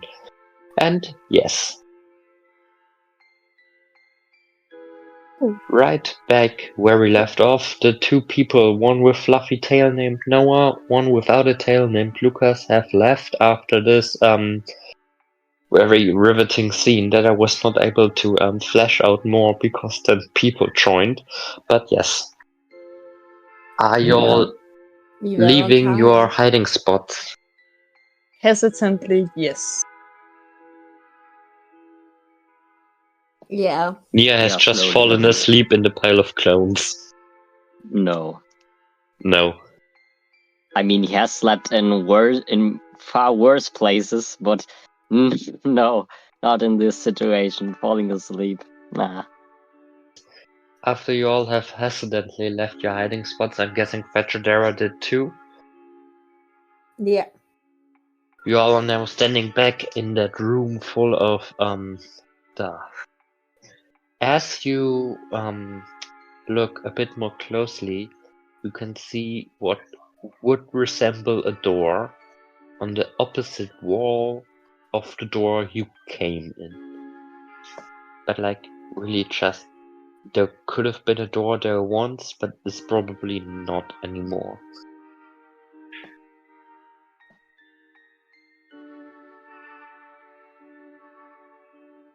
Let's take a closer look, shall we?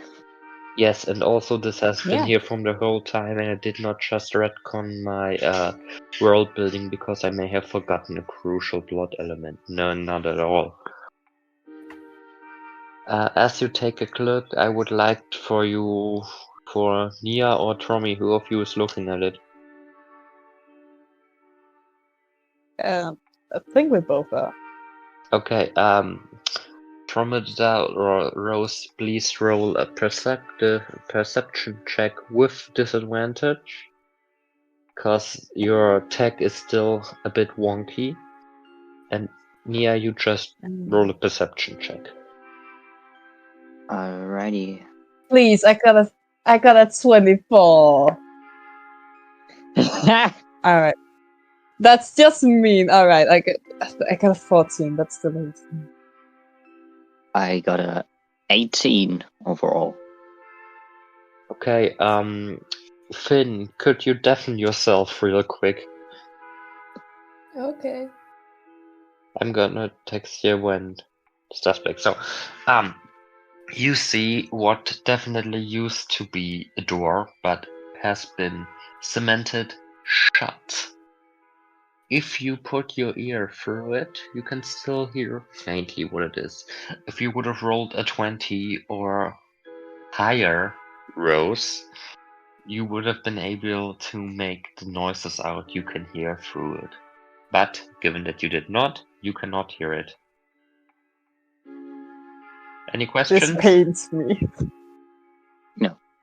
Not Good. I'm simply in pain, but yes. No, not questions. Yeah. Words. I have written Finn that he can return, but Hello. welcome back.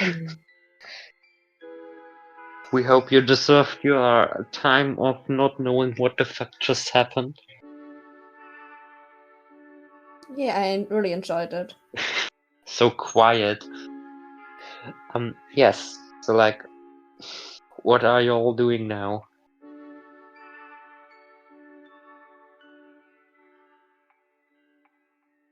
I have no fucking idea right now. You could maybe I'm enlighten Fetchadera of your Yeah, findings. I was about to say, I think it would be a good idea to tell Pachidera what we just discovered.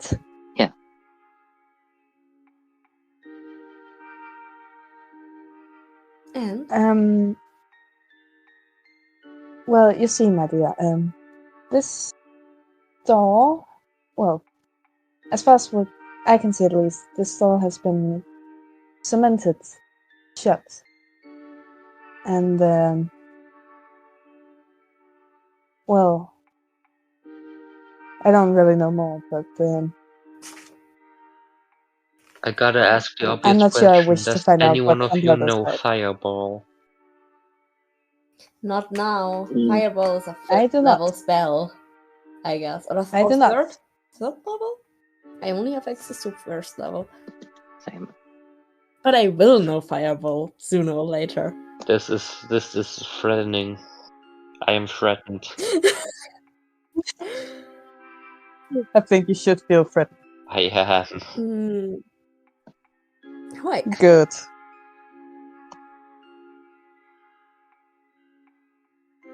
I really want to destroy the wall, but I only have one spell slot left. Well, Hmm. maybe what's behind the door is so shocking you're gonna fall unconscious and have them restored. I don't know. Yeah, Dromeda was gonna say that she was not sure she wished to know what was on the other side of that door. That's a matter for the party to decide whether you just try to open what used to be their door or not. I would advocate for us to try finding out what's behind this door wall, because I don't want to be surprised in a moment that we cannot control. Well, I appreciate curiosity. Ugh, why I are still the think there's a damn reason bodies why always it's so cemented. damn heavy? You hear from afar as the two people are slowly returning. Let's fight again. Hide. Yeah, We hide again. let's play hide and seek. Like, Yeah! they're returning so slowly that in the meantime you could open the door.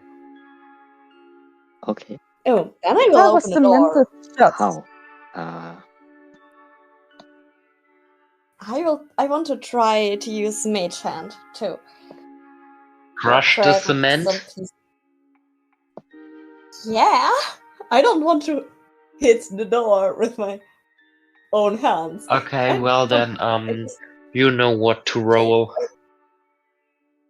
It's a floating hand. Wait, I have to read it. Yeah, I can manipulate objects with it, and I think a cement door is an object. Yes, I would think so too, actually. So, what should I roll? Doesn't the spell define what should be rolled? No, it's not an attack spell. It's an utility spell. It's a spectral floating hand I can do stuff with. I would say strength. But it's my magic, so with intelligence. Yes, intelligence, yes. You know what to roll better than I do. Oh, I rolled good. I maybe should I've know about D&D roll rules if I'm a DM, just like a suggestion. Yes. I've But- rolled an 18 plus Maybe. 5. Oh god. 23. Oh god. As a hand, a magic, ghostly hand appears out of Fetchadera's A magic, ghostly, purple hand appears out of Fetchadera's shoulder that grows in size and builds a fist.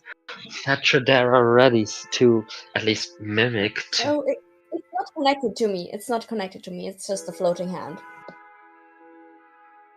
Okay, as this magical, ghostly hand that's purple suddenly appears above Fetchadera's head, it forms a fist and really just goes back as it is about to box something and just hits the concrete door wall thing real fucking hard so that it crumbles.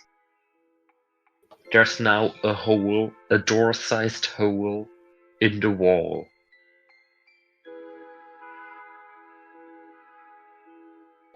So Oh. Fetchadera killed the door too. I am today out here killing stuff. Yes, actually. Slay. And Slay bush. indeed. Slay the bush. And the door. Wow, thingy.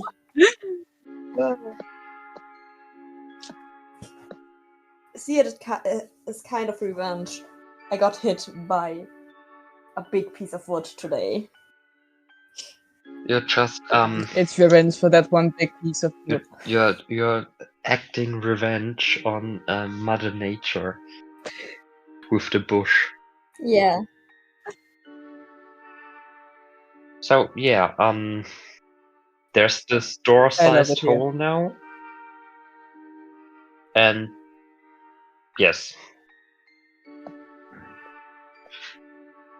Let's go through. How close are like the people that we don't want to come into this room? How close are they getting? they're still around 1 well-sized minute away. How the fuck did they not hear this? To be fair, Fachadera destroyed the cement pretty silently, I guess. Magic. So Fetchidera not only kills, she kills silently. That's somehow even worse. So, for your interest, Rose just texted in our text to voice. Would Fetchidera be able to kill cement too? Before I tried killing the cement. And I did not try to kill the cement cause Rose texted it. No, the cement just tried to kill Fachadera, so she just Self-defense. It's oh my god, right. It was all in self-defense. Yeah. I mean, I'm sure the door looks like kind of threatening at Fetchidera. yeah, I mean, what's its purpose just being cemented like that? Doesn't it know that that's offensive to some people? Yeah, I mean, I want to know what's behind. If it can just not open. Secret's just like so inconsiderate of people who just want to know stuff. Yeah. How dare they? Yeah, exactly. Exactly. So like there's still this door-sized hole, and you are all still standing in front of it. I go through. Same. Fachadera and through I the join. door-sized hole. And what do you do, Dromeda? I joined You them. join them. Oh my god. It's a trio party adventure. As Seahawk would say, a classic underwater spy adventure or something. It's been a while since I've watched Shira. But as the three are going down this, I will not even describe the lighting conditions in this because I got dark vision. This corridor, you all are going through bends and curves and edges and pretty long as fuck corridor. You can, if you look back, you no longer see the where you came from. If you look forward, you don't see where it leads. That kind of long hallway is it. Then you just get into an open-ish room where you just hear heavy machinery working and children crying. I think Dromeda begins to run Oh In my. which direction? towards the crying children. God, what have I done? Nia runs after her. I follow slowly. Oh god. Yeah, so like we basically have a 2-minute difference between Fachadera arriving and the rest arriving. So as you enter this room, there's heavy machinery working, 2 tanks. In one is what looks like a clone that's like many years younger than the ones you've met before. The other tank is currently empty. It is filled with some green bluish liquid. On the side to the left is a like pretty luxurious prison cell with toys and stuff, and like a small TV and gaming console and stuff, but like with prison bars instead of a normal door. And there are like 3, 4 small children around the human age of 8 to 13. Oh, and the liquid is bubbling. I'm not there yet. Important detail. Important detail, yes.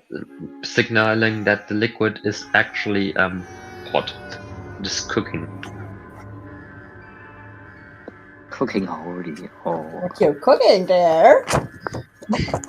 You're telling me if Brimp fried this right?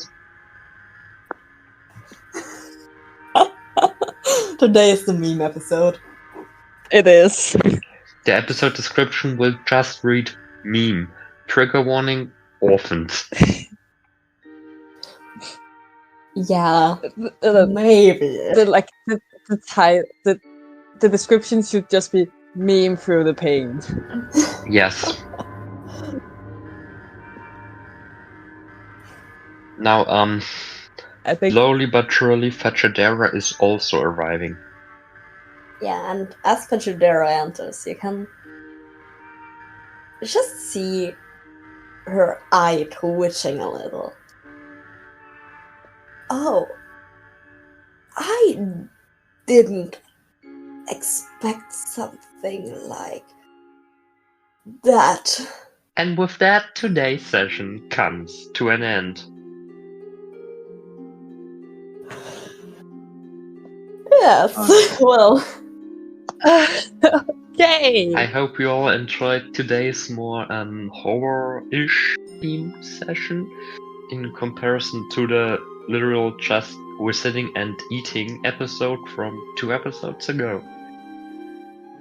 Yeah, I like it. Good. At least me personally. Yeah. Pachadera didn't, but I did. And that's the most important part. Same. If Fachadera will But remember Fachadera something didn't- because she doesn't like it, you've done everything correct. Pachadera didn't enjoy anything up until this point, except the moment where she got attacked by the person blaming her for something. She thought it was hilarious. Oh, fun fact, I have to retcon something about that because plot-wise that no longer makes sense, that interaction.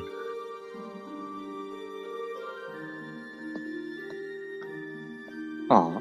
Oh, Well, the interaction still happened, but something that was said during the interaction no longer makes sense. That's what I mean. okay. Now,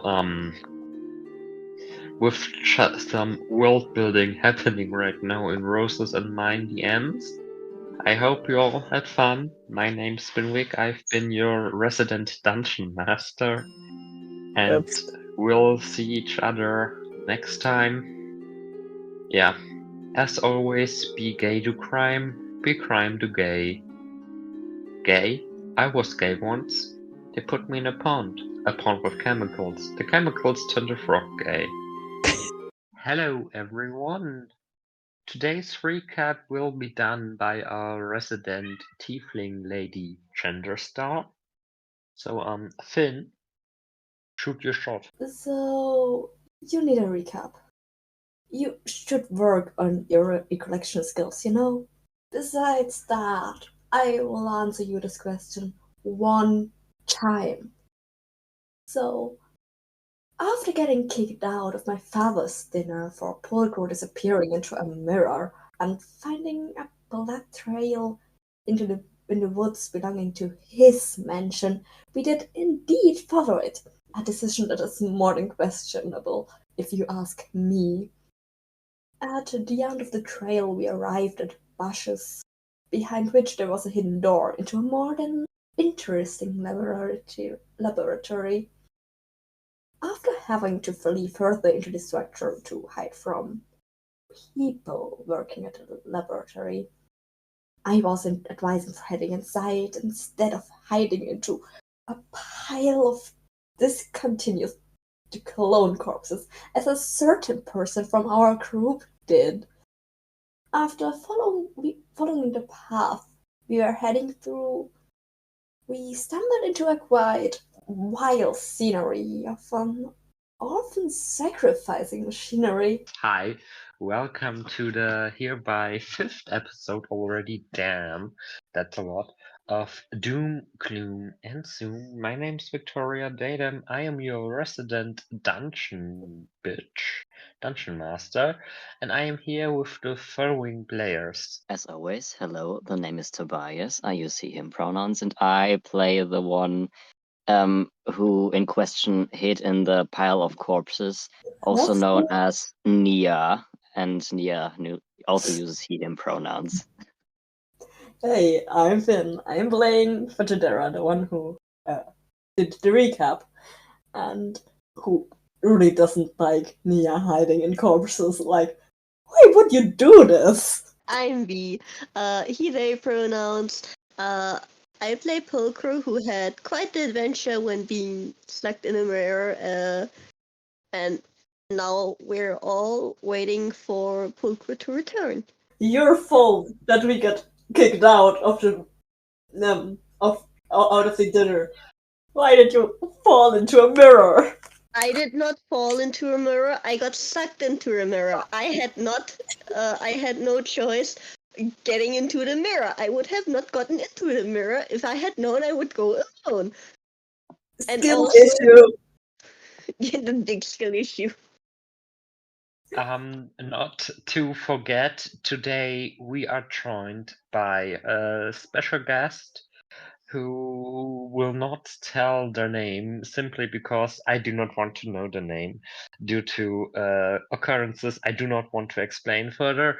Dear Mystery, you may introduce yourself and the person you're playing today. Yes. Hi, hello. My name will remain a mystery, as already stated. And today I will be joining as an orphan called Zach. Like, I can just see Fetchadera calling the orphan Zachary just out of spite. No, Zachary is too modernish. How is Zach written? Z-A-K. Okay. So, like, depending on the written form, I could have called him different things. But sadly, there's no long form of your spelling, but I still have a long form name for you. Anyway, do any of you recall what was the last thing that actually happened? Because I certainly do not. I complained about the orphan sacrificing machinery. Fajidera didn't like. Oh no, her father has done something terrible. Oh my god, who would have thought that? Oh my god. Not that I what a would. surprise for the most powerful man in the area. Not that I would So- care, but it's really quite wild. If he did something terrible, he could at least made it more beautiful. Yeah, not to question why there's a massive as fuck underground facility in. Anyway, you see before you a room. Immediately opposite of you, on the other side of the room, are two cages locked by iron doors. On one of those are small orphan people. On the right of those are large orphan people. And you can faintly recognize Pulcro just standing there with the larger orphan people. He apparently has been mistook for an orphan or something. I don't know. In between you and the cages is some weird machinery connected by tubes.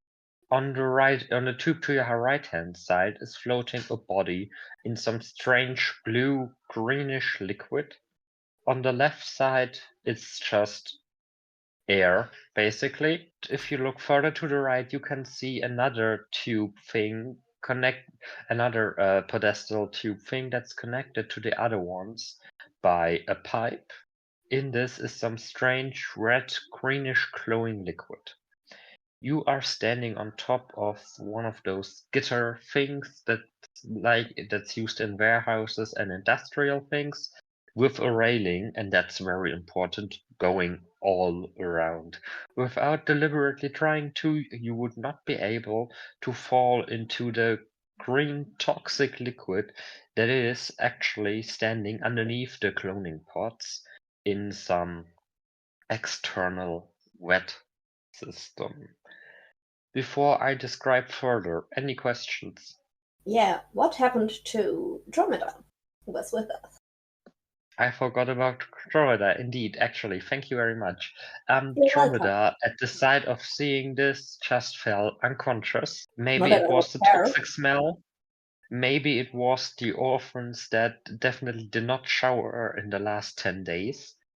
Or it was a combination, or maybe her tech just finally gave out as it's still broken and hasn't yet to be sufficiently repaired. The lighting is very dim with a few lanterns hanging on chains on the top. The pipe system is also hanged from the roof by chains.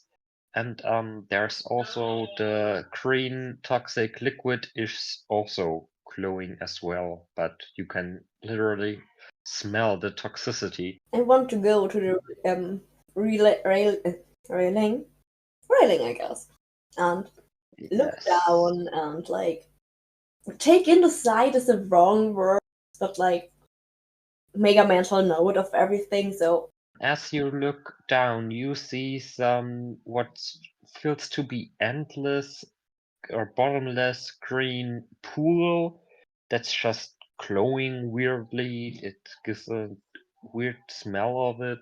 And yeah, you're just like, you saw the picture I've sent.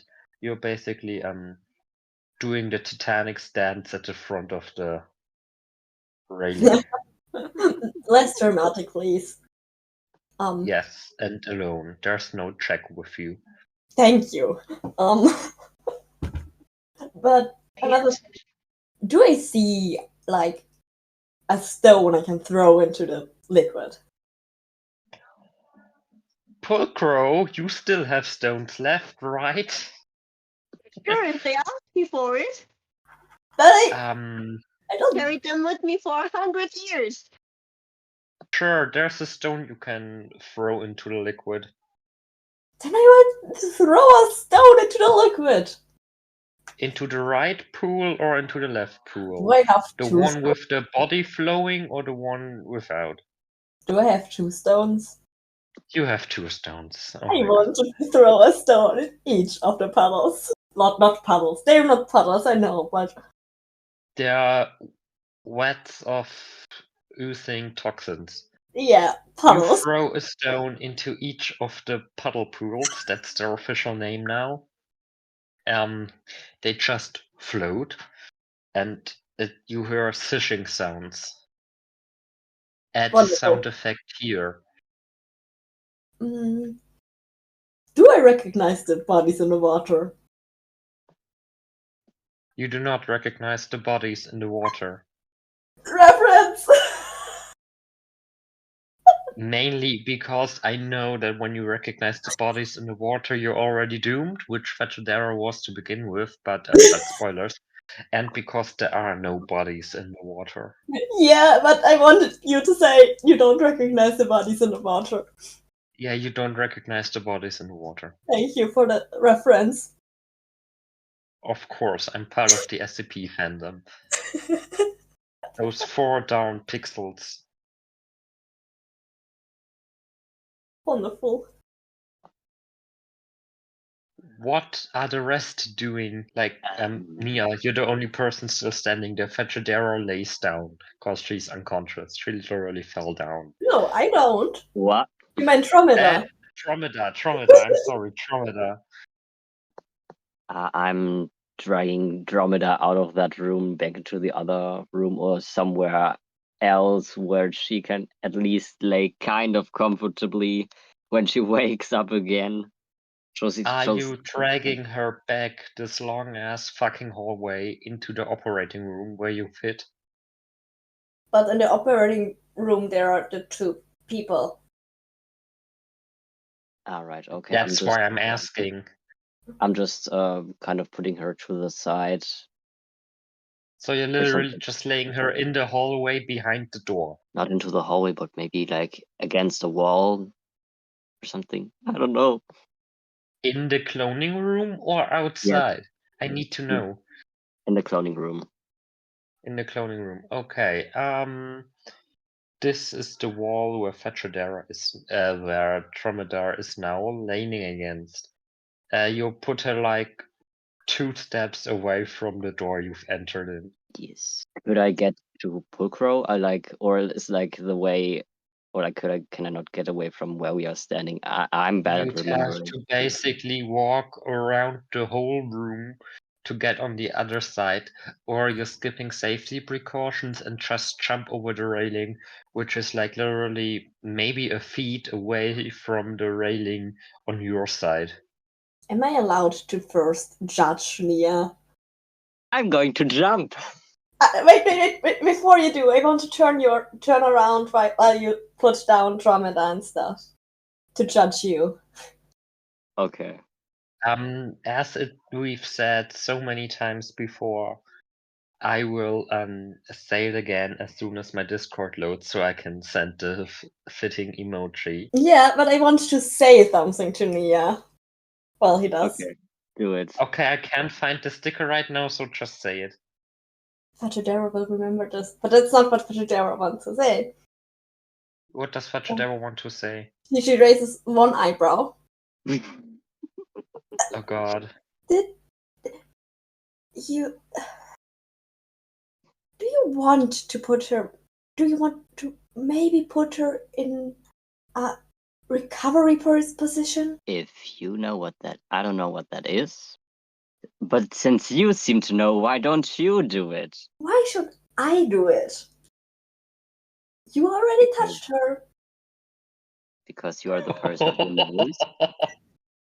He like tilts his head and is like, so because mean. like he like tilts his head and it's like because you are the person who knows this type of stuff. It seems. You have to know basic first aid to get a job at a university. So I could just describe it to you. I'm a thinker, not a doer. If you have Okay. Yeah. So Fashidera will continue describing the recovery position, or for our American English speakers, it's the semi-prone position. Any case, Nia puts Dromeda in that position. Yay! Yay! Yay! Back to jumping. Finally, Nia listened to Fetchadera. Oh, never mind. Fetchadera be like, finally somebody is listening to me. Sees Nia jumping off. Oh wait, never mind.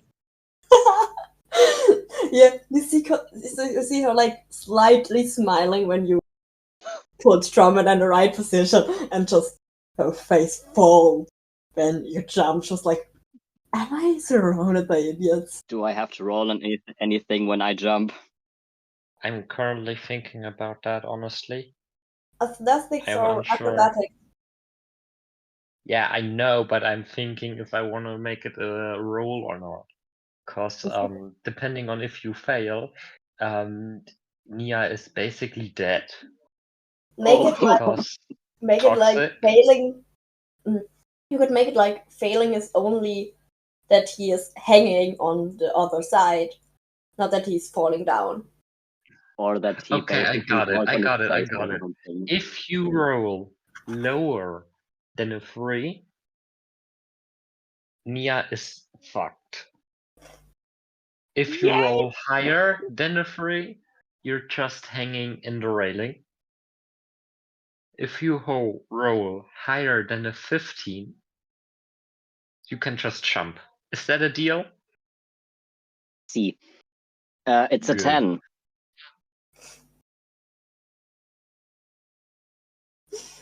It's a 10. Okay, I wasn't mentally prepared that you have already rolled. Jesus Christ, you're quick. So yeah, Nia makes a run for it. Like he runs basically and then just lays has his foot stuck in the railing and face plants the wall between the two railings. Now, and this is important, is Fachadera helping him up? No. I'm slowly Okay. going to the other side, firstly. You're walking all the way around. Yes. Slowly, you said? Not that fast. Like, Mia has enough time to ask Fachadera. Yeah, okay, because it takes around 2 minutes to pass around the whole thing. It's a very, very large room. Nia, I Yes. would like you to roll again for if you can make it safely away from your predicament and onto one of the two sides of the railing, because the wall you're currently face planting is around only as thick as Nia is. So you are still in danger right now. Okay, on what do I have to roll? Like Acrobatics. acrobatics. It sounds like athletics. Okay. What Nia is doing is the definition of acrobatics. Okay, on acrobatics now I rolled a 14. Good enough. Are you going to the side where the foot is entangled, or are you climbing onto the other side? The other side. Okay. You are now both on the other side, which is also a large fucking triangle between the two vats of toxic acid. Fachadera stands next to the wall where the cage begins. Mia stands like immediately in front of the door, like 5 meters away. Oh, wow. You actually managed to get to the other side. And for the record, those are 2 cages. Yep. Oh, and you did too after. If I had a watch here, I would look at it, but I would guess it's been 2 minutes. Oh my god. I Time. don't see the reason why we should hurry. This would be the perfect time for Pulcro to chime in as they're talking immediately in front of the cage bar. What could he be talking about? Like, he hears the commotion and has been staring at the other two for a while. Pulcro does stare. Does anyone notice? Should we roll for perception? I would guess so, yeah. Rolls for perception. All right. Oh, I don't notice nothing. I did not understand what Fulcro just said. I didn't either. If you roll low, you just mistake for another orphan. I just see nothing. I'm just too focused on Mia. Like, I have rolled a 2 plus 2. Like, I have 4. I just. The poisonous gases are too I don't- strong. I have 13 overall. I ignore the orphan. They're Pulcro. Nia turns like around and is like, oh, hey, Pulcro? Hey, long how you doing, man? Pretty great for the fact that I almost failed that jump over here. But what about you? How the fuck did you get here? That is a long story, a very, very long story, 100-year-old long story. I'll tell you another time.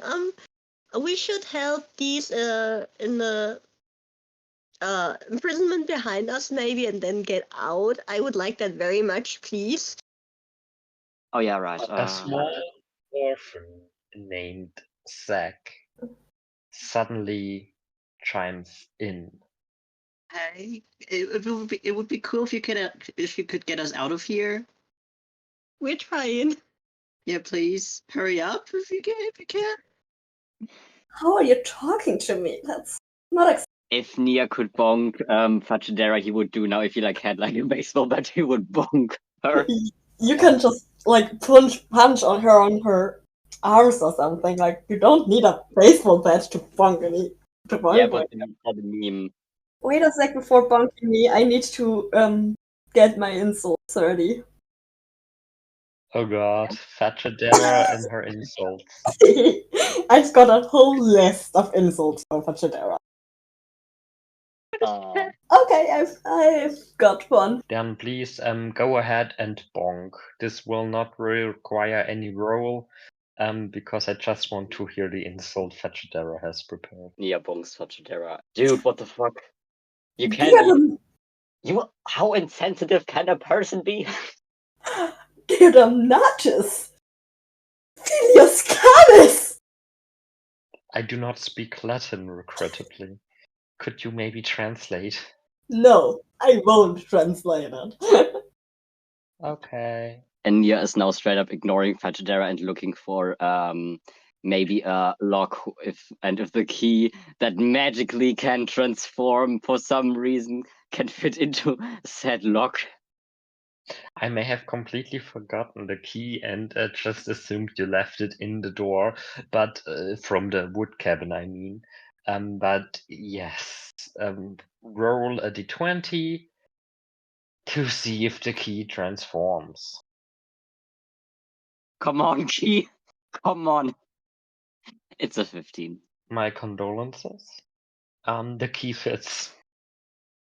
Yippee! Nia unlocks the door of the cage.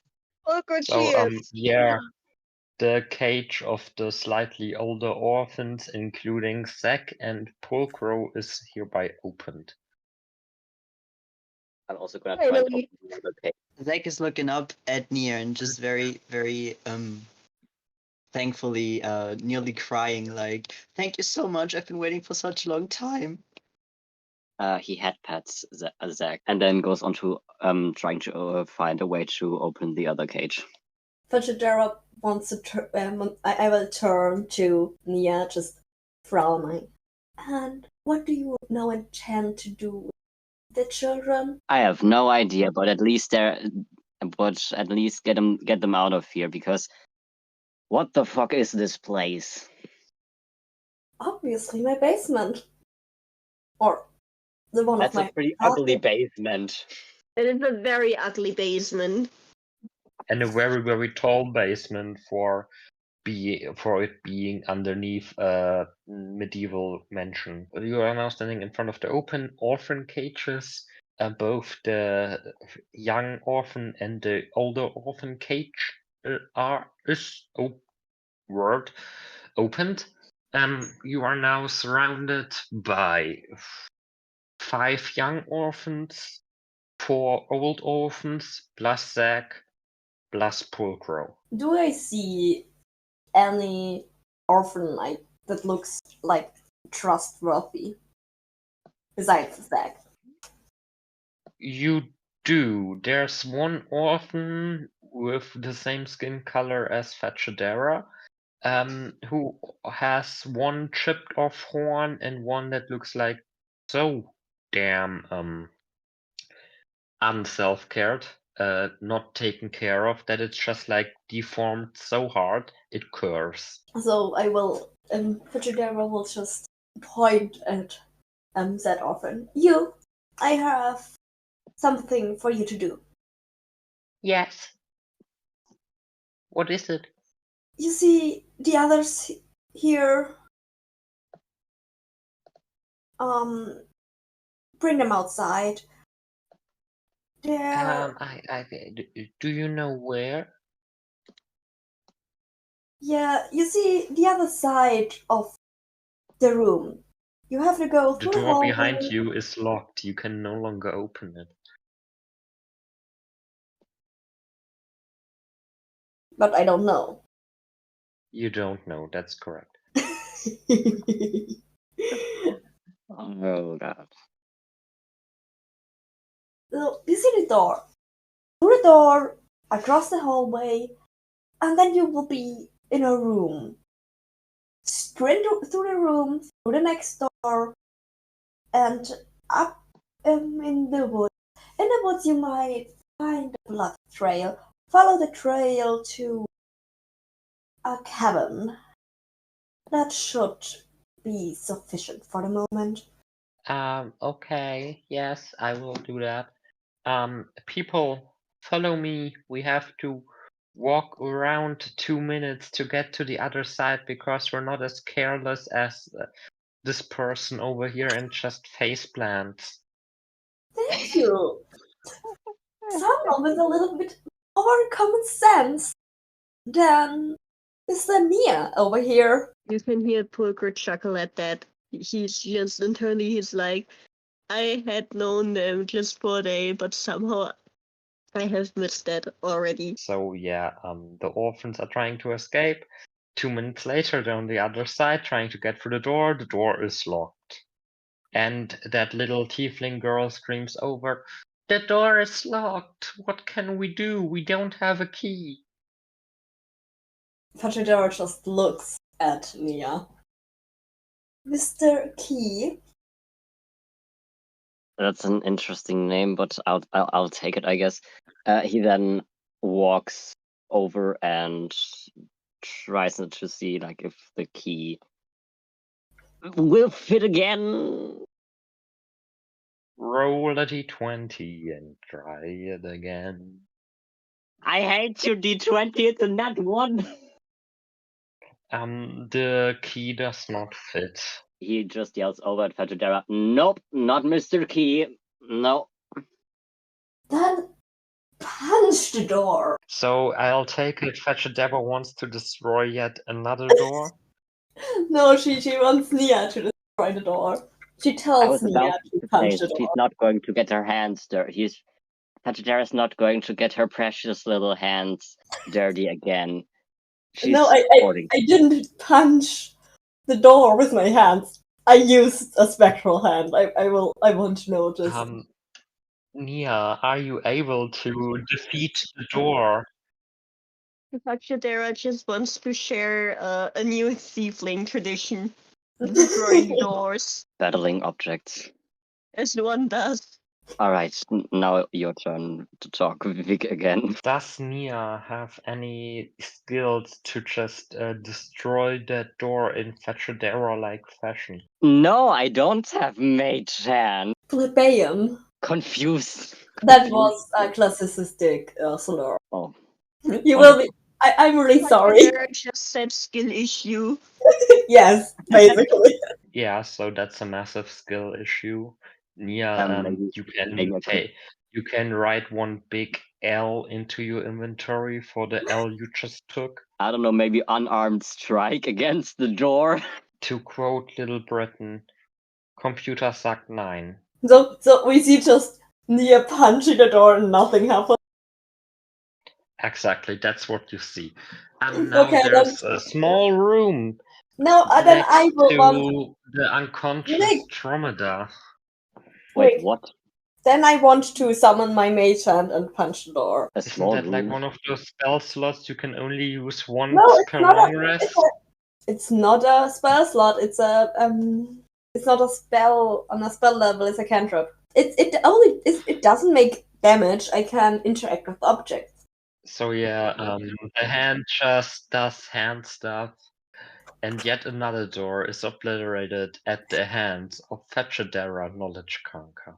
Fetchadera versus doors is 2 versus 0. Shouldn't I roll before destroying a door, or is it just canon that I can do it now? It's canon that you can do it now. Okay. Fetchadera's mage hand is a special mage hand. It can destroy doors. I mean, when Fetchadera can destroy bushes at the touch of her hand, why shouldn't her mage hand be able to destroy doors at the touch of it? Wonderful.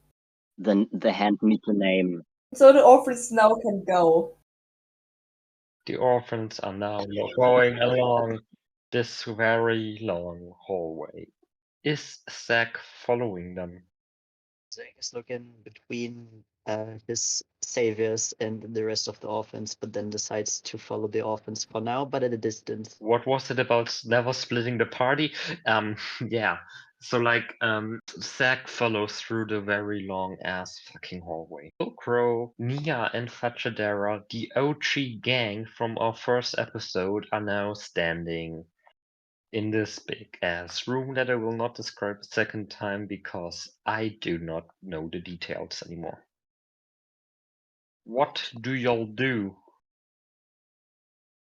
I want to look around if there's anything I have missed. At the end of the hallway thingy, stairs that lead a bit one floor down, which just lead into a door. Fashidera wants to follow the stairs. Yeah, so now there's a closed door.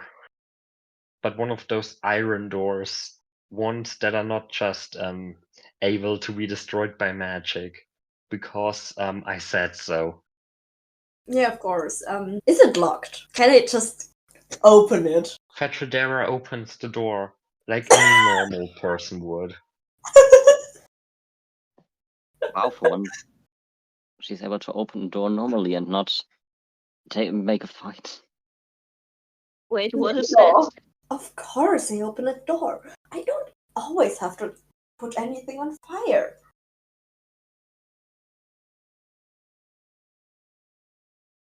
Oh.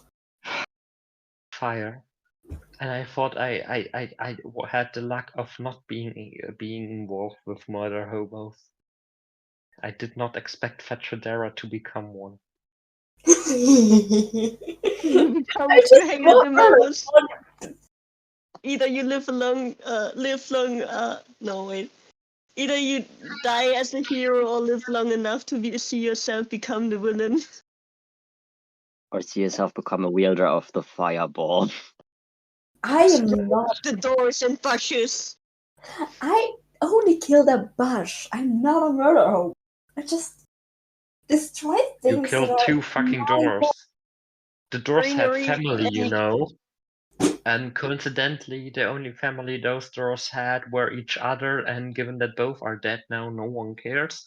But So- they had family just for the principle. You see, I helped the second door by killing it. Rest in peace, door. This episode is in honor to the door Fachadera has killed. It first had to grieve, and then it just didn't do anymore because it was dead. It was killed no, it was sacrificed so that orphans would no longer be sacrificed.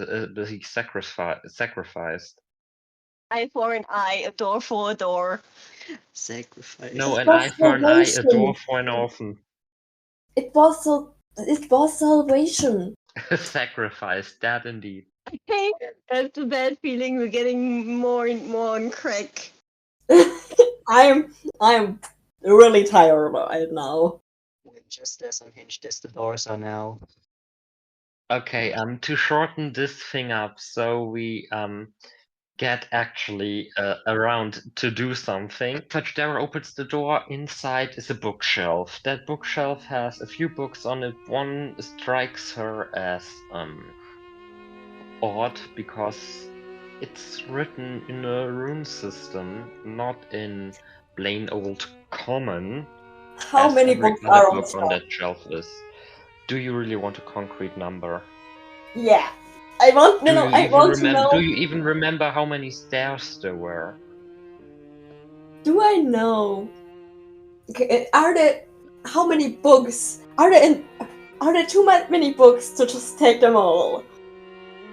Yes. Then I of course want to take the one special book, the runes, but I also want to look through the bookshelf and take other interesting books and put them in my bag. They're Books with the basically just one book is titled "How to Clone Clones Out of Orphans for Dummies." The other one is called "How to Sacrifice Orphans for Dummies," And another one, the only other interesting looking book is called Being a Dummy for Dummies. I will take how to be a dummy for. Chris' respect for Pachidera suddenly plummets. No, she takes it to give it to Nia. I knew it. I was about to say something along those lines. Like I just full on expected it. Yeah, Wait, before Fachidera gives the book to Nia, he like gives it back to her and says, no, you can keep it, you need it more than me.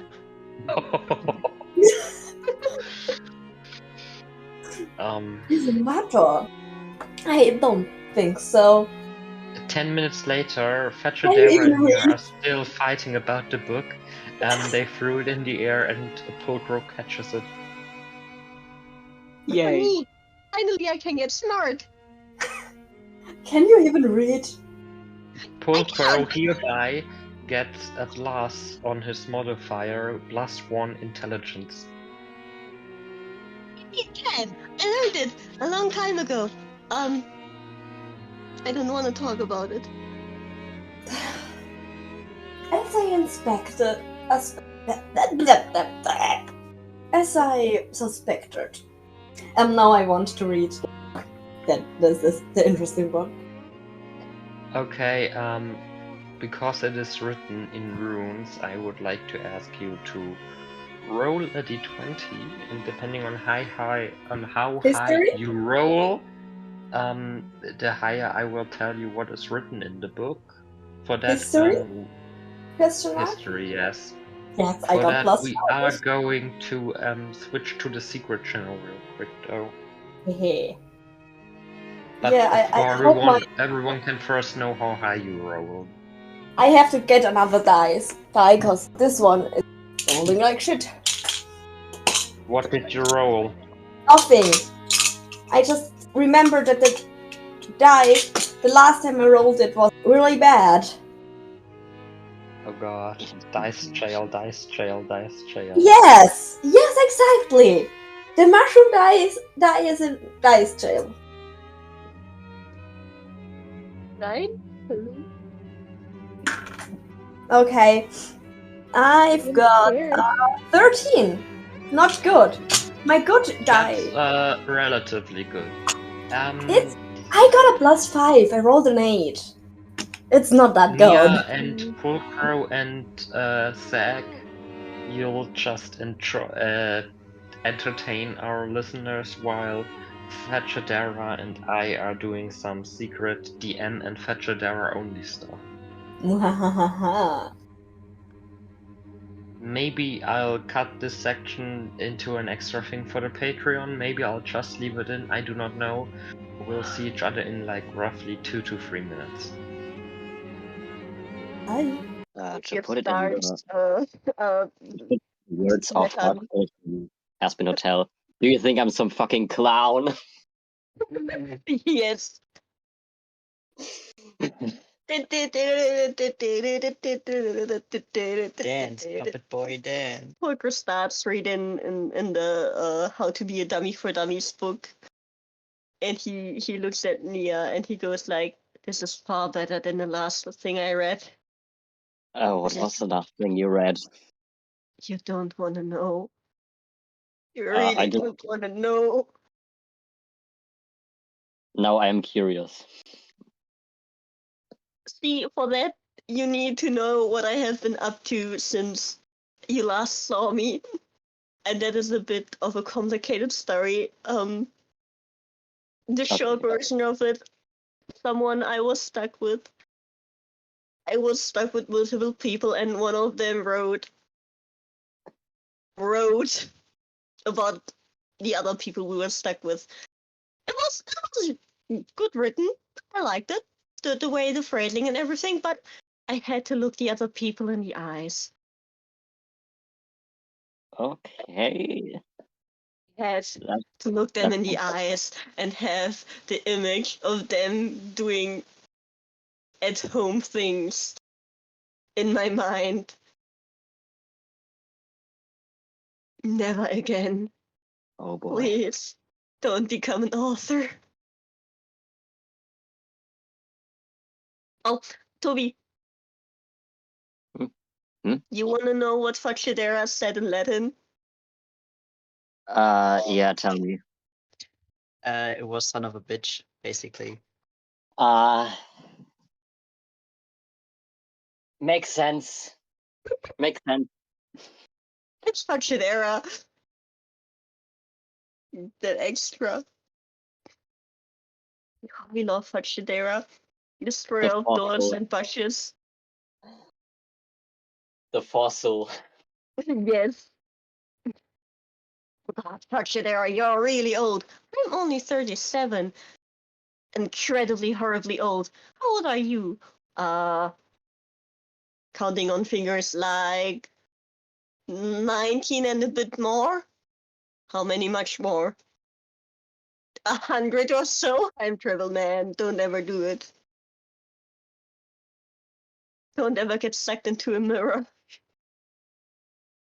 I thought so.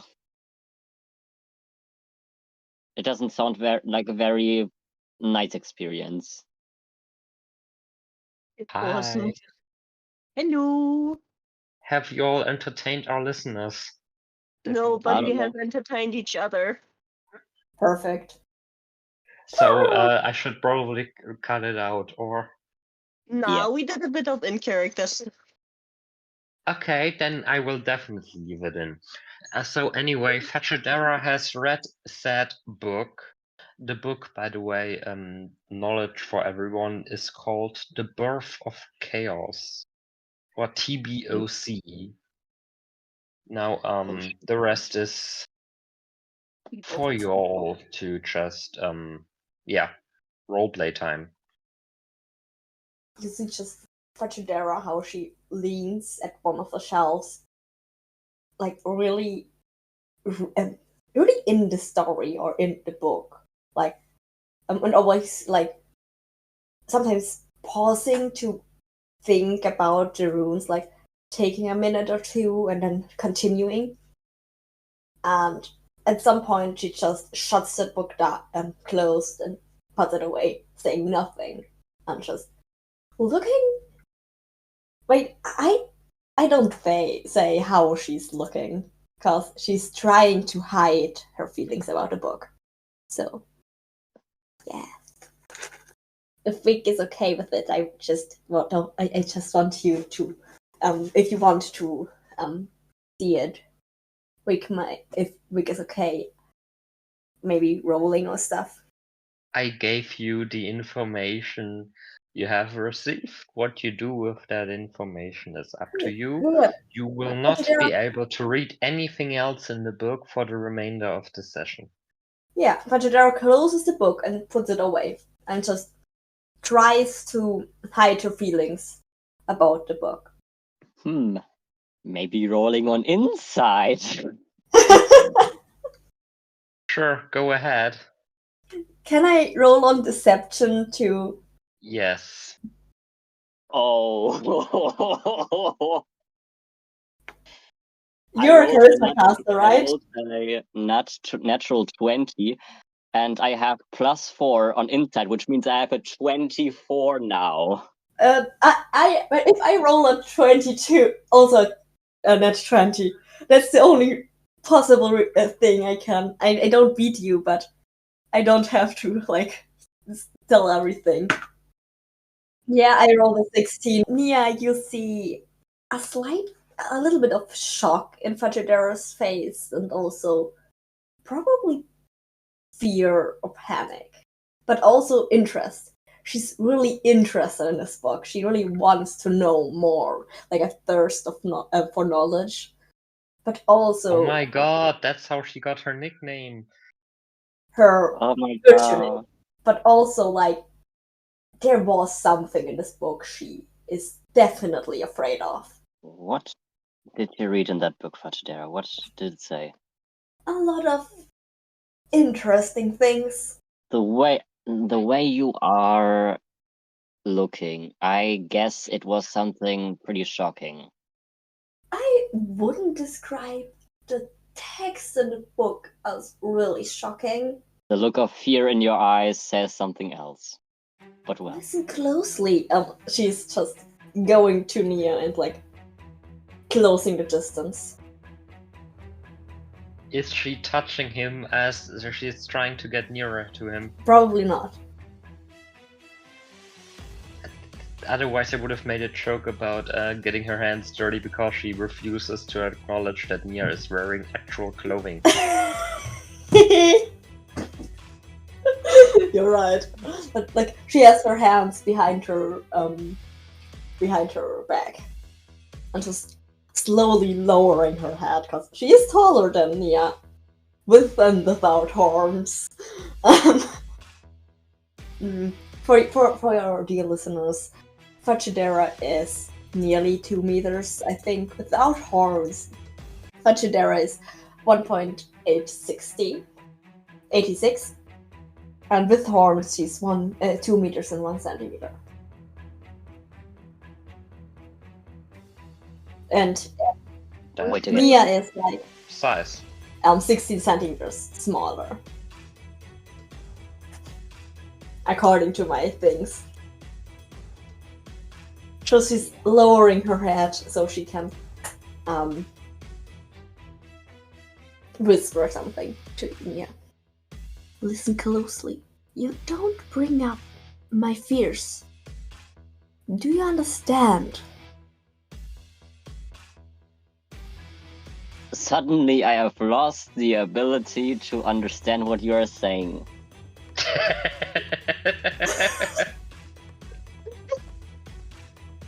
Pulgro is just watching them intently. He's having flashbacks to certain piece of paper he collected on this adventure. For those of you, the listeners who are confused, this is, by the way, the perfect time to plug it. We have a Patreon where you can listen to this special, the spin-off with what happened to Purkro during his mirror adventures. That's the official name now. Link is in our podcast description as well as every episode description. Just click on the Google link. There you can find our cast list, credits, which software we use, where we all are distributed if you maybe want to recommend us further or want to use a different platform to listen for us, because we're not only on Spotify, believe it or not. You can get early access to one of those special, early access to the episodes depending on when they are finished in editing.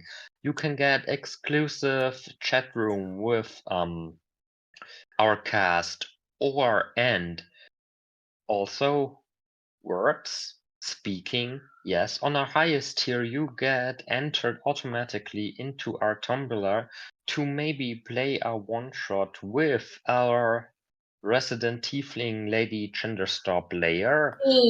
Finn, more info on that following, because we don't actually have more info. Just by selecting our lowest tiers for just 2 money a month, you will get mentioned at the end of our episodes as the after credits, and much more stuff. We have a few more tiers, too much to get into, because we do have a plot to finally start, because the last few episodes only were eating dinner and finding blood. So yeah, check out our Patreon in the episode and podcast description, and let's head back into dooming, glooming, and zooming around. I see that. Pulgro on a good day. I got like a small knife in my inventory. Like, it's not a weapon, so I can't damage with it, but I want to use it to intimidate Nia. If it were a weapon, she would probably not have to declare it as a weapon, because she's the literal daughter of the fucking president. So like, the police fear her. No, it's literally not a weapon. It's not listed as a weapon. I can't do damage with it. Yes, if it were. But yes, intimidation, roll for it. Okay, where's my dice? There's my dice. 15. Does I roll Nia feel against intimidated? Yes, you can roll against it. With intimidation again, or With with wisdom something saving else? throw, I would say. Right? Yeah, I saving for throw. your interest, I'm a walking rulebook. I read the whole thing. We got a rules lawyer, ladies and gentlemen, in non-binary creatures. We got a rules I'm lawyer. playing a wizard, of course. Bingo. Which for once is not actually a bad thing because sometimes I don't know the rules, as you may have noticed, because I'm a little bit stupid. But thank you very much for doing this honorable service, Finn. Overall, I wrote an 18. I have 16 overall plus 2 because plus 2. So yeah, Nia, do you feel intimidated? Oh, I just look up straight at her and I'm like, "Fuck you." I just put a knife to your stomach and you're just, fuck you. Oh, and he doesn't really say it to you. Just looks up and her is like, is like chill, like I don't fear you.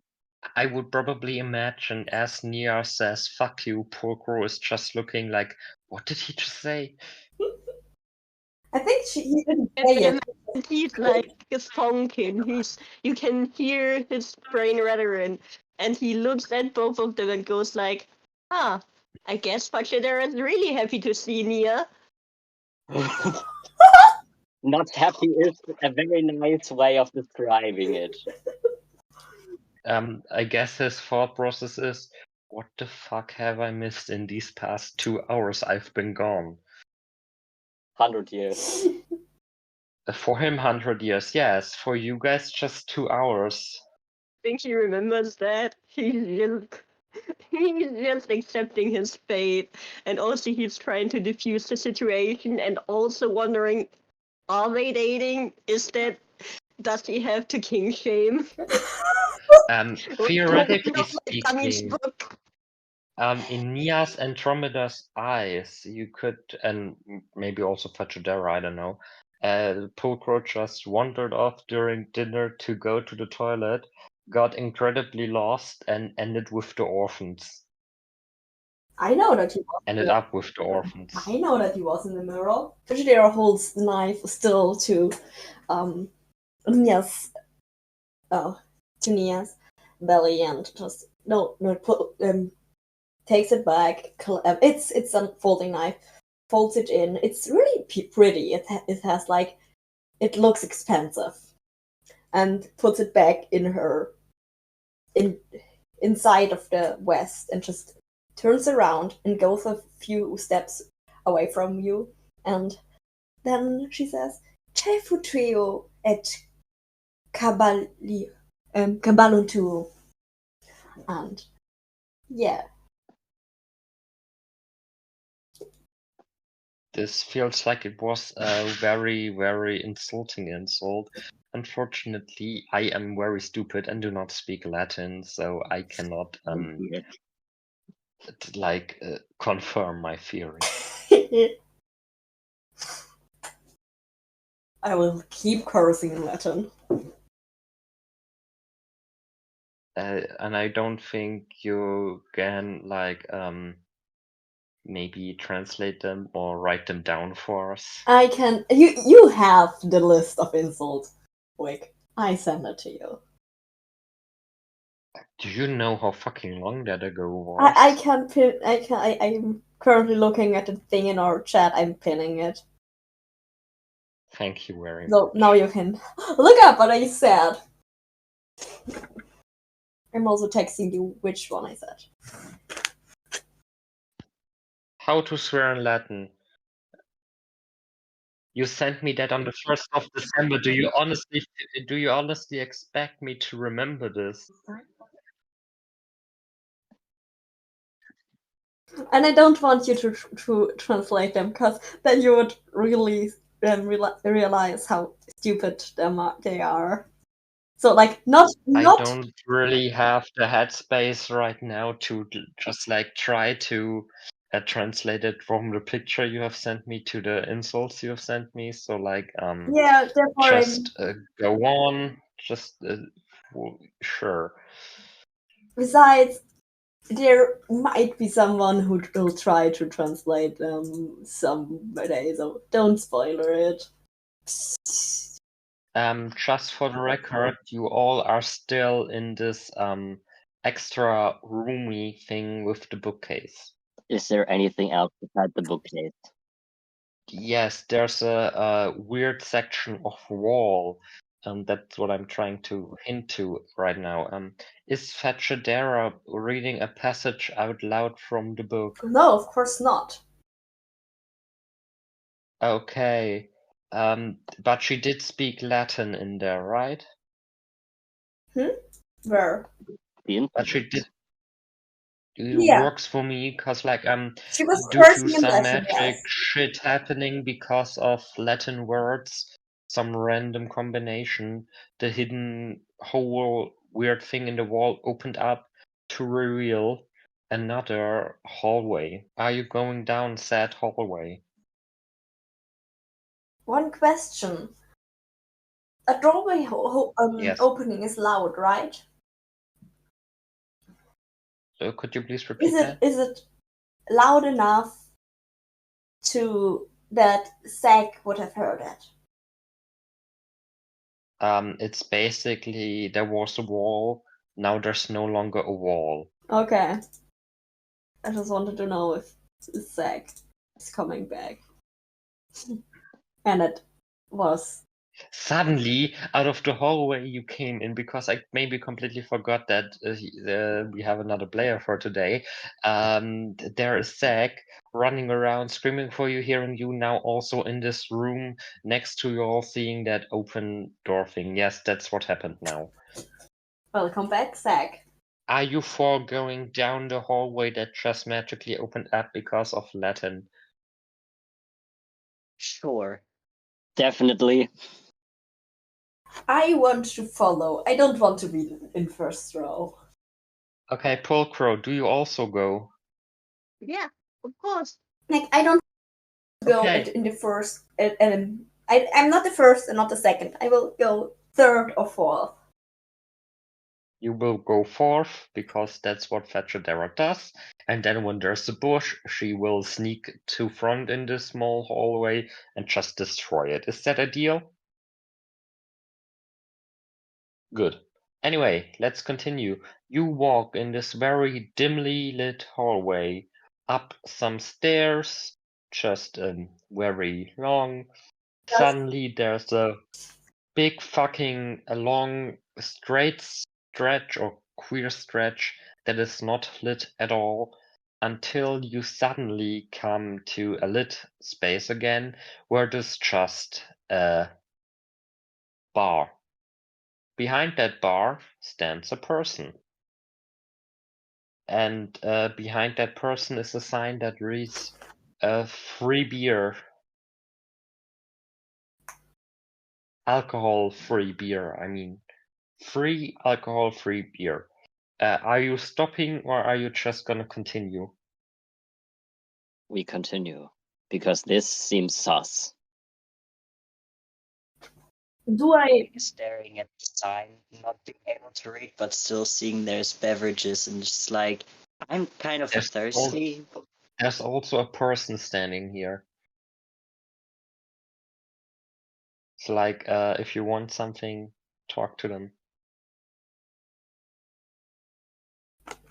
So Jack just walks up to the person and says something along, just hand me something to drink, please.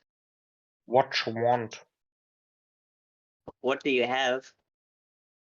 Can you drink? We have. What you want? I'll just take anything. I'm just thirsty, please. No alcohol for 2 children, gold. please. 2 gold. I don't have any money. And Zack turns around to the rest of the party. Do you guys have any money? Looking at Fetchadera. I feel deeply offended. I worked for my money my whole life. So no, I don't have. Says the person literally that lived in a fucking big ass mansion. So no. Says the person with the silver spoon. So no, I don't have any money for any of you. not kind of even to dust buy mounted. herself a bottle of water?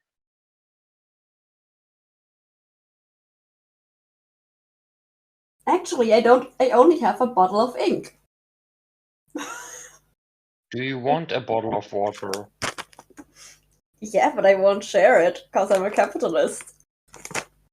Are you paying for the bottle No. of water? Like, I don't want a bottle Then of you will water. not receive a bottle of water. I don't want a bottle of water. I have a bottle of ink. And I'm not thirsty. It was at a dinner party. Okay. Right now.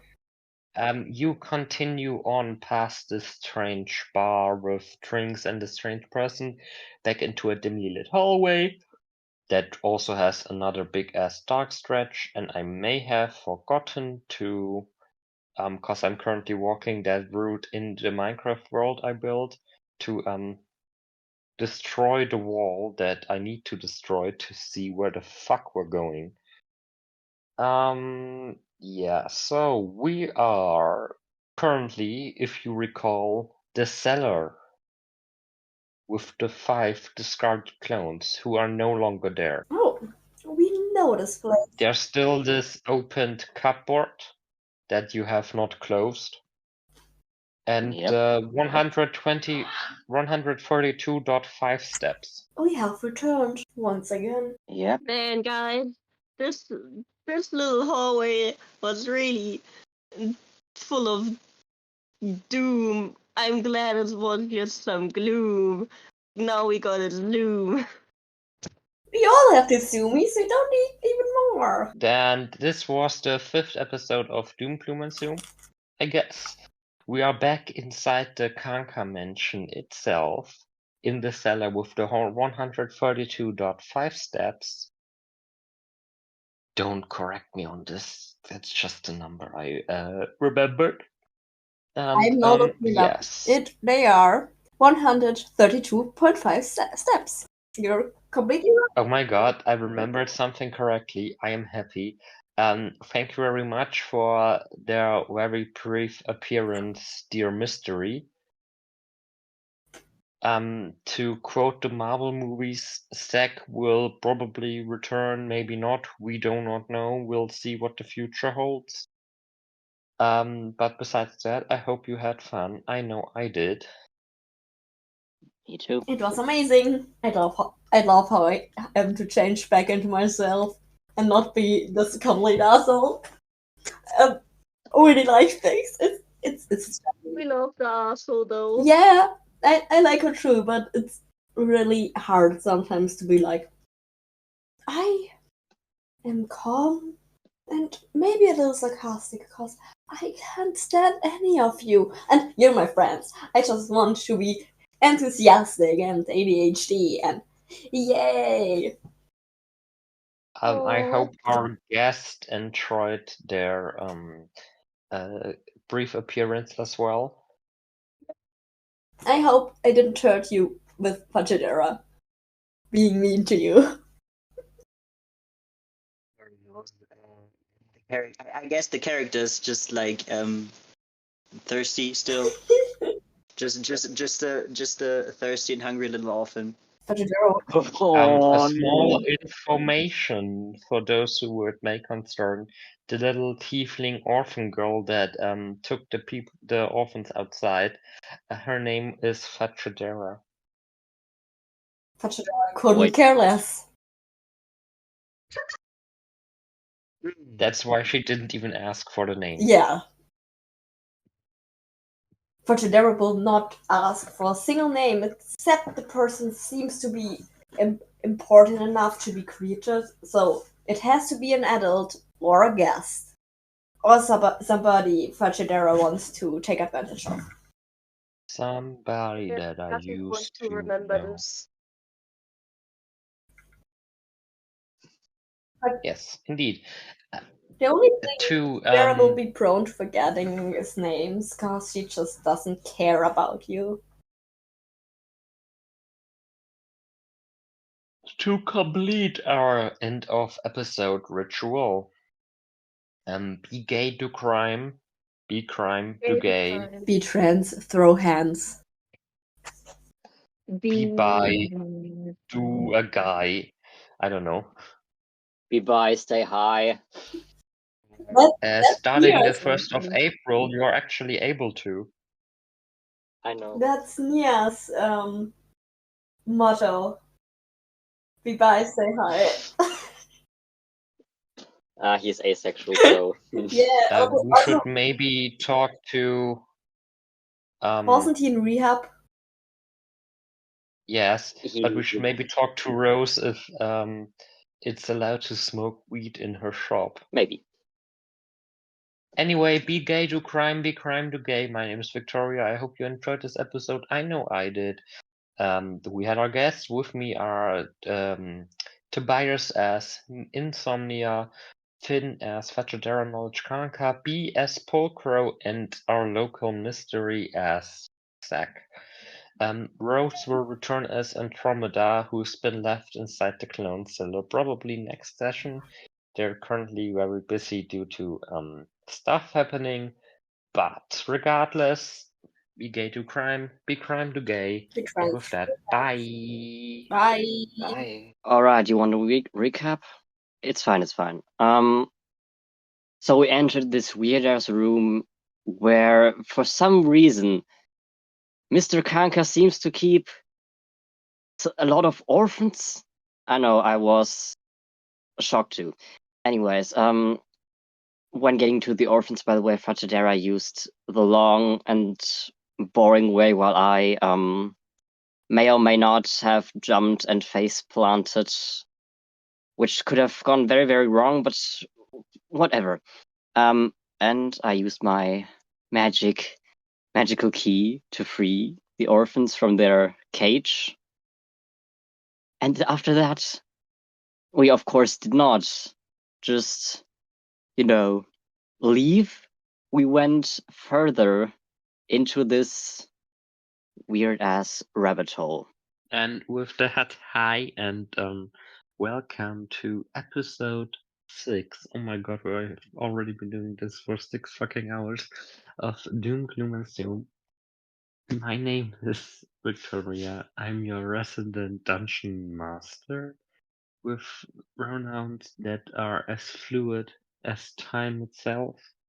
And I am here with the following fellow queer neurospicy nerd. Hello there, the name is Tobias. I use he, him pronouns, and I play the character Nia. Hey, I'm Finn. I use he, him pronouns, and I play Fajidera, who used the safe route, not the boring route.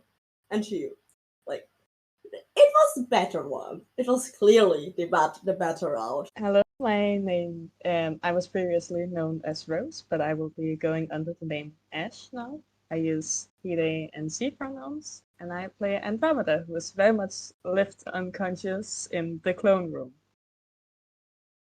Yahoo! My name is B, and I'm known as Pulcro.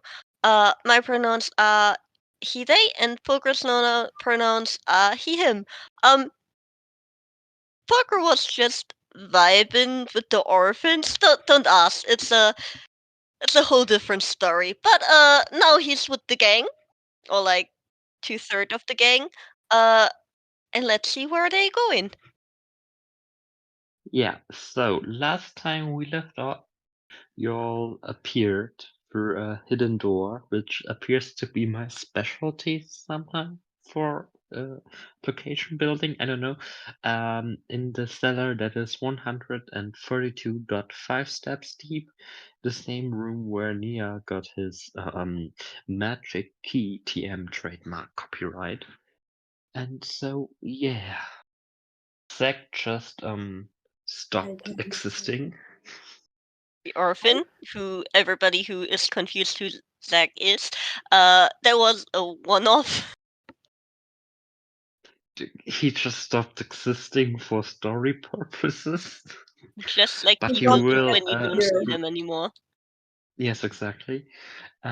So you are all in this room, and my question is, as I've asked so many times before, what do y'all do with the Gummy Shoe? This is like the exact same room, and we don't see any more magically appearing doors. Yeah, well, the door was hidden in the wall, like the thing Fetchadera just exploded in the other room. So, like, it is the same exact room because it is the room. And I can't see any more fancy doors that I didn't see before. No. And Can I also want to the turn 5 around? bodies that were laying here are gone now. Just some scrap metal parts and a blood-ish trail leading up the 132.5 steps. I want to take some of the scrap metal and just turn around and go back. Like, if nobody is stopping me. Is Yeah, anyone for sure. stopping the mean tiefling No. lady gender stuff from picking up weird metal? No. Look, no. Just Figures. watching pretty interested in why.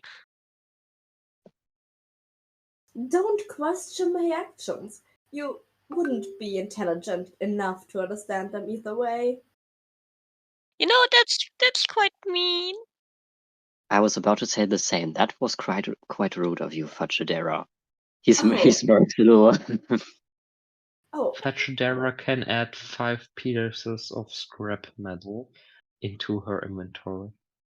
oh, I am definitely not sorry about it. I'm just telling the truth. So, are we going to stay here and wait until we get caught, or do you have any other plans for the evening? No. Well, I'd like to leave by now. So is Porcro heading up the stairs? No. He's just saying I would like to leave. But he's not moving yet. He doesn't trust the meatloaf. Okay. Is anyone else going up the stairs? No, I want to point on the way we came from, because going up the stairs would be like really stupid. Because first off, Andromeda, who I decided to swim out, or who Pangidera decided is her bodyguard now, is not here. So you want to head back Second off, into the clone room? Is that what yeah. I'm hearing? Second off, Ye- we are going into my father's place, who kicked us out. And Wait, that's, what? we got kicked out by Karnka. How did that happen? I was just gone to the bathroom. Like, I know it has been a bit longer That's for the me, but what reason. did you do? That's the reason you got us kicked out. Oh, I promise I didn't plan to stay away that long. And it shouldn't have been that long anyways for you guys. Like, like 10 minutes? How long has it been for you? After getting kicked out of my father's dinner for Pulcher disappearing into a mirror, and that's the sentence I used to describe uh, the session before last session. Well, you can't blame. Well, how is it my fault that I got sucked into a magical mirror? I'm way too invested in Pachidera right now to not make it your fault. It's never Pachidera's fault, and it's never coincidence, so it has to be your fault. Anyway, back in this massive ass fucking clone room, which I will not describe again because I already did to some extent last and the episode before, an elf with cybernetics is laying there, slowly regaining consciousness while being propped up against the wall. This elf is named Tromeda and has never seen this room before. And as any good film director would say, because I have a feeling the scene that's about to play out is gonna be chef's kiss. Camera, sound, action. Oh. Oh my god. What? What is this place?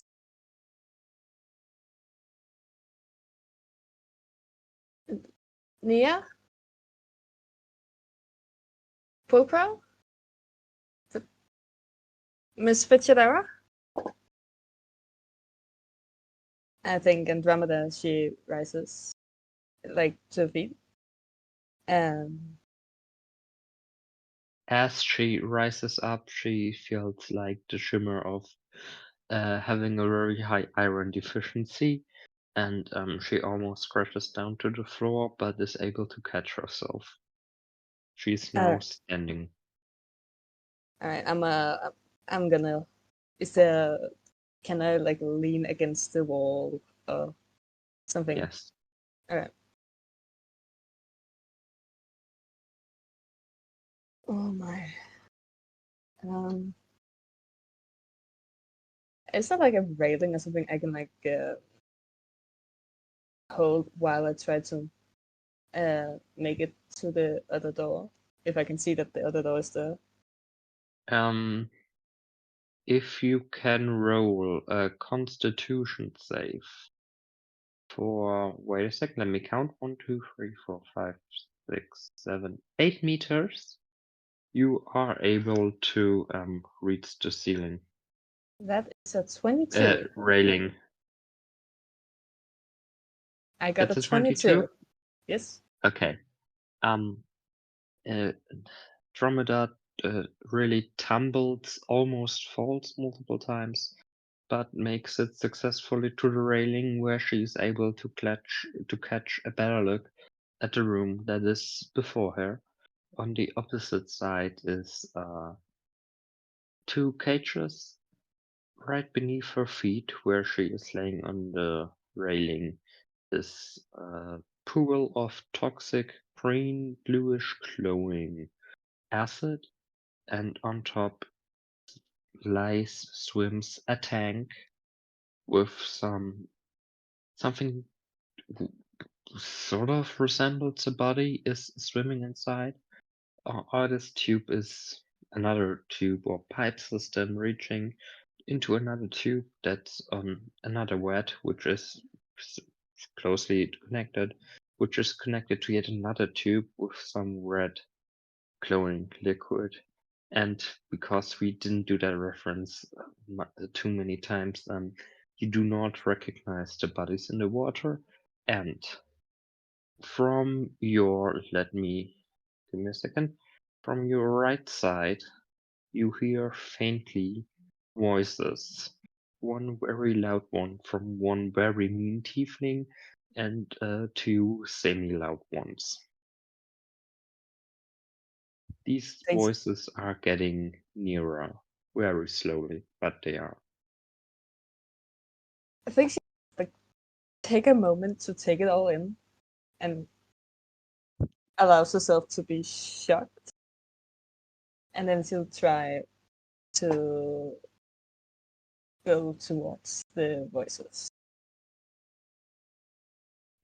Andromeda is taking a few steps back so she can reach the railing and catwalk that is propped up at the wall, going down a flight of stairs, where in the middle of before her is another flight of stairs going up to the same catwalk again.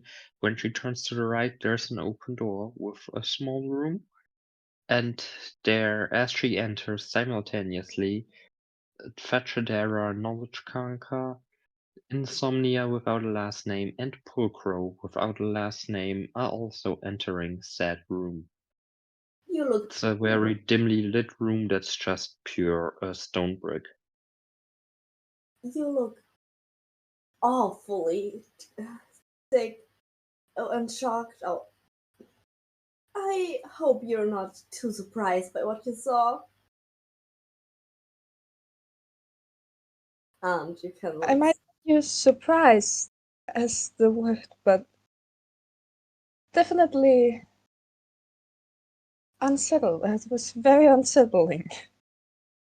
I saw you collapsing from as little as this. I thought you were stronger. Please do not comment on my of how my strength. It's please Oh, do not. Oh, I do as I wish. But I.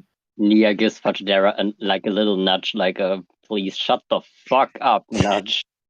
I can see in my head that Fajidera's small knife is coming out again, but No, this not time at really. her throat by Andromeda. No, this is not bad. Like, such an error was to go saying something nice right now, but she's just. You see, as she changes her mind, and like a small evilish grin appears on her mouth, and then she just doesn't give. And you see, like, that she has the strap metal again in her hand, and she puts it back in the pocket of her trench coat. Oh my All right. Pulchra Uh, just I'll say evil. Andromeda is very close to like just snapping right now. And she grins like In half or mentally? like, and she has like this small evil grin in the corner of her mouth, just like you see, like her expression changing from a neutral one to like a small evilish amused grin. Not really like you can, but if you want to see it, you will see it. But it's not like haha, I was evil, but like well, fuck you, grin. Can I think Drama just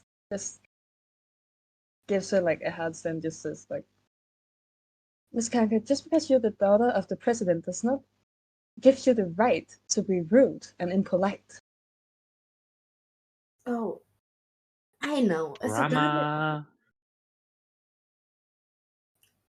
oh, I know. As the daughter of the president of the what was his role again? President or chancellor. Okay, It's simultaneous. It's not yeah, any strongly selected term. thanks. Well, you have to be misinformed. Of course, even especially as the daughter of someone as important as my adoptive father, I am not allowed to be rude. I just don't think he would care, honestly, if he doesn't notice it, or as long as it doesn't paint him in a bad light.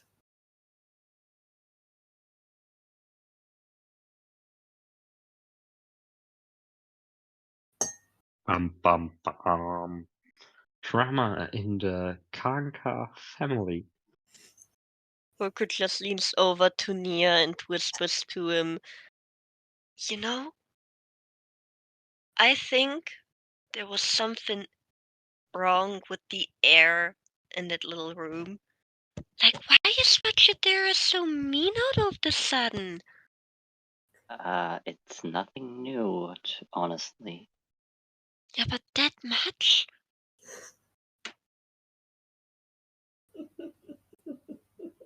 Okay, so I'm gonna do now a bit of what most players hate, a bit of railroading, because we do need to get to a certain point this session. Y'all are going back this long, dark hallway, past for the third time at this weird beverage vendor, which y'all choose to ignore because I do not know what was it for him, and I do not want to recall because it was weird as fuck. Regardless, you are back in the cellar. Y'all are going up the No, 132.5 steps, stop. and I just that's want to, please, I want to say something to Tromada. They're Yes, just bickering while we're walking. Please do. I just want to say one thing. yes, too. I guess you could still need a little help with your electronics? Why would the daughter of the president help me? Oh, You it's clearly not- do not like me. No, it's not that I hate you. I don't really hate anybody, I guess. They I have just a tell you, strange way of showing it. I've just come across a few pieces of scrap metal and thought they might prove useful for you. They might. Well, you can thank Nia for reminding me that it would be way too nice to just simply give them to you. Do you want from me? I'm just like the fuck right now. You Hmm. owe me. And then she hands over the metal pieces to Tramada. Remove 5 scrap metal from your inventory and add it to your inventory anyway. This interaction happened in that little cellar you've been in, and you are all now heading up the 132.5 steps without a light on because you turned it off. That's why I asked to remember. Regardless, what do you all do? I have dark vision. I don't care if the light is out or on. Like, not regarding the light, just like when on top of the stairs. That's what I mean. Oh, I'm definitely not going in front. I'm letting like everyone else go in front of me. I guess I'm going in front. I'm going right behind Nia and not looking at Fitchadera. And Pulgro is happily walking behind Dromeda. It's just like Pulgro's waiting for the moment to say to speak to Dromeda. Like you're the only one who has been outwardly polite and nice to me. Like Nia has been polite, but Dromeda has been friendly. So Pulgro has like a favorite. Yeah, that's understandable. That's fair. I love how Fashidora is just not in the nice list at all. She's not nice. No, she isn't. She has nothing to do in the nice list. Oh, she would love to be in a nice list, but she just is not able to. The thing is, you have to Okay, be we nice to will be on the have- nice list. Yeah, that's the We problem. will have a Christmas special now, or a holiday special, because not everyone celebrates Christmas. And this conversation will come to haunt you all later. A Christmas special where we only goal is to try to get Fitchadera off the naughty list. And that's gonna be the plot now. Thank you. You're making my job very easy. You're welcome. I just had a thought. Yo. I'm so sorry, but I just had a thought, and I think it's funny. Fachidera as Scrooge, and the rest of the crew, the Ghost of Christmas. Who's Scrooge? Like the I forgot all the names. Like with You don't know the Christmas Carol? Yeah. Like the witch guy who everybody hates, and then he almost dies or does die in his sleep, and then he's being visited by the ghost of Christmas past, the ghost of Christmas present, and the ghost of Christmas Ebenezer future. Scrooge? Yes, and then he repents his way, and then he turns out good. I saw the Apple TV movie, like retelling of the story, stuff like that. Scrooge changed the way of his life for the rest of his life. He lived to go on to live another 3 weeks because back then the leading cause of death was January. Favorite quote of the whole movie. Regardless, y'all are now on top of the stairs. The foyer is completely empty. Anyway, what shall you do? What The are you breakfast doing? cellar?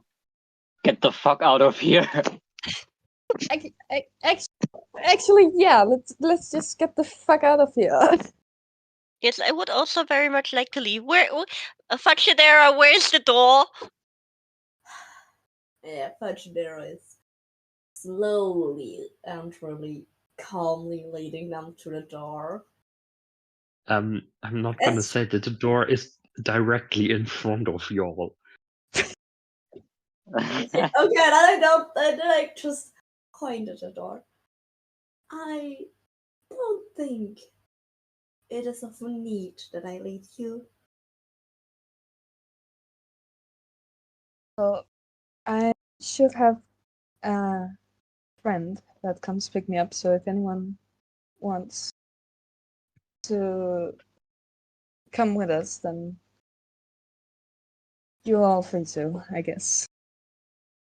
Okay, so Tromeda, you now get to roll 1d6 as you are calling Nadine to pick you up. That is a fall. Or text. Well, Time to bust at the business email. You now get to roll 1d6 of how successful the call or the text message goes, or where you inform Nadine that she can pick you all up.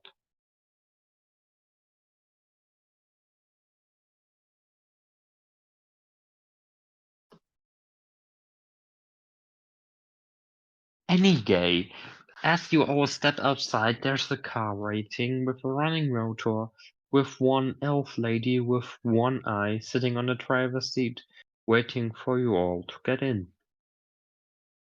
Another Shut- one. to run and hug her. Fajidera is really confused that, well, as well as Tormenta, as well as the person who picks her up, only have one eye. Like, she doesn't show her confusion, but she's interested, and she's taking notes of exactly the fact that there are not two one-eyed elf ladies. Can I just run and hug Nadine and like maybe cry a bit and yeah. Yeah. Go ahead. As Nadine is getting out of the car and hugs Dromeda, the rest of the party notices a strange resemblance. Anyway, after the hug, you all get into the car and start driving. Yes. Nadine on the driver's seat, Pulcro riding shotgun, Nias and Dromeda sharing the back seat. Is Fetchadera also getting into the car? Probably she doesn't know where to go next. Okay, she sits on the middle seat, and you all are leaving. Fajidera hates sitting on a middle seat, I just decided. Is there anything Surprise! Fetchadera does not hate? No! Can I explain to the crew as we go, like who the fuck the person driving is? Yes. Yeah, sure. Pulcro is half turned in his seat, just listening. All right, so this is my friend. Her name is Nadine. She owns the bakery that is next to my shop. We have known each other for almost, how long has it been? About 7 months. Yeah, that sounds about right. I just recalled Nia probably knows her, Yeah. as they are both regulars in the cafe. Yes. We have friends. She had promised to come pick me up after the dinner. So, yeah. Aw, that's very sweet. Yeah. Couldn't be someone else I know. Pulcro intensely stares just out the back window, not looking at anybody while he says that. Oh, Fajidera is not connecting the dots that she is meant. She's, or at least she seems like she's not connecting them. She's just using her book, like her notebook, and just writing stuff down as she most of the time does. With that, you all have successfully ended Chapter 1 of Doom, Gloom, and Zoom, titled the Karnka Arc. You have left dimension. Here are some more stats about stuff that happened. You killed one bush, 3 doors, freed a dozen orphans, completely forgot about the orphan named Zachary Schmitz. That's his Wait, name now. Didn't the orphans escape? Yes, Yeah. you freed a dozen Oh. orphans. I heard I was still at the kill part, and it was like we forgot them. No, they left, didn't they? We And it sounded like we Technically- forgot the I mean, orphans, and I was like, no, we I didn't. mean, Technically, we you don't know all- what happened to the orphans. Yeah. Yes, and you all did just leave them to wander into a forest. That's the garden of one big ass massive mansion in the middle of nowhere. Survival of the The fittest.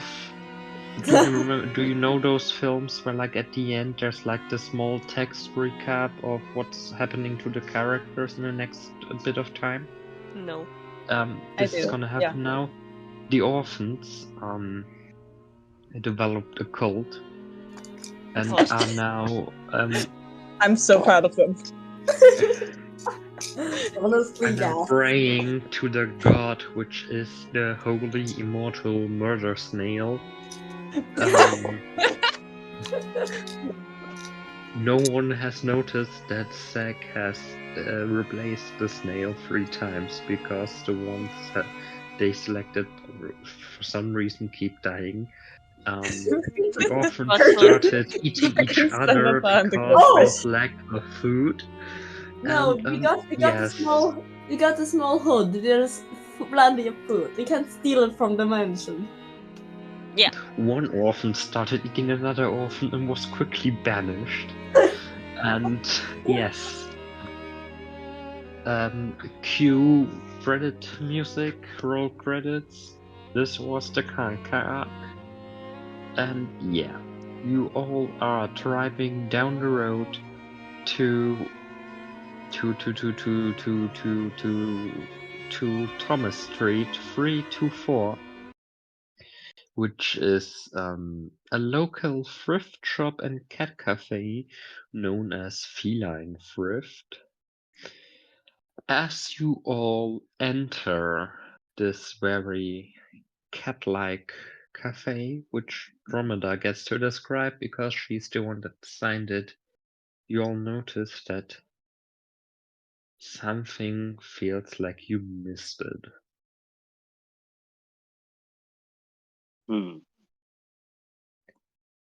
Ash, this is your turn to describe what the cafe looks like. Okay, also Vic, check your DMs. I am about to.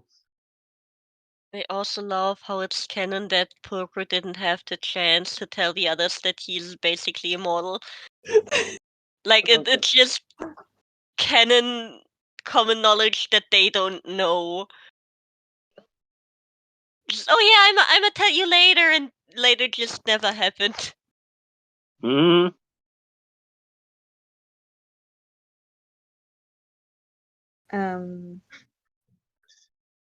Considera would honestly only half care. So I was to describe the shop, yes. So basically it looks like it's 2 shops, but I think we were going in the cafe one. Yes. So the cafe one it's very it's made of mostly like bright wood and like with pink flowers hanging on the walls. It's just like could best be described by the word cute. And every other step you take, you have to kind of get out of the way because there's a cat.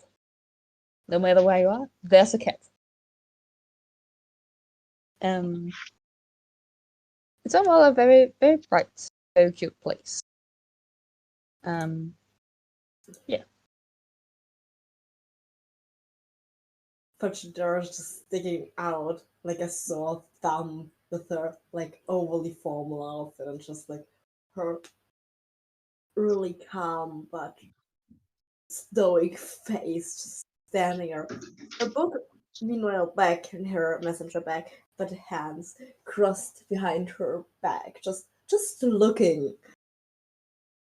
But like looking in this weird authoritarian way. Pulchro's I staring at the apologize cats for and any background sounds, but my cat has the zoomies. That's sad. aww. Aww. Mhm. Pulchro has like his hands on his cheeks and is like invisible awe, and he's just quietly cooing at all the cats. Like, I think Dramada will. Well, she will go behind the counter and start making tea and coffee, and then she'll take out like a box with cat treats, and then just hand it to Pulcro. Yes, Pulchro is please just do. gasping all happily and just carefully taking a few treats, and it's just going like, Poor Crow, please roll intelligence. oh dear lord. Oh. Uh, D20? Yes. Alrighty. Alrighty. Where do I have my stats? Do I have any plus in intelligence? I have a +1. Okay. I have 9. Um, Poor Crow decided that these treats look tasty and decided to eat one as well. To his dislike, it tasted absolutely terrible, and he continued giving the cats the treats while no longer wanting to also try. I should really keep this box of treats locked up because, yeah, that happened again.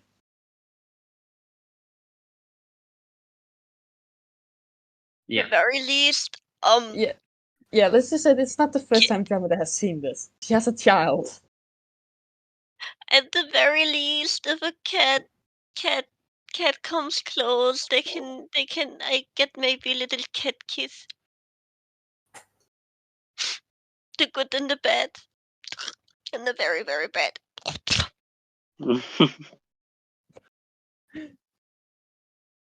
All right. What do people want? Do you want tea, coffee, something stronger?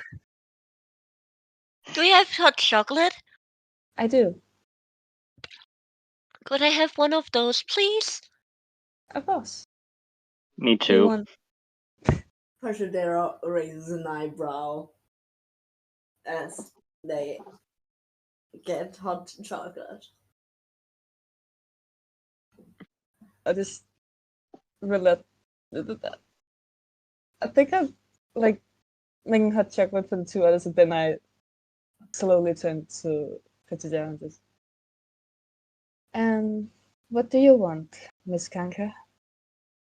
I don't have money with me, so there's no need. This is on the house. You can hear Purko having a quiet sigh of relief. Well, then I would go with a black tea. Coming up. Yes. Thank you. And she makes black tea for Petidera and a cup of coffee for herself. A tad bit later, after you have all received your drinks and drinking them, you got to talk and started all talking about that feeling that you all have, that there was something missing, something left unfinished at Dimension, something you should probably check out. Wink, wink. Damn, and this time not a one in 4 railroad in. Damn. I can't just. I know it sounds crazy, but this I can't shake this feeling out of me. It's like we left something in at the mansion, but I have everything on me. Like unfinished business. I'm Yeah. intrigued of what it could be. Maybe the children we let to wander into the woods. You excuse me. You did what? Nothing. No, no. Miss Karnka, please repeat yourself. You did what? Pulcru We let the quickly children. springs up and just puts his hand over Fachidera's mouth. Nothing. Fachidera doesn't seem amused about that. Pulcru just leans close and goes like, "Shh, you don't want to talk about it. We don't want to talk about it. They're gonna be fine. They survived the streets in the orphanage. Not our problem anymore." They had children left in the woods. No. They looked. It was just like Are they when the you same kids that were in the cell? they were not they were not little kids. Like they're old enough to defend themselves. Probably. Kids shouldn't have to Most likely. defend themselves. I mean, I'm so sorry if that sounds mean, Mr. Amida, but like in the nicest way possible, kids are resilient. Like, have you met them? They're like I do. I worse have than one a god. myself. They're almost unkillable. Oh. Yeah. Yeah, I stand by they're what I asleep now. say. Children are amazing, and they figure out how to get out of there. Like, but yeah, I'm sure they'll be fine. I mean, they must have come somewhere. Like, I don't think that Mr. Kanka would have gotten them out of like good orphanage. Like, these kids are tough. Trust me. They got no food. With all due respect. Can I roll like persuasion? Does it work like that? Go ahead. What? Please do. A d20, right? Yes. Wait. What? Heck! I lost my dice. It fell. Where is it? Don't have my dice. Dromeda, do you want to do a counter roll? Yes, I do. She is upset. What do I do? Haha. Also roll a d20. Persuasion also got a plus modifier thingy, right? Yeah. Yeah. Yes. Should I add anything Depends to on my? what you're proficient at. Should I add anything to my roll? Oh. Damn it. Well, I got Give me a second. I got to open the character sheets. I rolled a 19. I'm still trying to convince Dromeda, like, if I can peek out of Focus Hand, I just want to say stuff that makes Dromeda question Fulcro even more. I want to sabotage Fulcro. I would guess wisdom's either wisdom roll or investigation roll for you, Dromeda. I'm unsure there though. Why would it be investigate? No, it's all right. I'll say wisdom then, because then to me and 18.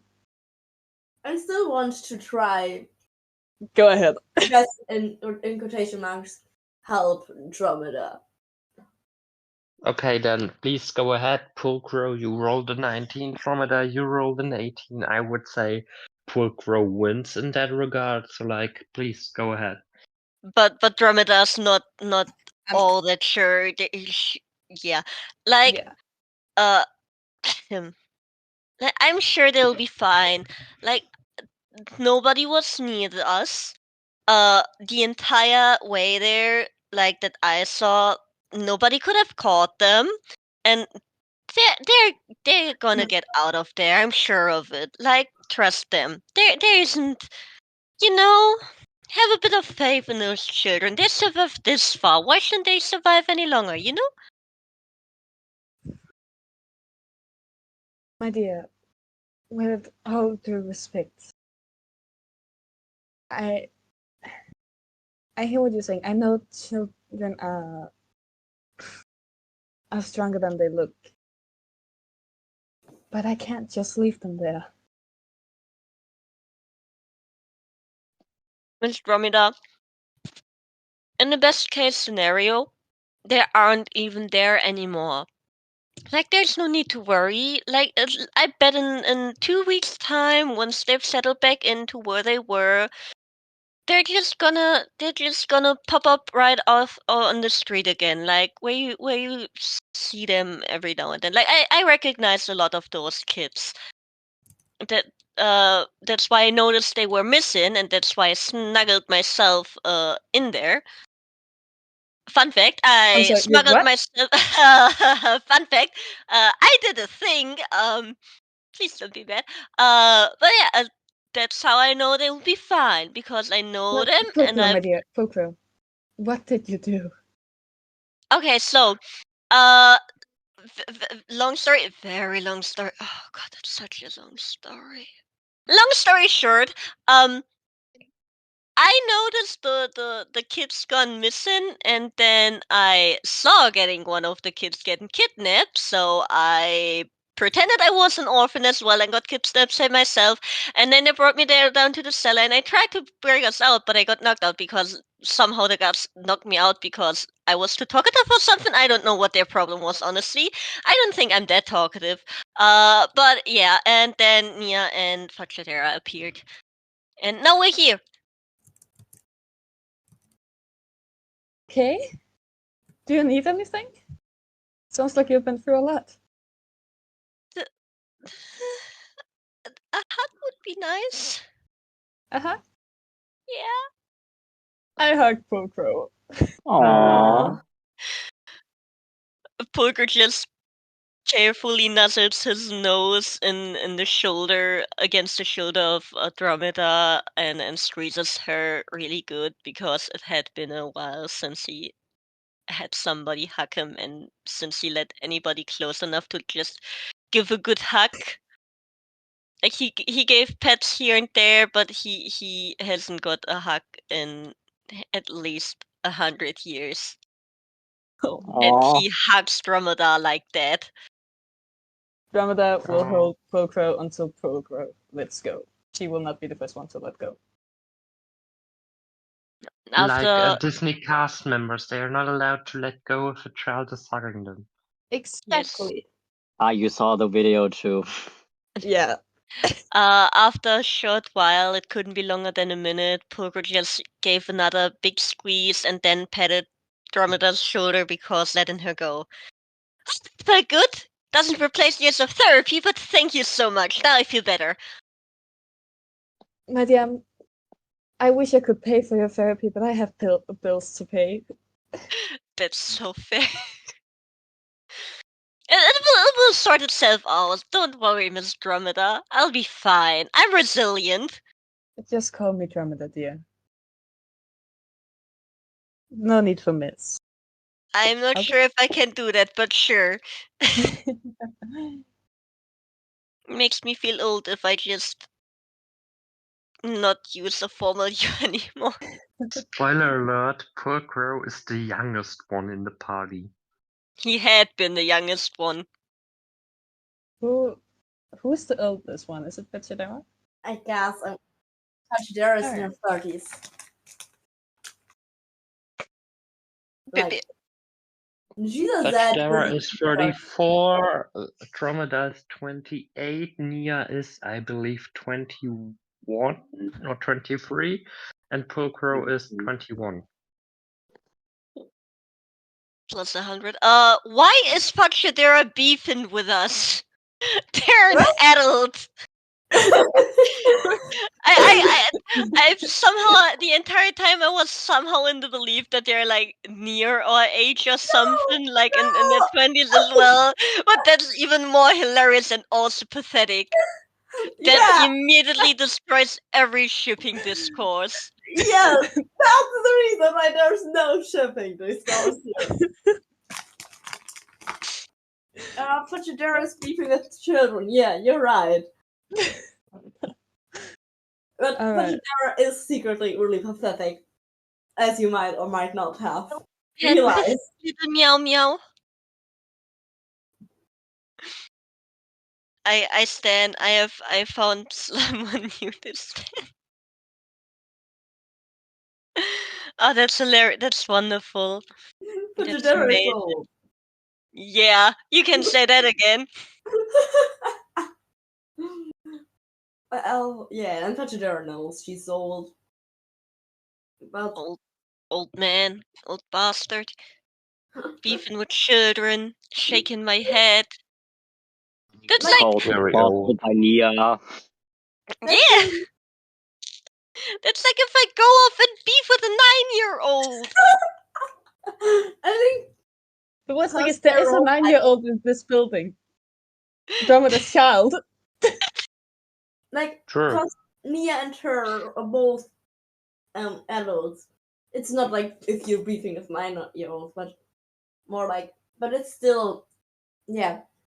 That's the reason Fajidera is disapproving of you. Like, she sees herself as older, and you're just young people doing stupid shit, and she's not having a great time out of it. But she doesn't Those know. darn youth.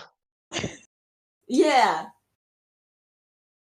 Oh, that's gonna be that's gonna be funny if they're ever talking about age. Oh god. Like canonically. Fajidera How- won't say her age. She's the type of person who's like, you don't ask a lady about her age. You don't have Lady gender. Gender Star. Yeah. Andromeda would 100% ask her about her age. I am a lady when it fits me. Yeah, When it suits me. Exactly. Is what That- Fajidera would say. yeah, that's Fajidera's gender. She's a lady when it suits her. Honestly, Nice. that's such a big mood. Me too, ma'am. Me too, bro. Like, Nice. Fajidera I'm is a lady. non-binary. That just means I have a gender when it benefits me in society. Like, Fajidera is most of the time female and uses she/her pronouns. The times where she uses he/they pronouns are significantly less than her using she/her pronouns. That's They're rare. yeah, but they're rare. Shiny.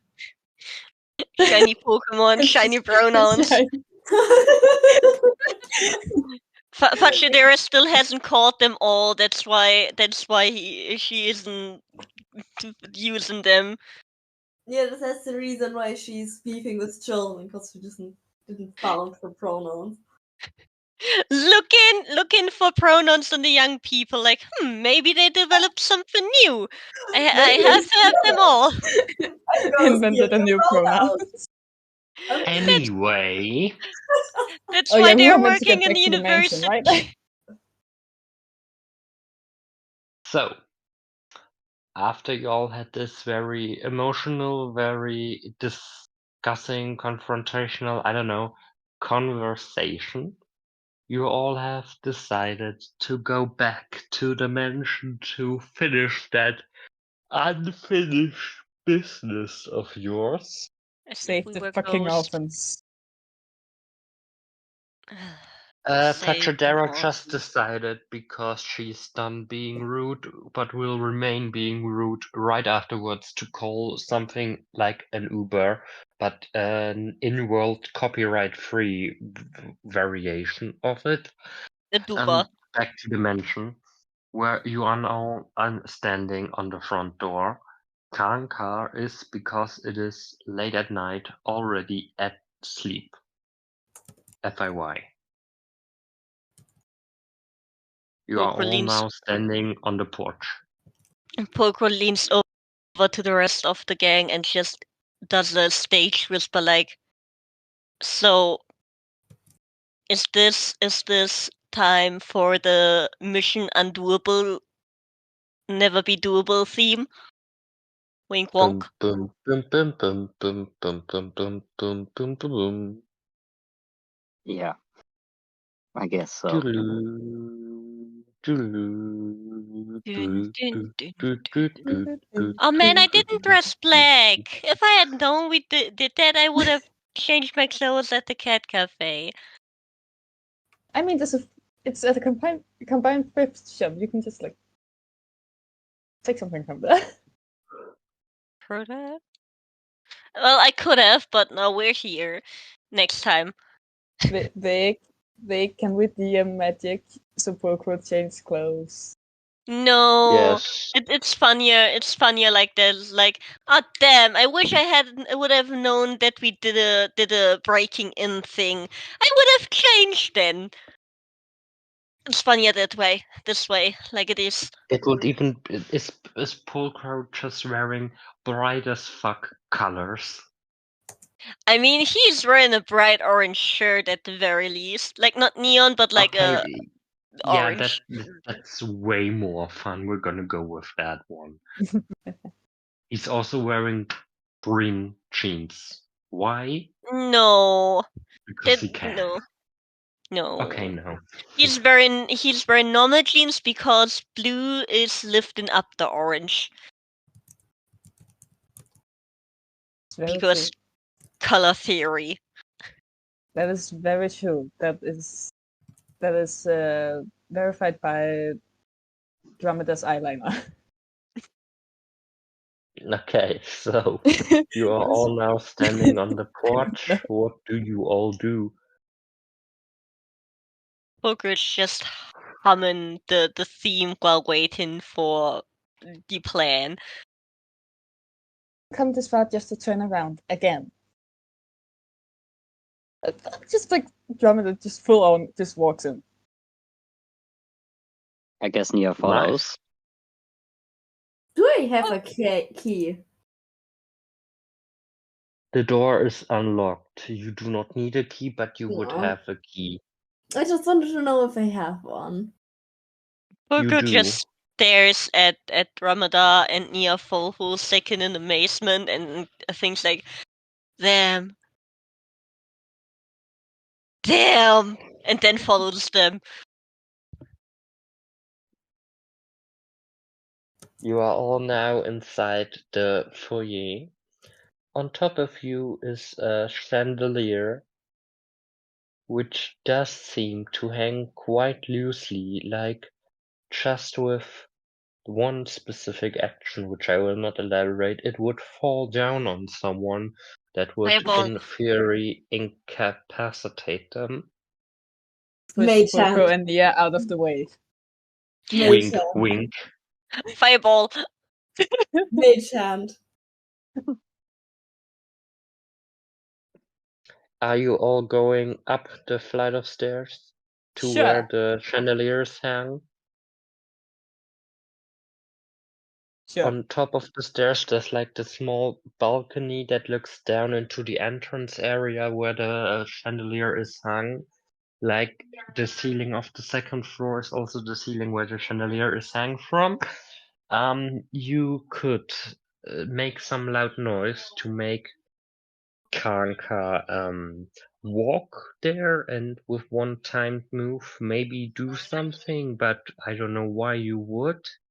I mean, I do, and Ash does as well, but that would be considered railroading. That would be very much metagame. I don't really know what I should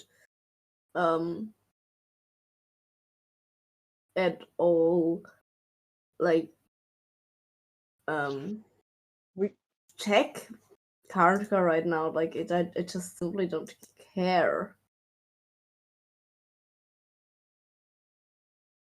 Also, I zoned out for like the last 10 minutes and I have no recollection of what's happening. That's fair. I'm just trying to think of how I can do this late. Like, I know what I'm meant to do. I just don't know how to make Dromeda do it because she does not know what she is meant to do.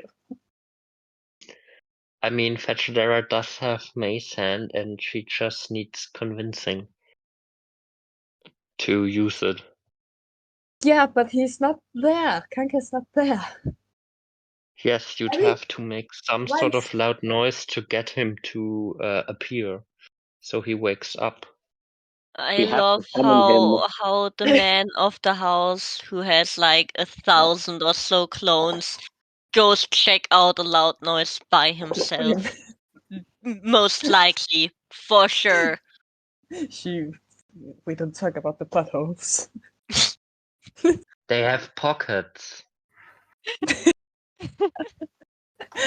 My blood doesn't have holes, my blood has pockets. I wish I could draw. There would have been. I have such a funny image in mind. You can draw. That is true. You I can. forgot that I can do that. Happens sometimes. Can I like turn to the body and be like, all right, Yes, please do. I think I know what I'm missing. You do. Yes, and Technical parts. it's gonna require your help, Miss Karnka. Oh. And why should I help you? Well, technically you have no reason to, but I would like you to hear me out of what I'm trying to find. This one time. Thank you.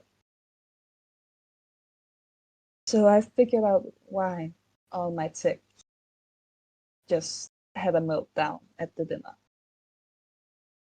It is because Mr. Karnka has basically, you see the red glowing thing in my eye. Kind of hard to not see it, but I am wearing glasses, but I'm not blind. your father has the same, just not that obvious. He's not my father. I'm sorry, Mr. Karnka. Mr. Karnka has the same, just not as obvious as I unfortunately do. Why should I care? Because I don't know. Mr. Karnka is a very powerful man, and as we have seen, he is willing to do cruel things to get his way. And that thing holds an impressive amount of power. That's the reason why I don't want to stay between him and whatever he's going to do. I'm not stupid. I just need to take it from him. I'm not gonna use it for anything. He shouldn't have it. And you should. No, I shouldn't. Nobody should. What are you going to do if you have it? I'm gonna keep it safe. And how can I trust that you don't do anything with it? It's still by inheritance mine. How much does my word mean to you? Because Nothing. that's all I can give right now. I don't know you. You know Mr. Karnka, and you know what he's capable of. You know what he might do with the power he has. He was capable of giving me a status in society. I have more to thank him for than I do you. I don't see a reason why I should betray him and join you. I'm not asking you to join me. I'm asking you to help me. I'm asking you to help me to prevent what can be doom for all of us. She pulls out her notebook. So tell me, what exactly is this it that you want to get? I don't know as much about it as I wish. Sorry, Todd. Every last piece of knowledge has its worth. If I tell you what I know, will you help me? That's a deal. You tell Thank me you. what you know, and I will help you. Thank you.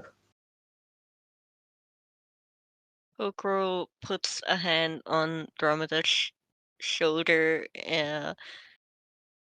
just in quiet support. Thank you. You need it. So what do you want me to do? I need Mr. Karnka to come in here, get under that chandelier, and get trapped under it. So I can take the crystal and leave. I want to create a small mage hand, like in front. Like I do have a better spell for this, I think. Wait a second.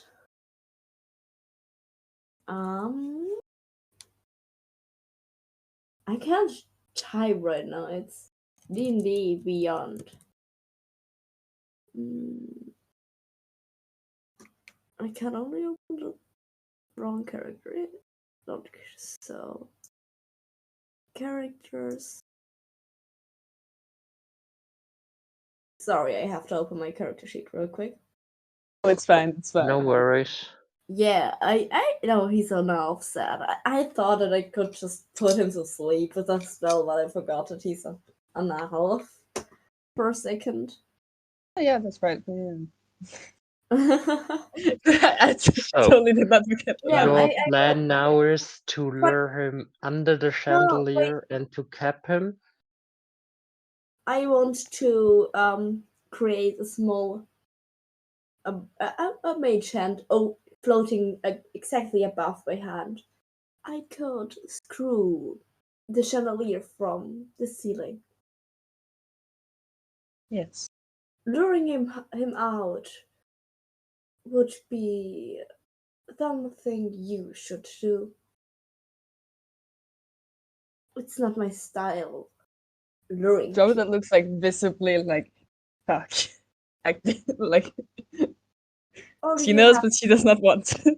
Or do you have an exact plan how I would be of any use for luring somebody?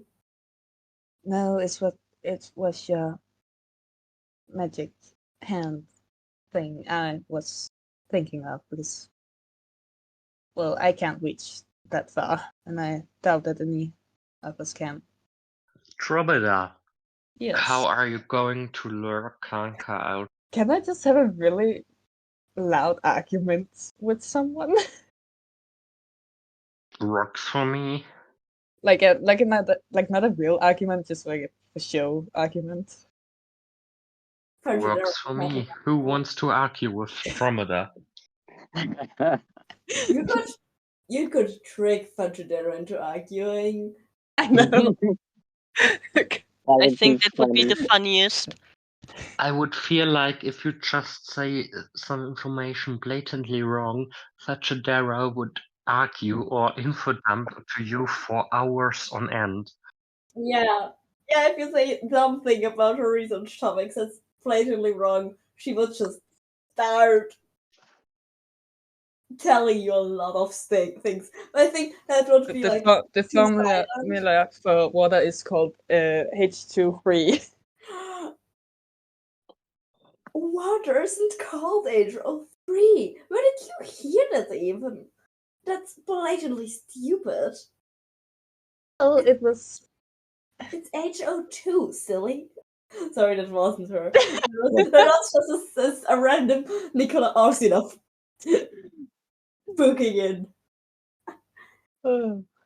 Nia would just say, like, in that moment, but why HO2? Why not H2O. H2O. H2O. Why not H23? But whatever. 3 is a nice number. It is. It's a lot. That's It's more functional somehow, right? That's not how chemistry works. Okay, but like no, I'm with them. Why not 3? Like you can do so many stuff with it. Why not 3?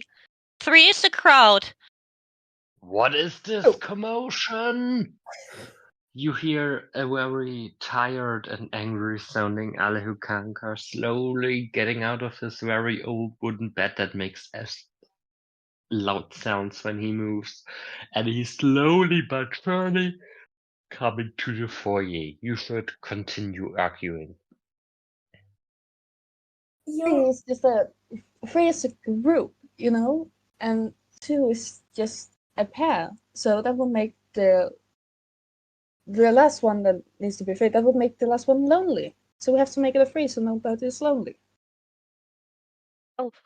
Guys, in character, Kyle, do you think he's gonna come up here? Like we want him down there, do we not? Should we should someone go down there and just lure him towards the door so he is below that? Kermit just intensely stares at Fitchadera. You should go there. I have to stay up on here to unscrew the chandelier. Karnka is now standing underneath the chandelier. Oh, I want to unscrew the chandelier. Roll a d20. I don't kill it this time and unscrewing it. On with my intelligence? Yes. If it were your actual hands, it would probably be strength, but given that it's magic, it's probably intelligence, yes. It's a not natural 20, it's a 17 plus 3. Okay, you screw that chandelier down, and it falls. It falls so loud that even the orphans in the forest hear it. we stand those orphans. They have stopped their currently going cultish ritual to look up. And yeah, Alehu Karkar is now incapacitated, trapped in his chandelier with electric candles. Fajiro will not come down will like try hiding a little outside of Karnka so that he just doesn't see her. Yeah. Keeping the dirt off her hands. Exactly. Yeah, of course. She doesn't want to be like wanted for attacking the president. Mission Impossible theme starts playing yet again. She was probably already regretting this, but she will run down and somehow take the crystal. As Tromada heroically rips open Alehu Karkar's shirt to reveal abs for days, she sees in the middle of his chest, where her heart should be, a crystal, a purplish crystal, glowing, pulsating, giving off a strange kind of energy, with a rune etched onto it. Please roll a d20 for taking that crystal. 15. As she grabs the crystal, her electronics start to fry yet again, but she powers through, and with as much strength as she can muster, she rips it off his chest, and now has a crystal in her hand. Where the crystal was in the chest reveals a small cavity with electronics, cable blocks, and if you look close at the crystal, you can see it was definitely plugged into those cables. And yeah, you now have a small power crystal in your hand. And I'm hereby introducing everyone to the concept of God crystals. Yes. I thought you are gonna say you're introducing us to the system of God, and I was like, oh God, not again. I thought you were about to I'm hereby introducing you to new person, and then the person just joins the VC. Oh, you all are meeting God very soon. Just one of them 20. One of them, yes. And you are defeating another, but that's spoilers. Anyway, Tromeda puts that crystal away. Would you Yeah. like to look for other loot on this body? I want to. Oh, do I have message? I want to message Tromeda. Message is a cantrip, and I put 2 fingers on my Sleeve. on my next to the eyes. Yeah, sleeve. Yes, it's I'm reading sleeve. I'm reading the thing. I point my finger toward a creature within range, and whisper a message, and then you can hear the message and it answers with one whisper. Please do. And I'm whispering to Dromeda. How is Karnka? As soon as you ripped off the crystal, he started to look weird. He looked like he was drinking, but he also wasn't. As the moment Tromeda ripped the crystal out, he became a lot less scary.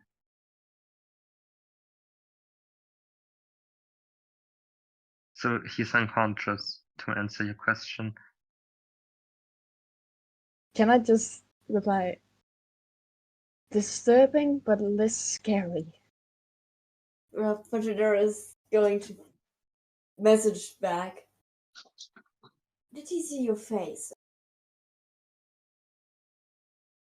Did he see my face?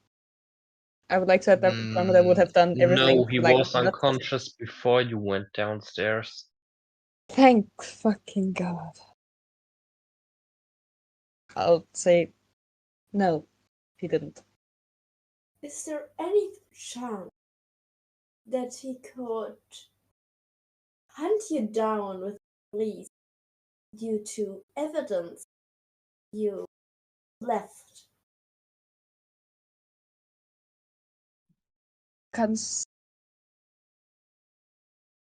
No. Alright. I was just considering that I have a fucking glowing thing in my eye. Yeah, maybe, but no. Yeah, by that metric, he could track down everyone because he's seen every one of your faces at the dinner. Yeah, but hear us. So there, in future, there's the chance that he could take 1 and 1 together and know that we attacked him. I don't think he recognized the voices. I'll just reply, not as far as I'm aware. Okay. And Nia and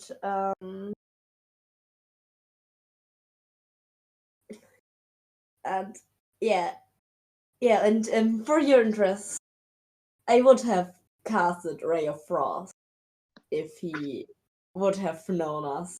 So now I tried killing him. So just for your interest, for your After this whole interaction happened, the feeling of unfinished business suddenly faded, at least partially for Dromeda, and the other half is still occupied by the orphans in the forest, who have resumed their cultish ritual. You all decide to return to the store, where after some more drinks and some collective talking, Pulcro suddenly realized that he had an appointment in the morning, and given that it's 1 a.m., he should really head home. And yes, Pulcro, it's time to say goodbye.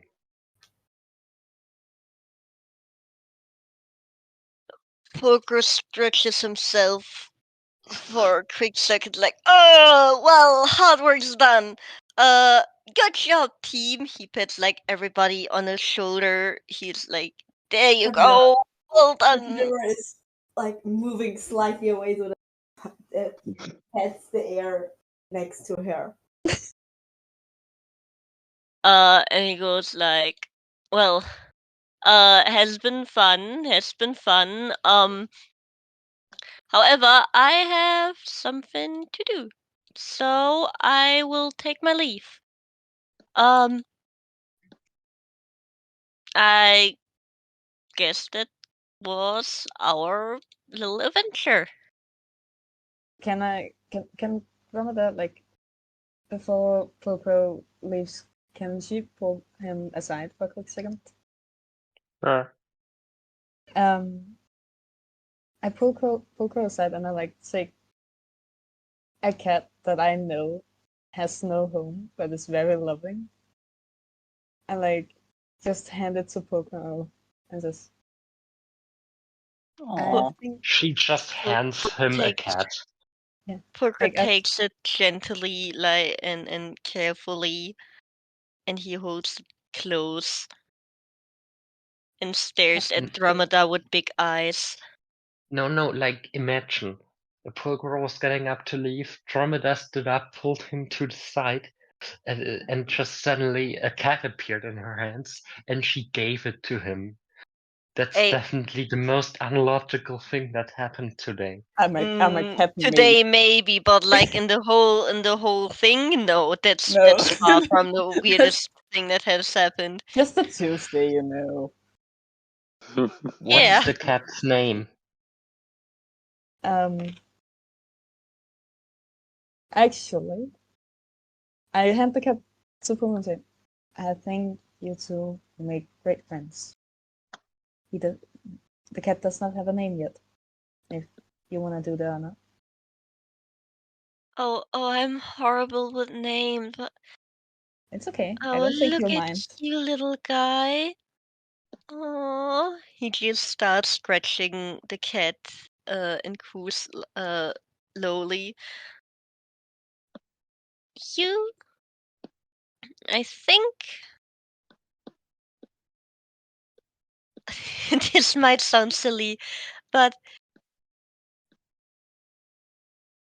I think I'll name it Dot because it's putting a period at the end of our journey. A little full stop. That's my little Dot now.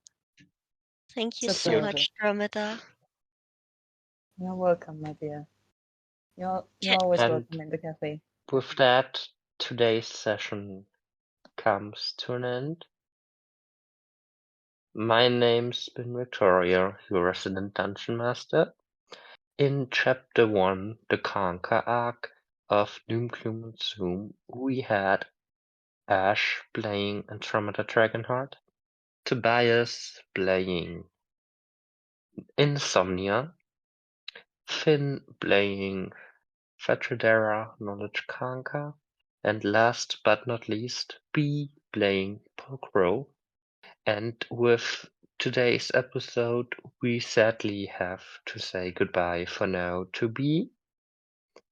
It was really fun playing with you. And I Thank hope you all you for will having me. return as a guest often and soon, so we Oh. don't have to miss Pokro. Just because you're getting rid of me now doesn't mean you're getting rid of me ever. Or forever. Andromeda's a tough thing, you. Yeah. Also, Dot will regularly escape and appear at the cafe out of curiosity and being used to it. So Pokro does have to catch him or her, I don't know, has to catch the cat multiple times. So there's quite a bit of time where you all could meet again. It's very nice. Dot is just such a smart kitty. The little guy. Anyway, I hope you had fun. I know I did for this episode and the whole of Chapter 1. And yeah, as always, be gay to crime, be crime to gay. And does anyone still want to leave anything at the end of Chapter 1 before I end the recording? a few goodbye words if no one else has something to say. Please Go go ahead. Thank you all for having me. It has been a blast. I love all of our characters. I love all of our story. I don't think I'll stop drawing them because I'm still having so much fun with it. So if you ever need someone to draw out your silly scenarios, please hit me up. Or if you just wanna brain rot about all of y'all, I'm still free for that. Sadly, I can't join the sessions anymore, due to scheduling issues on my part. But like for nonsensical, silly stuff, I'm here. And yeah, once again, thank you very much for having me. It has been a pleasure to have you here. It has been. We have enjoyed your company so much. It was wonderful. Yeah. As Marvel Studios would say, Pulcro will return eventually. Eventually, but he will. Eventually. Yes. This has been episode 6. Be gay to crime, be crime to gay, and bye. Bye bye. Bye bye. Or Goodbye here. for now. Bye.